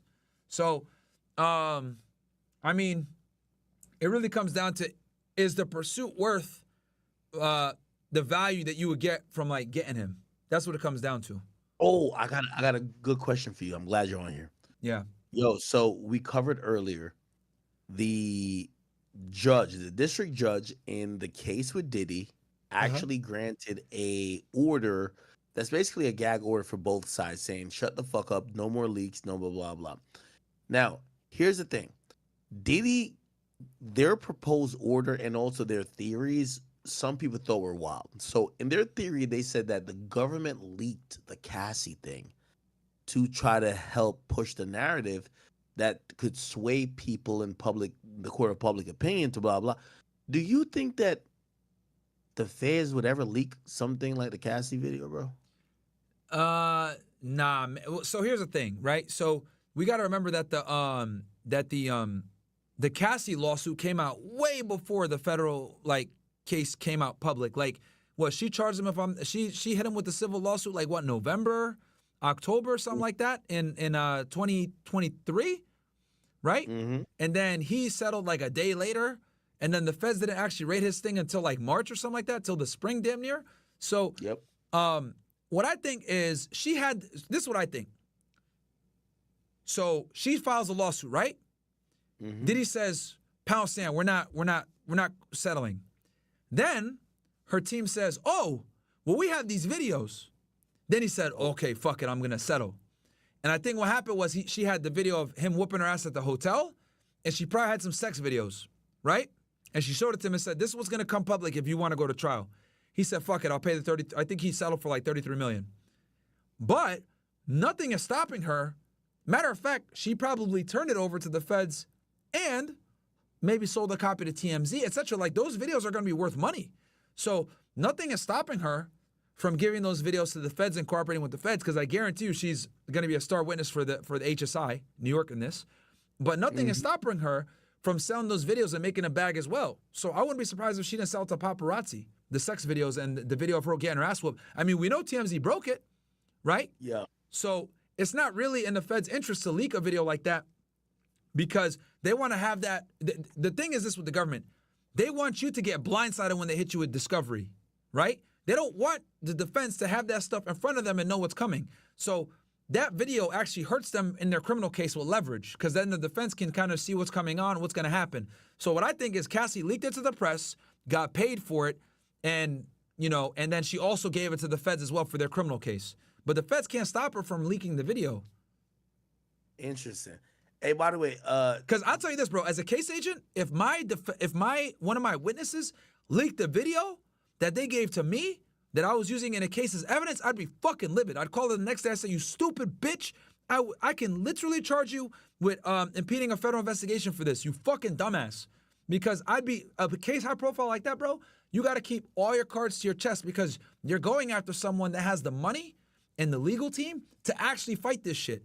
So you can't afford to fuck up and have cases, things get leaked to the press that could compromise your investigation, because when you're going after someone like Diddy, you got to come correct, and you can easily go to trial, and you don't want to lose trial. Feds don't lose trials for that reason. So if I was a case agent and one of my witnesses leaked a piece of my evidence to the press, I'd be calling her and saying, you dumb bitch, I should fucking talk to the AUSA about prosecuting your dumb ass for that.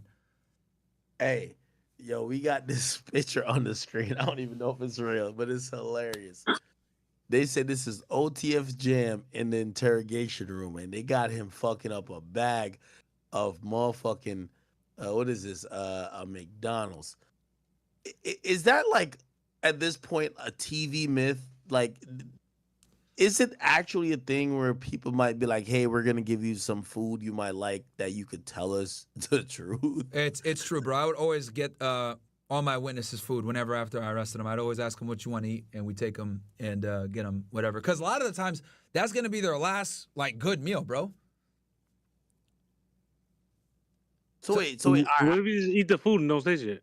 All right, wait, hold on. All right, hold on. All right, so you capture, all right, you lock the witness up. They're in whatever, like, and are you asking them, like, are you hungry on the way there, or you ask them if they're hungry when they're in, right. like? Look, we're gonna go all the way back, so I really explain how I used to do my shit, right? Because I had a lot of informants, right? So I'm gonna go back with y'all, right?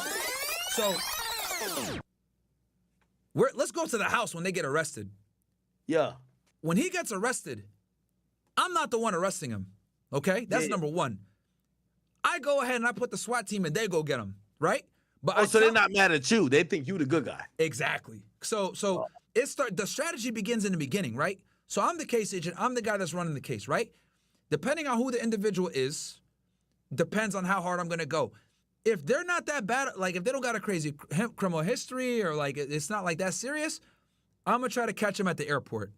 Or I'll try to catch him at his house or maybe his girl's place, right? And if I know that he's not like that crazy of a person, I'll try not to do the SWAT team. Because the SWAT team makes shit weird. Then I got to do a lot of, I got to like be all nice and all this extra shit, whatever. So the SWAT team makes it a little bit tougher. So I try not to do a SWAT team unless I absolutely have to and they're a dangerous individual. But most of the time, it'll be I do a traffic stop, right? A traffic stop, this is a funny picture, by the way. A traffic stop, catch them at the airport, etc., right? So after they get arrested, right, I'm not the one that originally arrests him. Now, if I am the one that's there, right, the other guy cuffs him up and he's kind of an asshole, I come in and I say, hey, how are the cuffs? Are they too tight? Whatever it may be. Yeah, they hurt a little bit. All right, cool. This is what I'm going to do. I'm going to handcuff you in the front. This is against policy, but I'm going to handcuff you in the front so a little bit more comfortable. Right. You're going to do that to try to gain some trust? Of course. Absolutely. This is what I used to do all the time. So this nigga dog. Right? So I'll loosen up the handcuffs. Right, I say this line every time. Yo, I'm gonna unhandcuff you. If you trust, I'm gonna fuck you up. But we have a level of trust here. I'm gonna unhandcuff you and put it in the front so it's more comfortable. And they say thank you, right? So I unhandcuff him, put it in the front, make it more comfortable, double lock it so he can't break out, obviously, and then I put him in the car, right? What I'll do sometimes is I'll put him in the front seat next to me, and then I'll put an agent behind him, right? And then for like the first. Wait. Go ahead. So this is like you have like a whole strategy of getting this person. Absolutely, bro. Feel like, God damn. Absolutely, because bro, here's the thing. I was the case maker in my office. I was one of the like I got a director's award. Like I didn't do that from like just like I was what you would consider like a good case agent, like case maker type dude. So I wasn't like on a SWAT team and none of this tackleberry shit because that's just like grunt retard shit. I was more focused on doing big conspiracy cases, and the way you do that is you got to be a good talker. You got to be able to identify with these guys. It's not like the fucking movies where you bring them in and you put this fucking light on their face and say, "Hey, nigga, you got to talk to me like this." Like, no, man, it's you talk to these people as human beings, bro. I spent like an hour or two just shooting the shit with them about their family, their kids, their life. One dude was like a fucking like professional frisbee player. Nigga taught me how to play frisbee. I was like, what the hell? So so AJ, if you're here still, basically, my man Myron gonna put you in the front seat. You gonna think that, you know what I mean? You the big dog. So now you talking a little bit extra. You know what I mean? I'm gonna have Myron give me some food, nigga, and tell him to take me to my cell, bro. No. All right, he give you the food and he be like, yo, bro. No, hold on. I'm pretty sure he got more tactics. He gonna be like, yo, bro, really? You weren't even a target of this shit. We want somebody else. Nah, I'm sorry you got caught up in this. Anyway, Myron, keep giving the tactics, because a nigga like AJ, I could tell the first bite of the Kai Cenat chicken Big Mac, he's telling. Yeah, so, I'm gonna tell Myron bring me a tour of Italy from Olive Garden, nigga, and Cold Stone ice cream. Well, and I'm gonna go to here's myself. the other important thing too, right? So Myron brings you the tour of Italy, which, by the way, if anybody knows about Olive Garden, come on, that's like prime. That's good eats. So here's the other thing too. That's really important, right? So when you arrest somebody, guys, you got to read them their Miranda rights, right? So the way I would like deal with that is I'd be like, all right, bro, look, obviously you're here in handcuffs and shit like that, so I just got to do this as a formality. You have the right to remain silent. Anything you say could be used against you, court, blah blah blah blah. And I kind of run through it, right? And then I'd be like, don't look, you have to ask them if they understand though. Of course. Hey, do you understand? Because these dudes been arrested before. Sometimes they'll stop me mid-sentence. They'll be like, oh, yeah, I know, bro. I get it. Like, hey, I got to read it to you. I got to read it to you anyway. You could choose to talk to me or not. I'm not going to ask you no questions about this bullshit, bro. We're just going to shoot the shit, whatever, right? So when I put him in the car, like, mind you, my first duty station was Texas. Everything was far. Like, we're talking 60, 70, 100 miles to get to the fucking local jail. So I'd be driving with him, right? And I'd say, I'd be sitting there talking with him, whatever. And I'd be like, yo, are you hungry? And he'd be like, yeah. I'd be like, what do you want to get? And I'll like look at like the local restaurants around and shit. And El Pollo Loco, because you were down on the southern border. Like, what was the spot? You tell me. What's the spot? Whataburger, bro. Whataburger. Whataburger? Yeah, they used to love that shit. Man, okay. That's basically like In-N-Out, or that's basically like Whataburger is terrible. Taco Palenque too. They love that shit. That's like South Texas. Taco Palenque. All my Mexicans on the southwest border know what I'm talking about with that one. Eagle Pass, Del Rio, let me ask you a question. Laredo. So okay, they asked the spot, you stop there, whatever, blah blah. Yeah. Are you using your card? Or are you using like there's like a precinct card? Like what card are you using? So what you could do is like you could use your shit and then like expense it later, but I would always use my shit. Damn. Yeah. You could expense it later. Right, hold on, I bet. So cool. You now go, you swipe, you go get the shit. Motherfuckers hungry. Yeah. Like, you wait till you get to the spot for them to eat, because now they want to eat. Yeah. So it depends. So like what I'll do is I'll either keep driving or I'll park it and then we eat and we just shoot the shit. And that's why I handcuff them in the front, because because a lot of agents will be like, nah, you got to be handcuffed in the back and shit, like, because they're fat slobs or females or whatever. But like with me, I was like, I was like in the best shape back then. So I was like, hey, I'm gonna handcuff you in the front so they could eat and shit too, bro.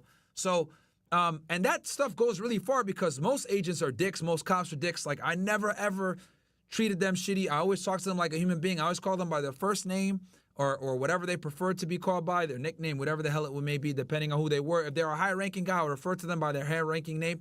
So, and like the first hour, I wouldn't ask them nothing about criminal activity, bro. None of that bullshit. I'll just ask about what they do, their family, their hobbies and shit. That's how I got into that whole conversation about Frisbee with one dude.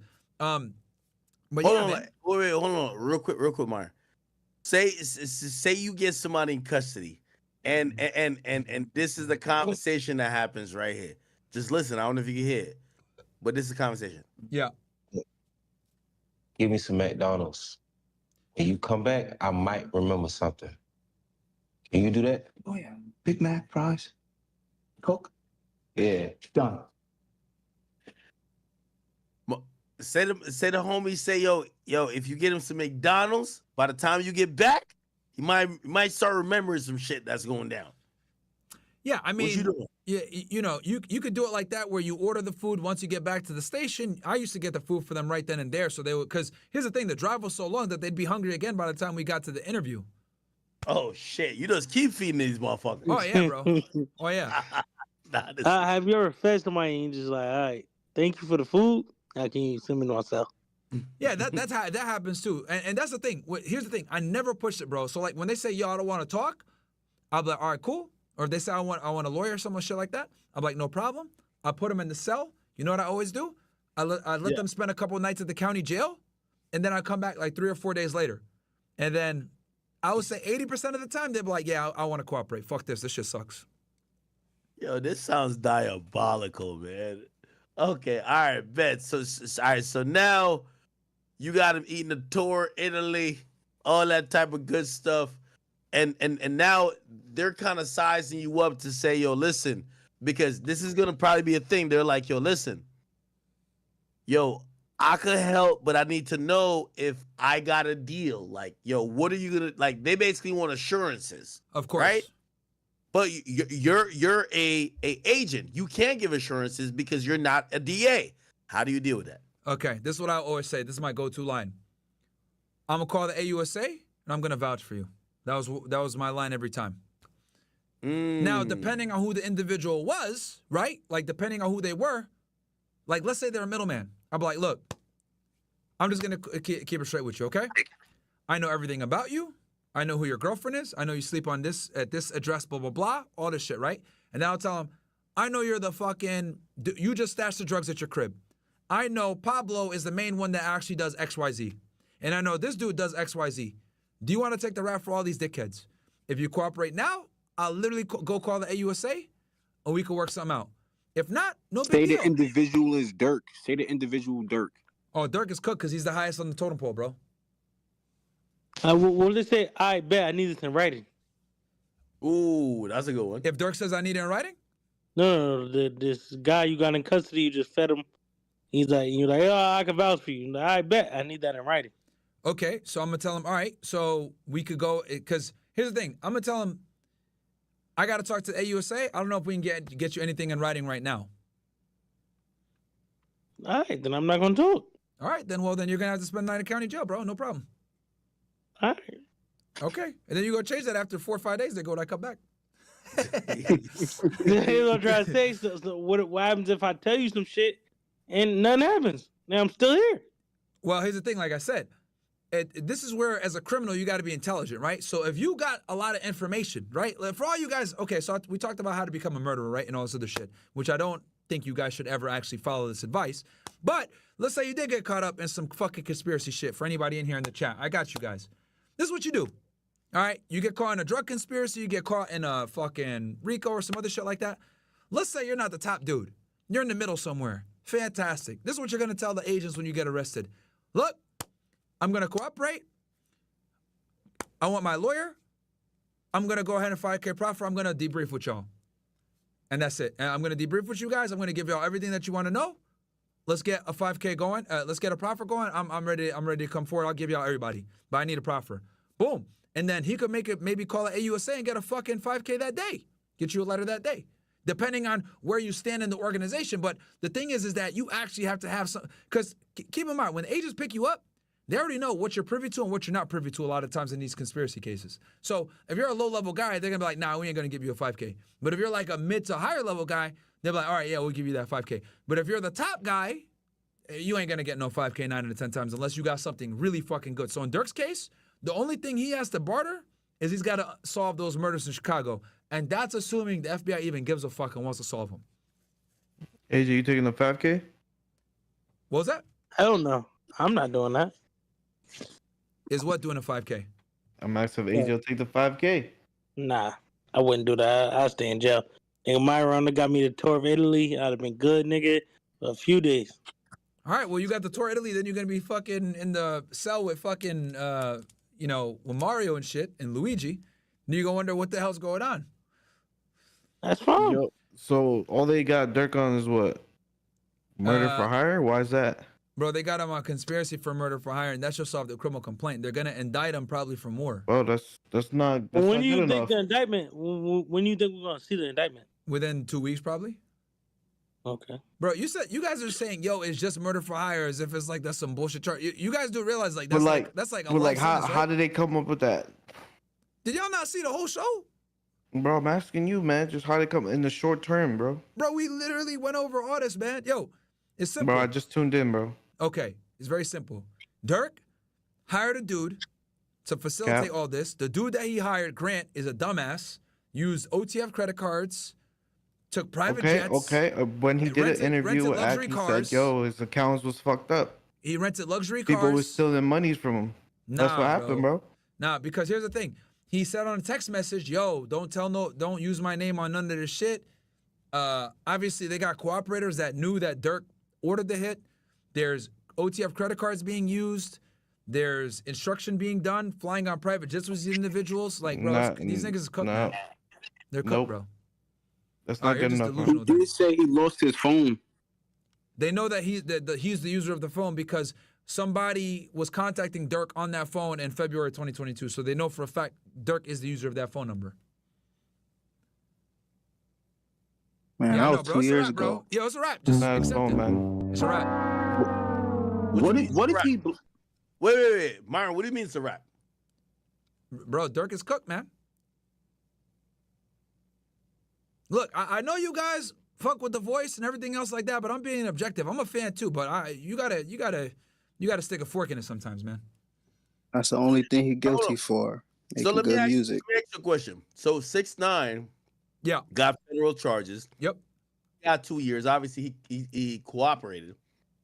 Could this play out anywhere near that? Fuck no, because Durk is the murder of this indictment. Really? Yeah, Durk is a top guy. So, like the 6ix9ine situation, the reason why 6ix9ine worked, and I feel like an asshole because I've said this before, but I guess for the people that might not know, because me and you've had this conversation a million times, so I apologize. But for your audience that might not be aware, the reason why 6ix9ine got such little time, guys, this is how 6ix9ine did it. He was in the middle of the organization. He was a financier. When you're a financier and the rapper, you had the status and the money. So that means you're rubbing elbows with people in the middle to low level, and you're also rubbing elbows with people at the high level, right? So since he's in the middle, he's privy to all the gang activity on both sides. So he's the perfect person to turn because he knows what's going on. On top of that, he had an incentive to cooperate because these dudes were trying to kill him, and Shotty was fucking his baby mom. So he had every reason to cooperate because they were doing all this shit to him and doing him dirty, and they were trying to kill him. So he's what I would call like a perfect informant, right? Absolutely perfect informant. He's in the middle. He didn't do nothing too serious. He didn't kill nobody, so he gave him some good time off, right? And he wasn't really a gang member. He was just a financier, right? So that's why 6ix9ine got such little time was because he gave up everybody above him and some people below him. But very few people are able to be in that position and be privy to all that kind of information in a gang or organized crime case. In this case, Durk is the top dude. So since he's the top dude, he's going to be looked at as a leader organizer, and he's going to get more time off of that. Him and Grant are going to be the leader organizers of this situation, and they're going to get the most time by far. They're going to be the ones closest to getting life, even though the shooters that actually killed Quando's cousin might not necessarily get life. I think all of them are probably going to be likely to get, football numbers where they're not going to ever get out of prison. But Durk and Grant are going to be the most susceptible to get the higher sentences because they're the leader organizers. And when it comes to sentencing, when they do their numbers and they're crunching the numbers and all that, they typically get the most time. So it's not looking good for Durk, bro, at all. Damn. Yo, AJ, you here? Yeah. Yo, I mean, he pretty much explained the whole 6ix9ine situation. Would you tell? Nah, I wouldn't have. Nigga fuck my bitch and try to kill me. I'm gonna kill him. Fuck his bitch. Yeah, but how you gonna do that when you're in jail? Whenever I get out. And on top of that, you're not gonna have protection in prison, which is run by gangs at federal level. You got all the Bloods want to kill you. Why would they want to kill me? And you're 5'6" and 150 pounds. Why would they want to kill me though? I haven't told yet. They assume you told. No, I'm saying I'm not going to tell, and I'm gonna kill a nigga that try to kill me. All right, so you're gonna kill a high-ranking Blood member when you're not even in the gang, and federal prisons are literally run by Bloods and Crips. I'm a millionaire. I get some niggas to tap in on me. They're gonna want to kill you even more because you're the millionaire and you're the celebrity. Bro, if you give some niggas money in jail, they gonna be cool. You think 6ix9ine got money like that when he was going in, bro? He was spending money on fucking girls and shit, man. Like he was tricking off and shit.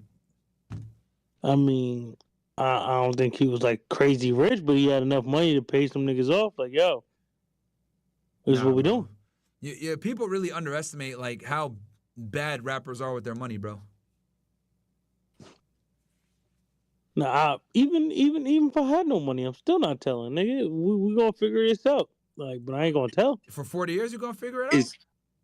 Yeah.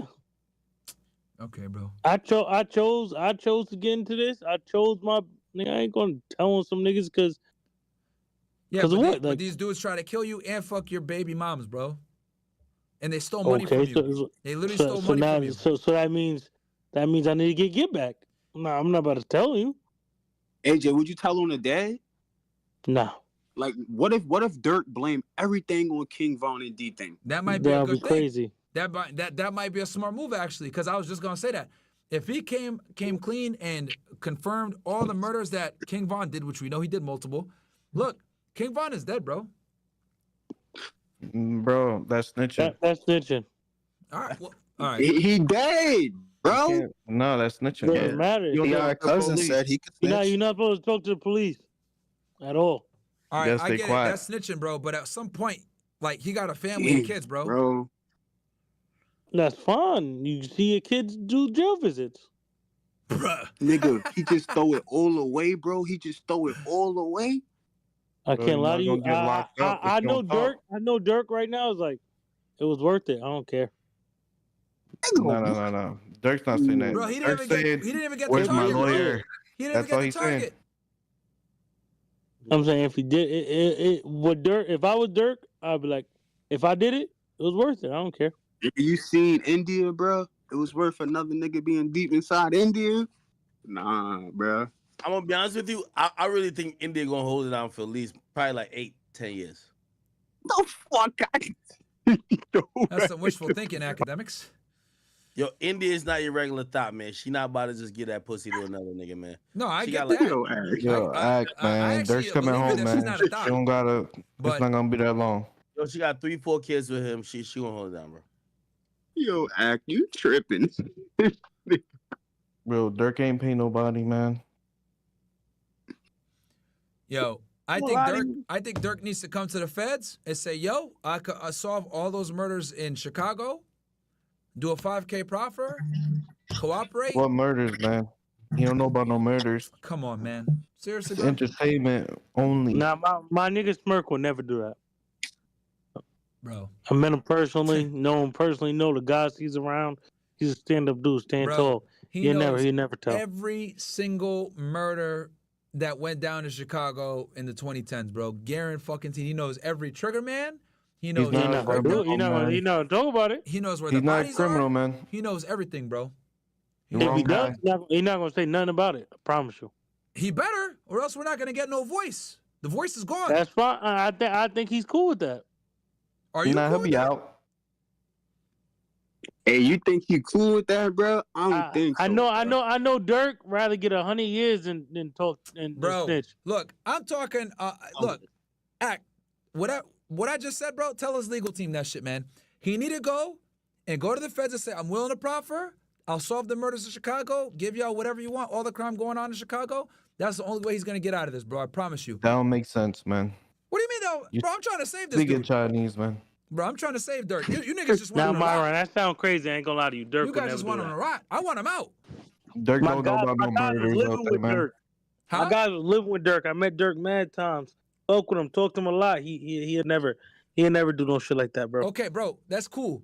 Like, I get it that you have this image of him in your head, but I want him to actually be free and be able to see his kids grow up and not be in prison for the rest of his life. So I'm giving him advice to get out. Myron, man, But you give him advice that's against everything he believes in. Oh well, he's alive and he's not in jail, and he's with his family and his kids, bro. When you got the kind of money that he got, bro, look at Gunna. Gunna was able to still make money, but Gunna ain't tell though, bro.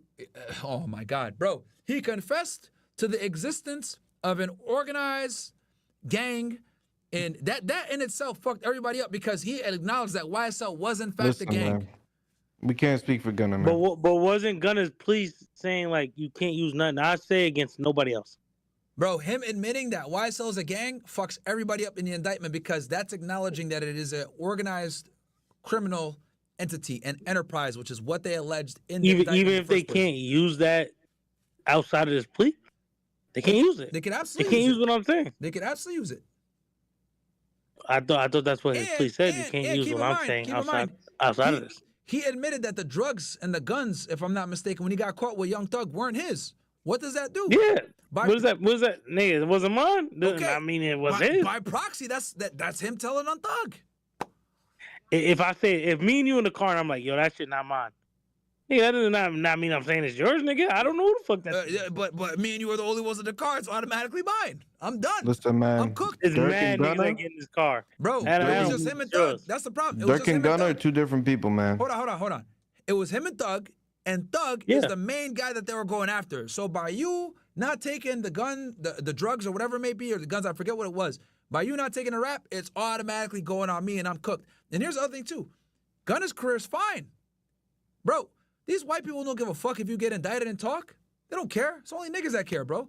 And who's the major consumers of hip-hop nowadays that actually pay for shit? It's white people, bro. Don't matter. He'd be a snitch. They'll make fun of him for a little bit, but bro, he's gonna still sell out records. He's gonna still sell out. He's too big I don't think he cares now. about that. I don't think Durk cares about that. He's a real street nigga. His dad went to jail because of a rat. And what happened? His dad went to jail. He wasn't there supporting Durk, and he ended up becoming a fuck up and a gang member and doing all this dumb shit. He got lucky that he was able to find it with rap, but obviously his friends died. He grew up in a lot of suffering. I don't think Durk is a fuck up, man. Bro, he's in federal prison right now, man. bro. The voice. Look, if he want to continue to have a voice, if he wants to continue to have a voice, bro, he's got to get out. What you guys are advocating? He's gonna get out, bro. He just don't gotta talk to nobody. That's it. Bro, he's gonna send the lawyer. He's gonna die in prison if he listens to y'all, bro. He's gonna die. No, he won't, man. Serious question though, Ak. How much is Durk worth? I have no idea. I've been trying to figure it out. Like you, at least 50. Yeah. I'd rather die in jail than be a snitch. That's what I was about to ask you, AJ. I swear I was about to ask you that. I was about to say, so 50 mil, you 50 mil, right? You got 50, Durk, let's say Durk's worth about 50 about mil. The conversation we had earlier. What did I say? 8 million, but that's I said, cap. No way he's worth 8 million. If I'm 40 years old and Durk tells me, nigga, I'm the nigga, I'm Jam, and Durk says, yo, I got a fucking $1 billion for you. Nigga, yes, I'm taking the money and I'm staying in jail. No, the fuck you not, AJ. No, you not, bro. I promise you I would. If I'm Jam, a fuck up that's broke. AJ staying in jail for $1 billion. And got nothing for his fucking life, nothing to his name, and a nigga offered me $1 billion to stay in jail, nigga. Yo, yeah, I'm taking that shit, nigga. Nah, bro. What the fuck you gonna do with the money, bro? I'm gonna give it to my family, my kids, my whole family's name. My family's gonna be good for the rest of their life. And Whatever. nigga, I'm gonna use that money in jail. Nigga, I'm be getting all type of food, nigga. Olive Garden, that bitch, nigga. That shit gonna be good in there. Nigga, I'm be blessed. Yo, Ak, you tried the chicken Big Mac? I ain't tried yet, man, but I'm waiting for Kai to get on stream. I'm trying to do a mukbang with Kai. Pause.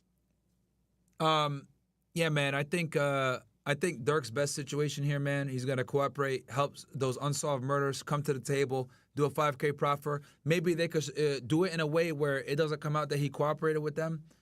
I mean, it's gonna be tough to hide it if he gets less time. But regardless, if he wants any future, bro, he's gonna have to cooperate. Maybe solve those murders. I think that's the best way, or solve any other crimes that the FBI might be looking at in Chicago with gang shit.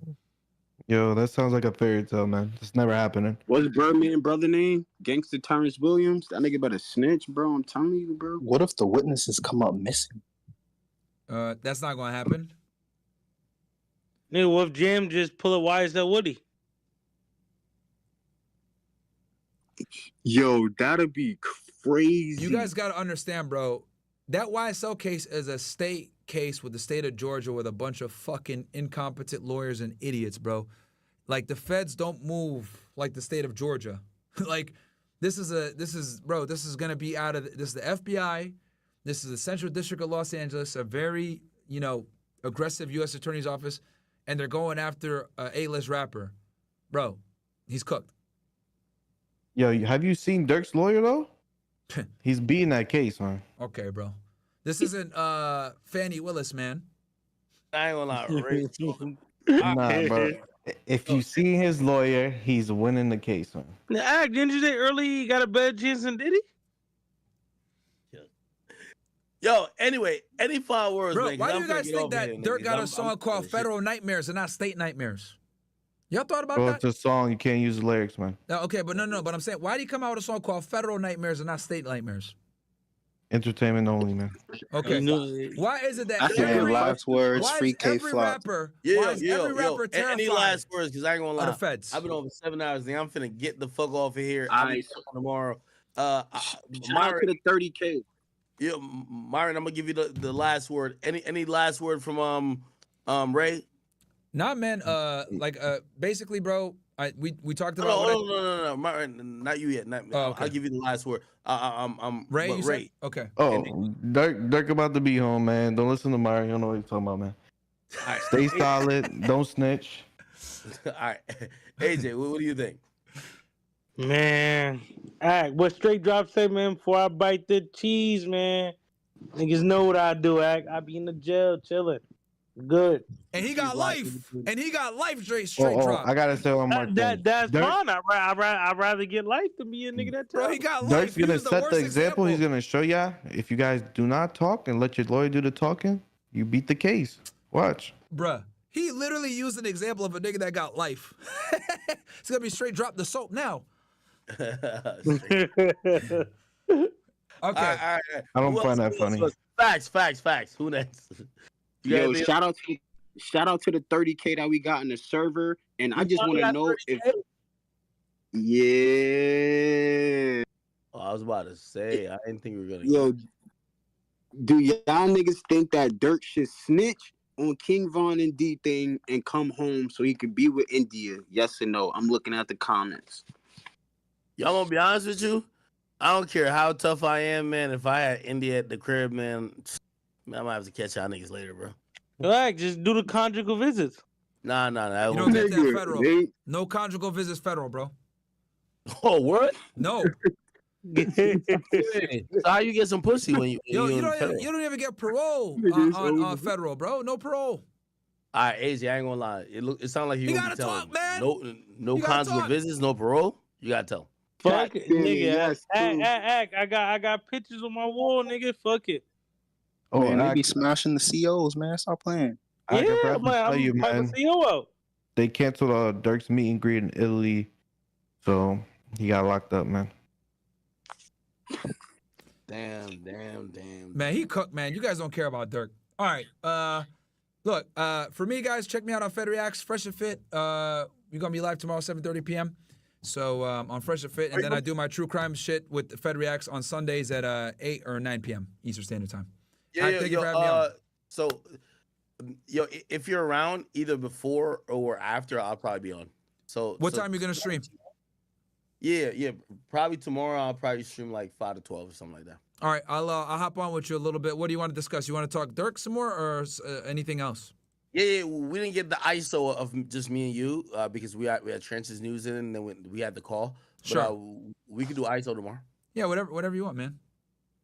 All right, cool. Hey, chat. When it comes to situations like this, I love bringing Myron on. I feel like he adds valuable insight, and I could kind of bounce off him with questions that we all have, and I know y'all have. So, you know, I think it's a good deal. You know, so yeah, a lot of them hate me, but you guys will like me eventually. Pause. They hate me now, but that's I'm gonna fine. be honest with you, yo. It's weird how they have this odd relationship with you.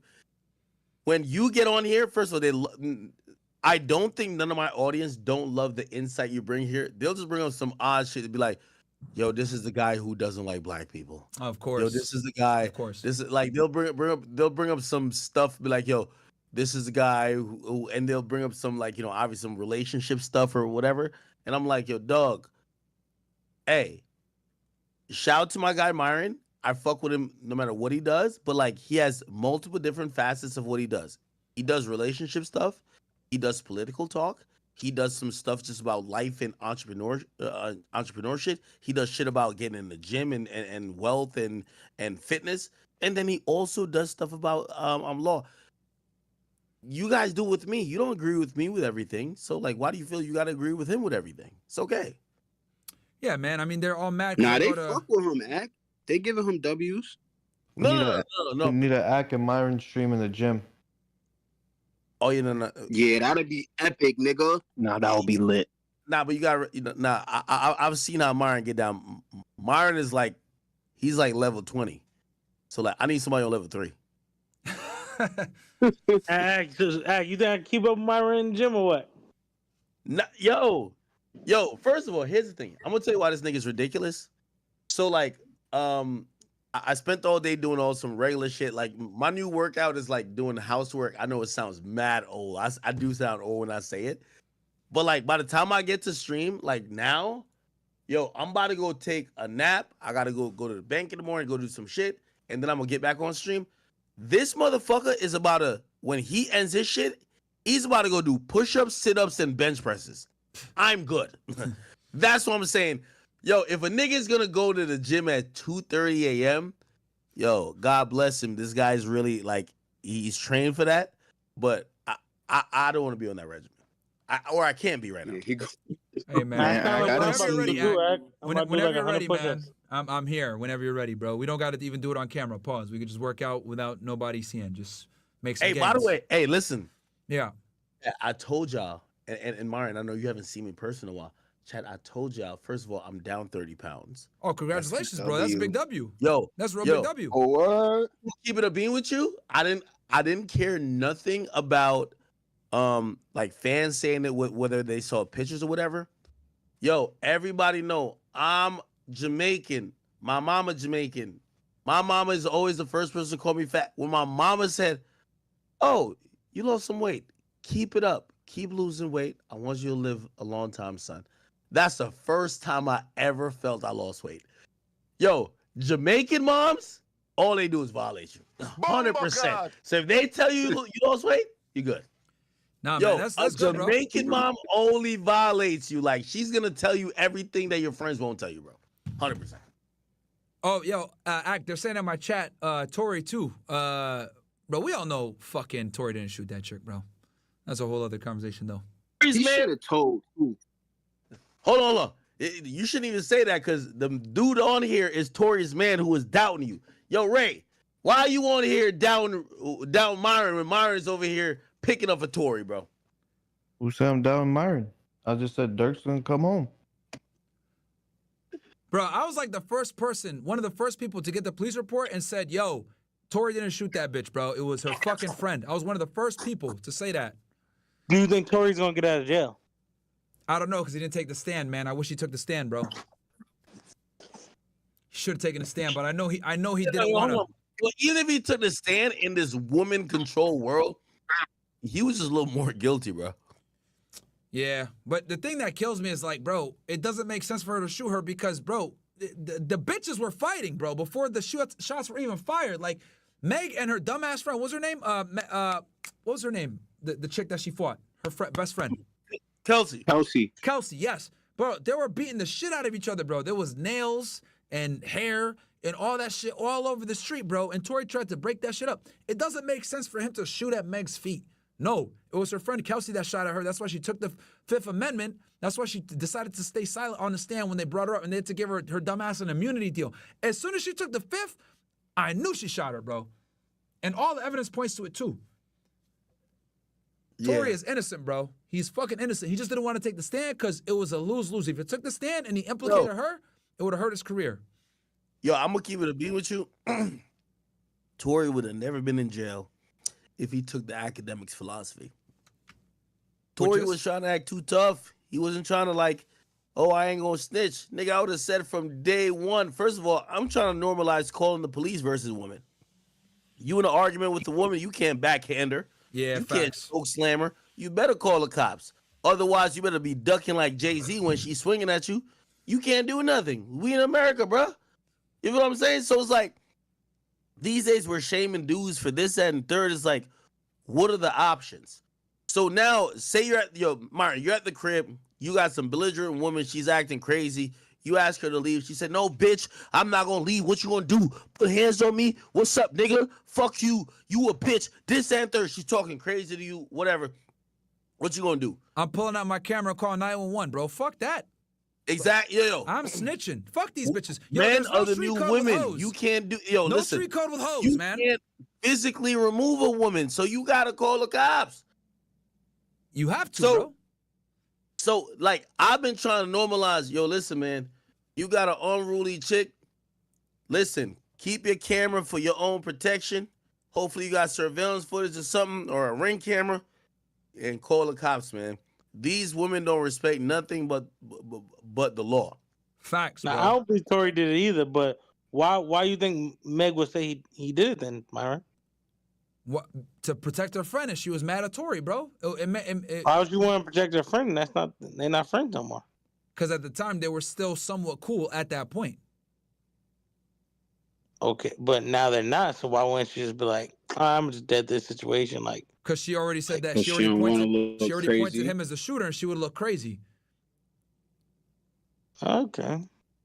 So her credibility would have been shot. But like, when you look at the evidence, it just don't make sense that Tory would shoot Meg. It was 100% Kelsey. The only thing that would make it make sense is like understanding that, like, yo, Meg back then, she had like the build of some chick on HGH, and like it's one of those joints where it's like, yo, you might need a weapon for this one. Like, bro, no street code. When it comes to women, no street code, man. Snitch on these bitches. I'm telling you, snitch on these bitches. We're gonna make it a shirt. Snitch on these bitches. No, I agree with that. Yo, let me tell you this. I ain't gonna lie to you. The amount of girls that don't call the cops on, man, you would think I'm a snitch. Well, I mean, I would tell. But listen. You have to. There's no choice. Yo, because here's the thing. Yo, here's the thing. If we were back in Jamaica, back in early 2000s, I would have choke slam a chick. Yo, stop playing with me. We not about to play no game. But we in America, yo, you breathe too hard on a chick. So now I'm like, yo, listen, I gotta have, hey, could you do this? Hey, could you stop this? Hey, you're harassing me. Hey, blah, blah, blah. Once they can't listen, let the police come talk to them. Facts. Police, holla at them. Nah, I ain't gonna lie to you, I would agree with that, but my phone don't dial with 911. All right, so what you do when, yo, let me tell you this. These days, women are so like, yo, bro, they're so rambunctious. Yo, women aren't stupid. They realize when, oh, okay, you won't call the cops. So now they're terrorizing you. Yeah. All in your face, fucking with you, harassing you all day. So what you gonna do? Leave. All right. So you leave. Now they break some shit at your crib. Oh, this fucking bitch AJ cheating on me. Fuck his computer. Break. Fuck his TV. Break. All right. So you come back to your crib. She broke a bunch of stuff. What you finna do? Yeah. Act, man. Yo, act. Shit like that don't happen to me, bro. Like, I ain't gonna lie to you, bro. All right. Oh man. So now you're just like rewriting this. Yeah. I'm asking you, if it did happen, what would you do? Act that the nigga. Get a girl over there. Nah, she gotta go to jail, bro. So you would try to get a girl to do what? Give her the beats. Okay. Then So you now gonna you're go going to down for jail. conspiracy. Wait. All right. Now you're So going now down you for get a girl. conspiracy. She's already like, why the fuck am I gonna stick around for some random girl to come fight me? I broke your shit already. You're too pussy to call the cops. You can't put hands on me. I'm gonna leave. Good job, you bitch. So she leaves now. What do you do? All right. I fix my shit and go about my day. Okay, she calls 70,000 worth of. What do you do? Like, I'ma pay for the shit, bro. Like, and just go about the day, bro. Like, it is what it is. Essentially, you're admitting that your girl could do and break anything she want because she's a woman. No, that wouldn't happen again, because shit like that don't happen to me. But, nigga, if that happens, nigga, you just got fuck it. Whatever, it is what it is. Bro, unless you're dating white bitches from Connecticut, that's gonna happen to you at some point, bro. So Nah, I'm that nigga. Okay, I don't have no girls play with me like that. Sure. Look, man, when it comes to bitches, we snitching, bro. Snitches for the bitches. We got it. That's the new. That's the new let me logo. tell you this. Mogo. Yo, no, you don't want to put your hands on a woman. And let me tell you this. These days, women feel so entitled because they're gassed up by all types of people who look at their beauty. And, bro, half of these chicks grew up without a father or didn't have to obey any type of law and order when they were in the home. Why would they just like... So, what is calling the cops gonna do? Your shit's still broken. Well, first of all, here's the thing. I always say this. Anybody who's arguing with a woman, tell me the last time you've argued with a woman at her spot that she got so crazy she broke her own shit. It ain't never happened in history. So when you having this conversation with this person, you need somebody to enforce what you're saying. Because women all know you're a guy, you can't do this, you can't do that. You need somebody to enforce it. And the only person who's gonna enforce it is the cops. Back. Girls will break your shit, get arrested, could get out, then do it again. And then you get them locked up again. So that's what I'm trying to say. It's clearly not doing nothing, so what's the point of calling the cops? I ain't gonna lie, I done called the cops so many times, man. Listen, like, yo, I don't even argue with females. Because here's the thing, bro. Meg Thee Stallion claims to be street, but she went ahead and testified against Tory, and she still got her career intact. Fuck that shit, man. When it comes to male artists, you should be able to snitch on women, bro, because they snitch on us all the time. Fuck that. It's not even snitching. It's just like, yo, listen, if you do something wrong, like you're seen as a woman beater. Like they could do all type of things wrong, but oh, I misremembered that. They're gonna be good. All right. Anyway, man, yo, listen, man, I'm finna get off of this joint. Yo, AJ, call the cops. Yeah. It's okay. Yeah, bro. When you stream tomorrow, I'll hit you up. I'll try to get on before we do the Fresh and Fit thing, man. But yeah, bro, we'll talk. Perfect. Thank you, Myron. Thank you, Trenches New. Thank you, everybody who came out tonight. I appreciate you guys. You guys helped me make a very entertaining stream. I do know some of y'all want me to do a little bit longer, but I've been on a really early time schedule, so that's why around 2:00, like that's just natural. I've been getting up, so even now, like I'm about to get up at like 6, 7 o'clock, and I don't do another nap afterwards. So like my body just after a while, like at 2 o'clock, is like, yo, dog, go to sleep. Yeah, nah, bro. Get some rest. We'll chill tomorrow, man. We'll talk tomorrow. All right, definitely. All right, Appreciate everybody for coming out. Yo, AJ, yo, I'm gonna hit you for facts, for Wale Intern, for anybody else who was in here who was asking questions. I love all of y'all and appreciate y'all. And we'll holler tomorrow. Chat, thank you. Nobody bigger. Ain't nobody bigger than the motherfucking chat. By the way, you guys make sure you get on Discord. Facts got some special shit for y'all. And also make sure y'all support every one of the people who happen to be chat niggas or contributed. All right. Love y'all. Peace out. See y'all tomorrow. I'm out. Peace. Peace. See my heart.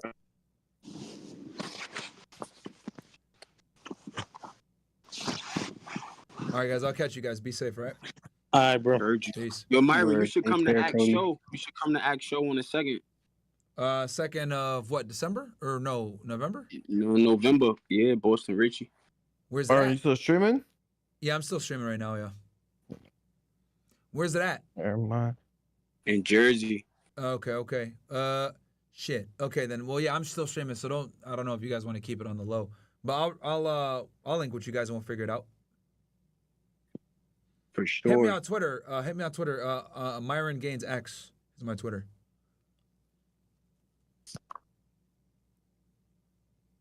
And I'll check my messages now. All right, guys, be safe, man, and nothing wrong with cooperating with the police. I know, even though you're street ninjas. There's a lot wrong with it, Myron. Okay, all right. Listen, man, free Durk, free Tory, man. This is why niggas getting snitched on like that. People like you, Myron, saying there's nothing wrong with it. All right, man. All right. Later, guys. Peace. All right. Yo, peace. Oh, man. These guys are entertaining, bro. All right. So, what do we got here? Oh, look. It still shows that we're live here. Okay. So, we got 2,100 you ninjas watching right now.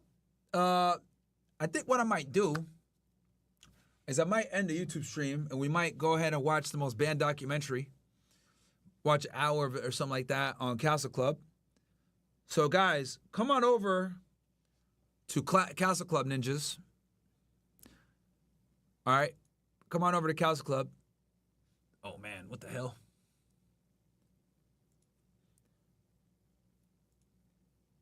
Come on over, ninjas. Because I think it's about that time, ninjas, where... Hold on. We are going to definitely... Yo, man, hold on one second. Gotta fix some of this shit. Because I think it's night train time, guys. It might be night train time.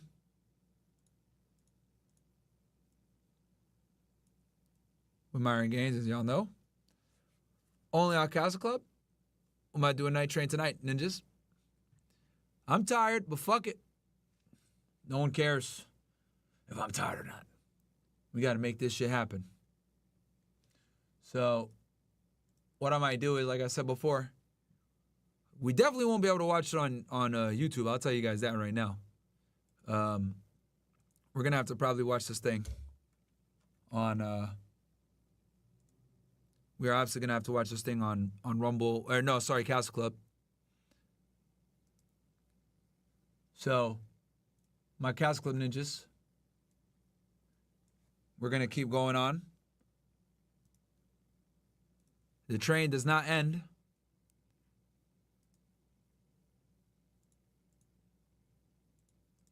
Hold on one second. Fixing some of the stuff here. Shout out to Bills for teaching me how to do this.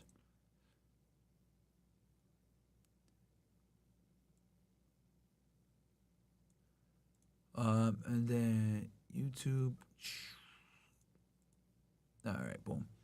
So, yeah, guys. So come on over to CastleClub.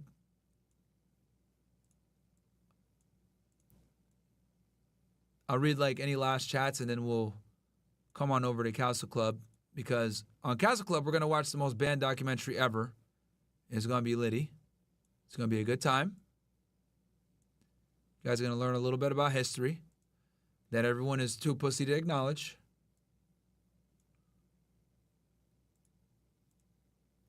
So,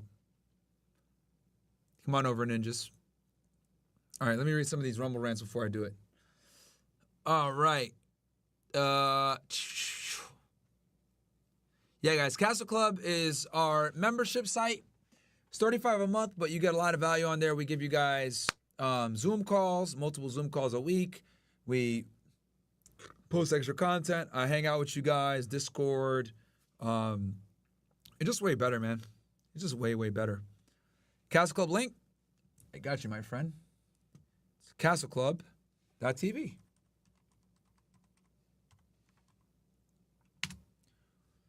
The documentary is going to be rhymes with Europa.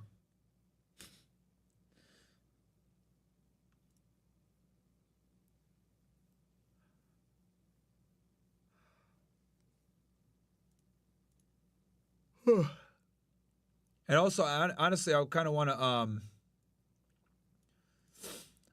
to go to CastleClub so that we can so I can put the Castle Club chat, because the Castle Club chat is way more lit, to be honest with y'all. They be putting fucking memes and shit. It's fucking funny as hell. So, all right, let me double check any chats here. All right, so we got here. Amin Daniel says, loyalty to a fault is what those guys were talking about with you on Axstream. Could you explain the distinction you were making? Don't know what you mean by that. W Stream, Myron, Durk's demise is a sad recurring tale. Got to leave the streets behind when you can. And when is the panel talk with Nick Fuentes? Got to work with people and figure that out. I'm glad FNF has CC members that have an IQ. We just listened to some legally weird gangbangers. Myron showed us the other side of the coin. WFNF, WFederax. Thank you, Arc Lightning. Durk is one ugly ninja. Fair enough. Fresh updates. Myron, can you click on live on Axe to sync up? He's out of sync on a whole other image. Well, it's because we're watching it on the playback, bro. That's why. JNV, what happened to your IG account? It got banned. Working on getting it back. King Von looking up Durk right now. Okay, we read that. Cool. Caught up on that. Let me make sure I caught all the Rumble rants.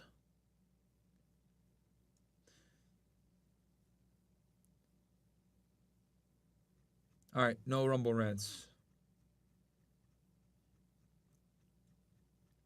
We got something planned with y'all for y'all tomorrow, by the way, when it comes to the Rumble stuff, by the way, guys. Something big planned, and I think you guys are really going to enjoy it. I really do think you guys are going to like it a lot, the Rumble stuff we got planned. But, chat, I think this is where I'm going to end it here for YouTube and Rumble. Castle Club guys, come on over. Castle Club guys, assemble. Y'all know what time it is. Join Castle Club guys. Join it. If you really rock with us, you support us. Join Castle Club. It's fucking awesome. So come on over, guys. Coming over to Castle Club. Y'all can see the numbers already going up. So, guys, I'm going to end the Fed React stream here. All right, guys. We're going to only stay on Castle Club. So I'm going to end the Twitter, Rumble, YouTube here. Obviously, and Twitter, Fresh and Fitpod, if you guys are watching there. So, love you guys. Rumble.com. Sorry. CastleClub.tv. Join in. Join in, guys. CastleClub.tv. We're going to go to Castle Club right now. We're going to watch the most banned documentary and really be able to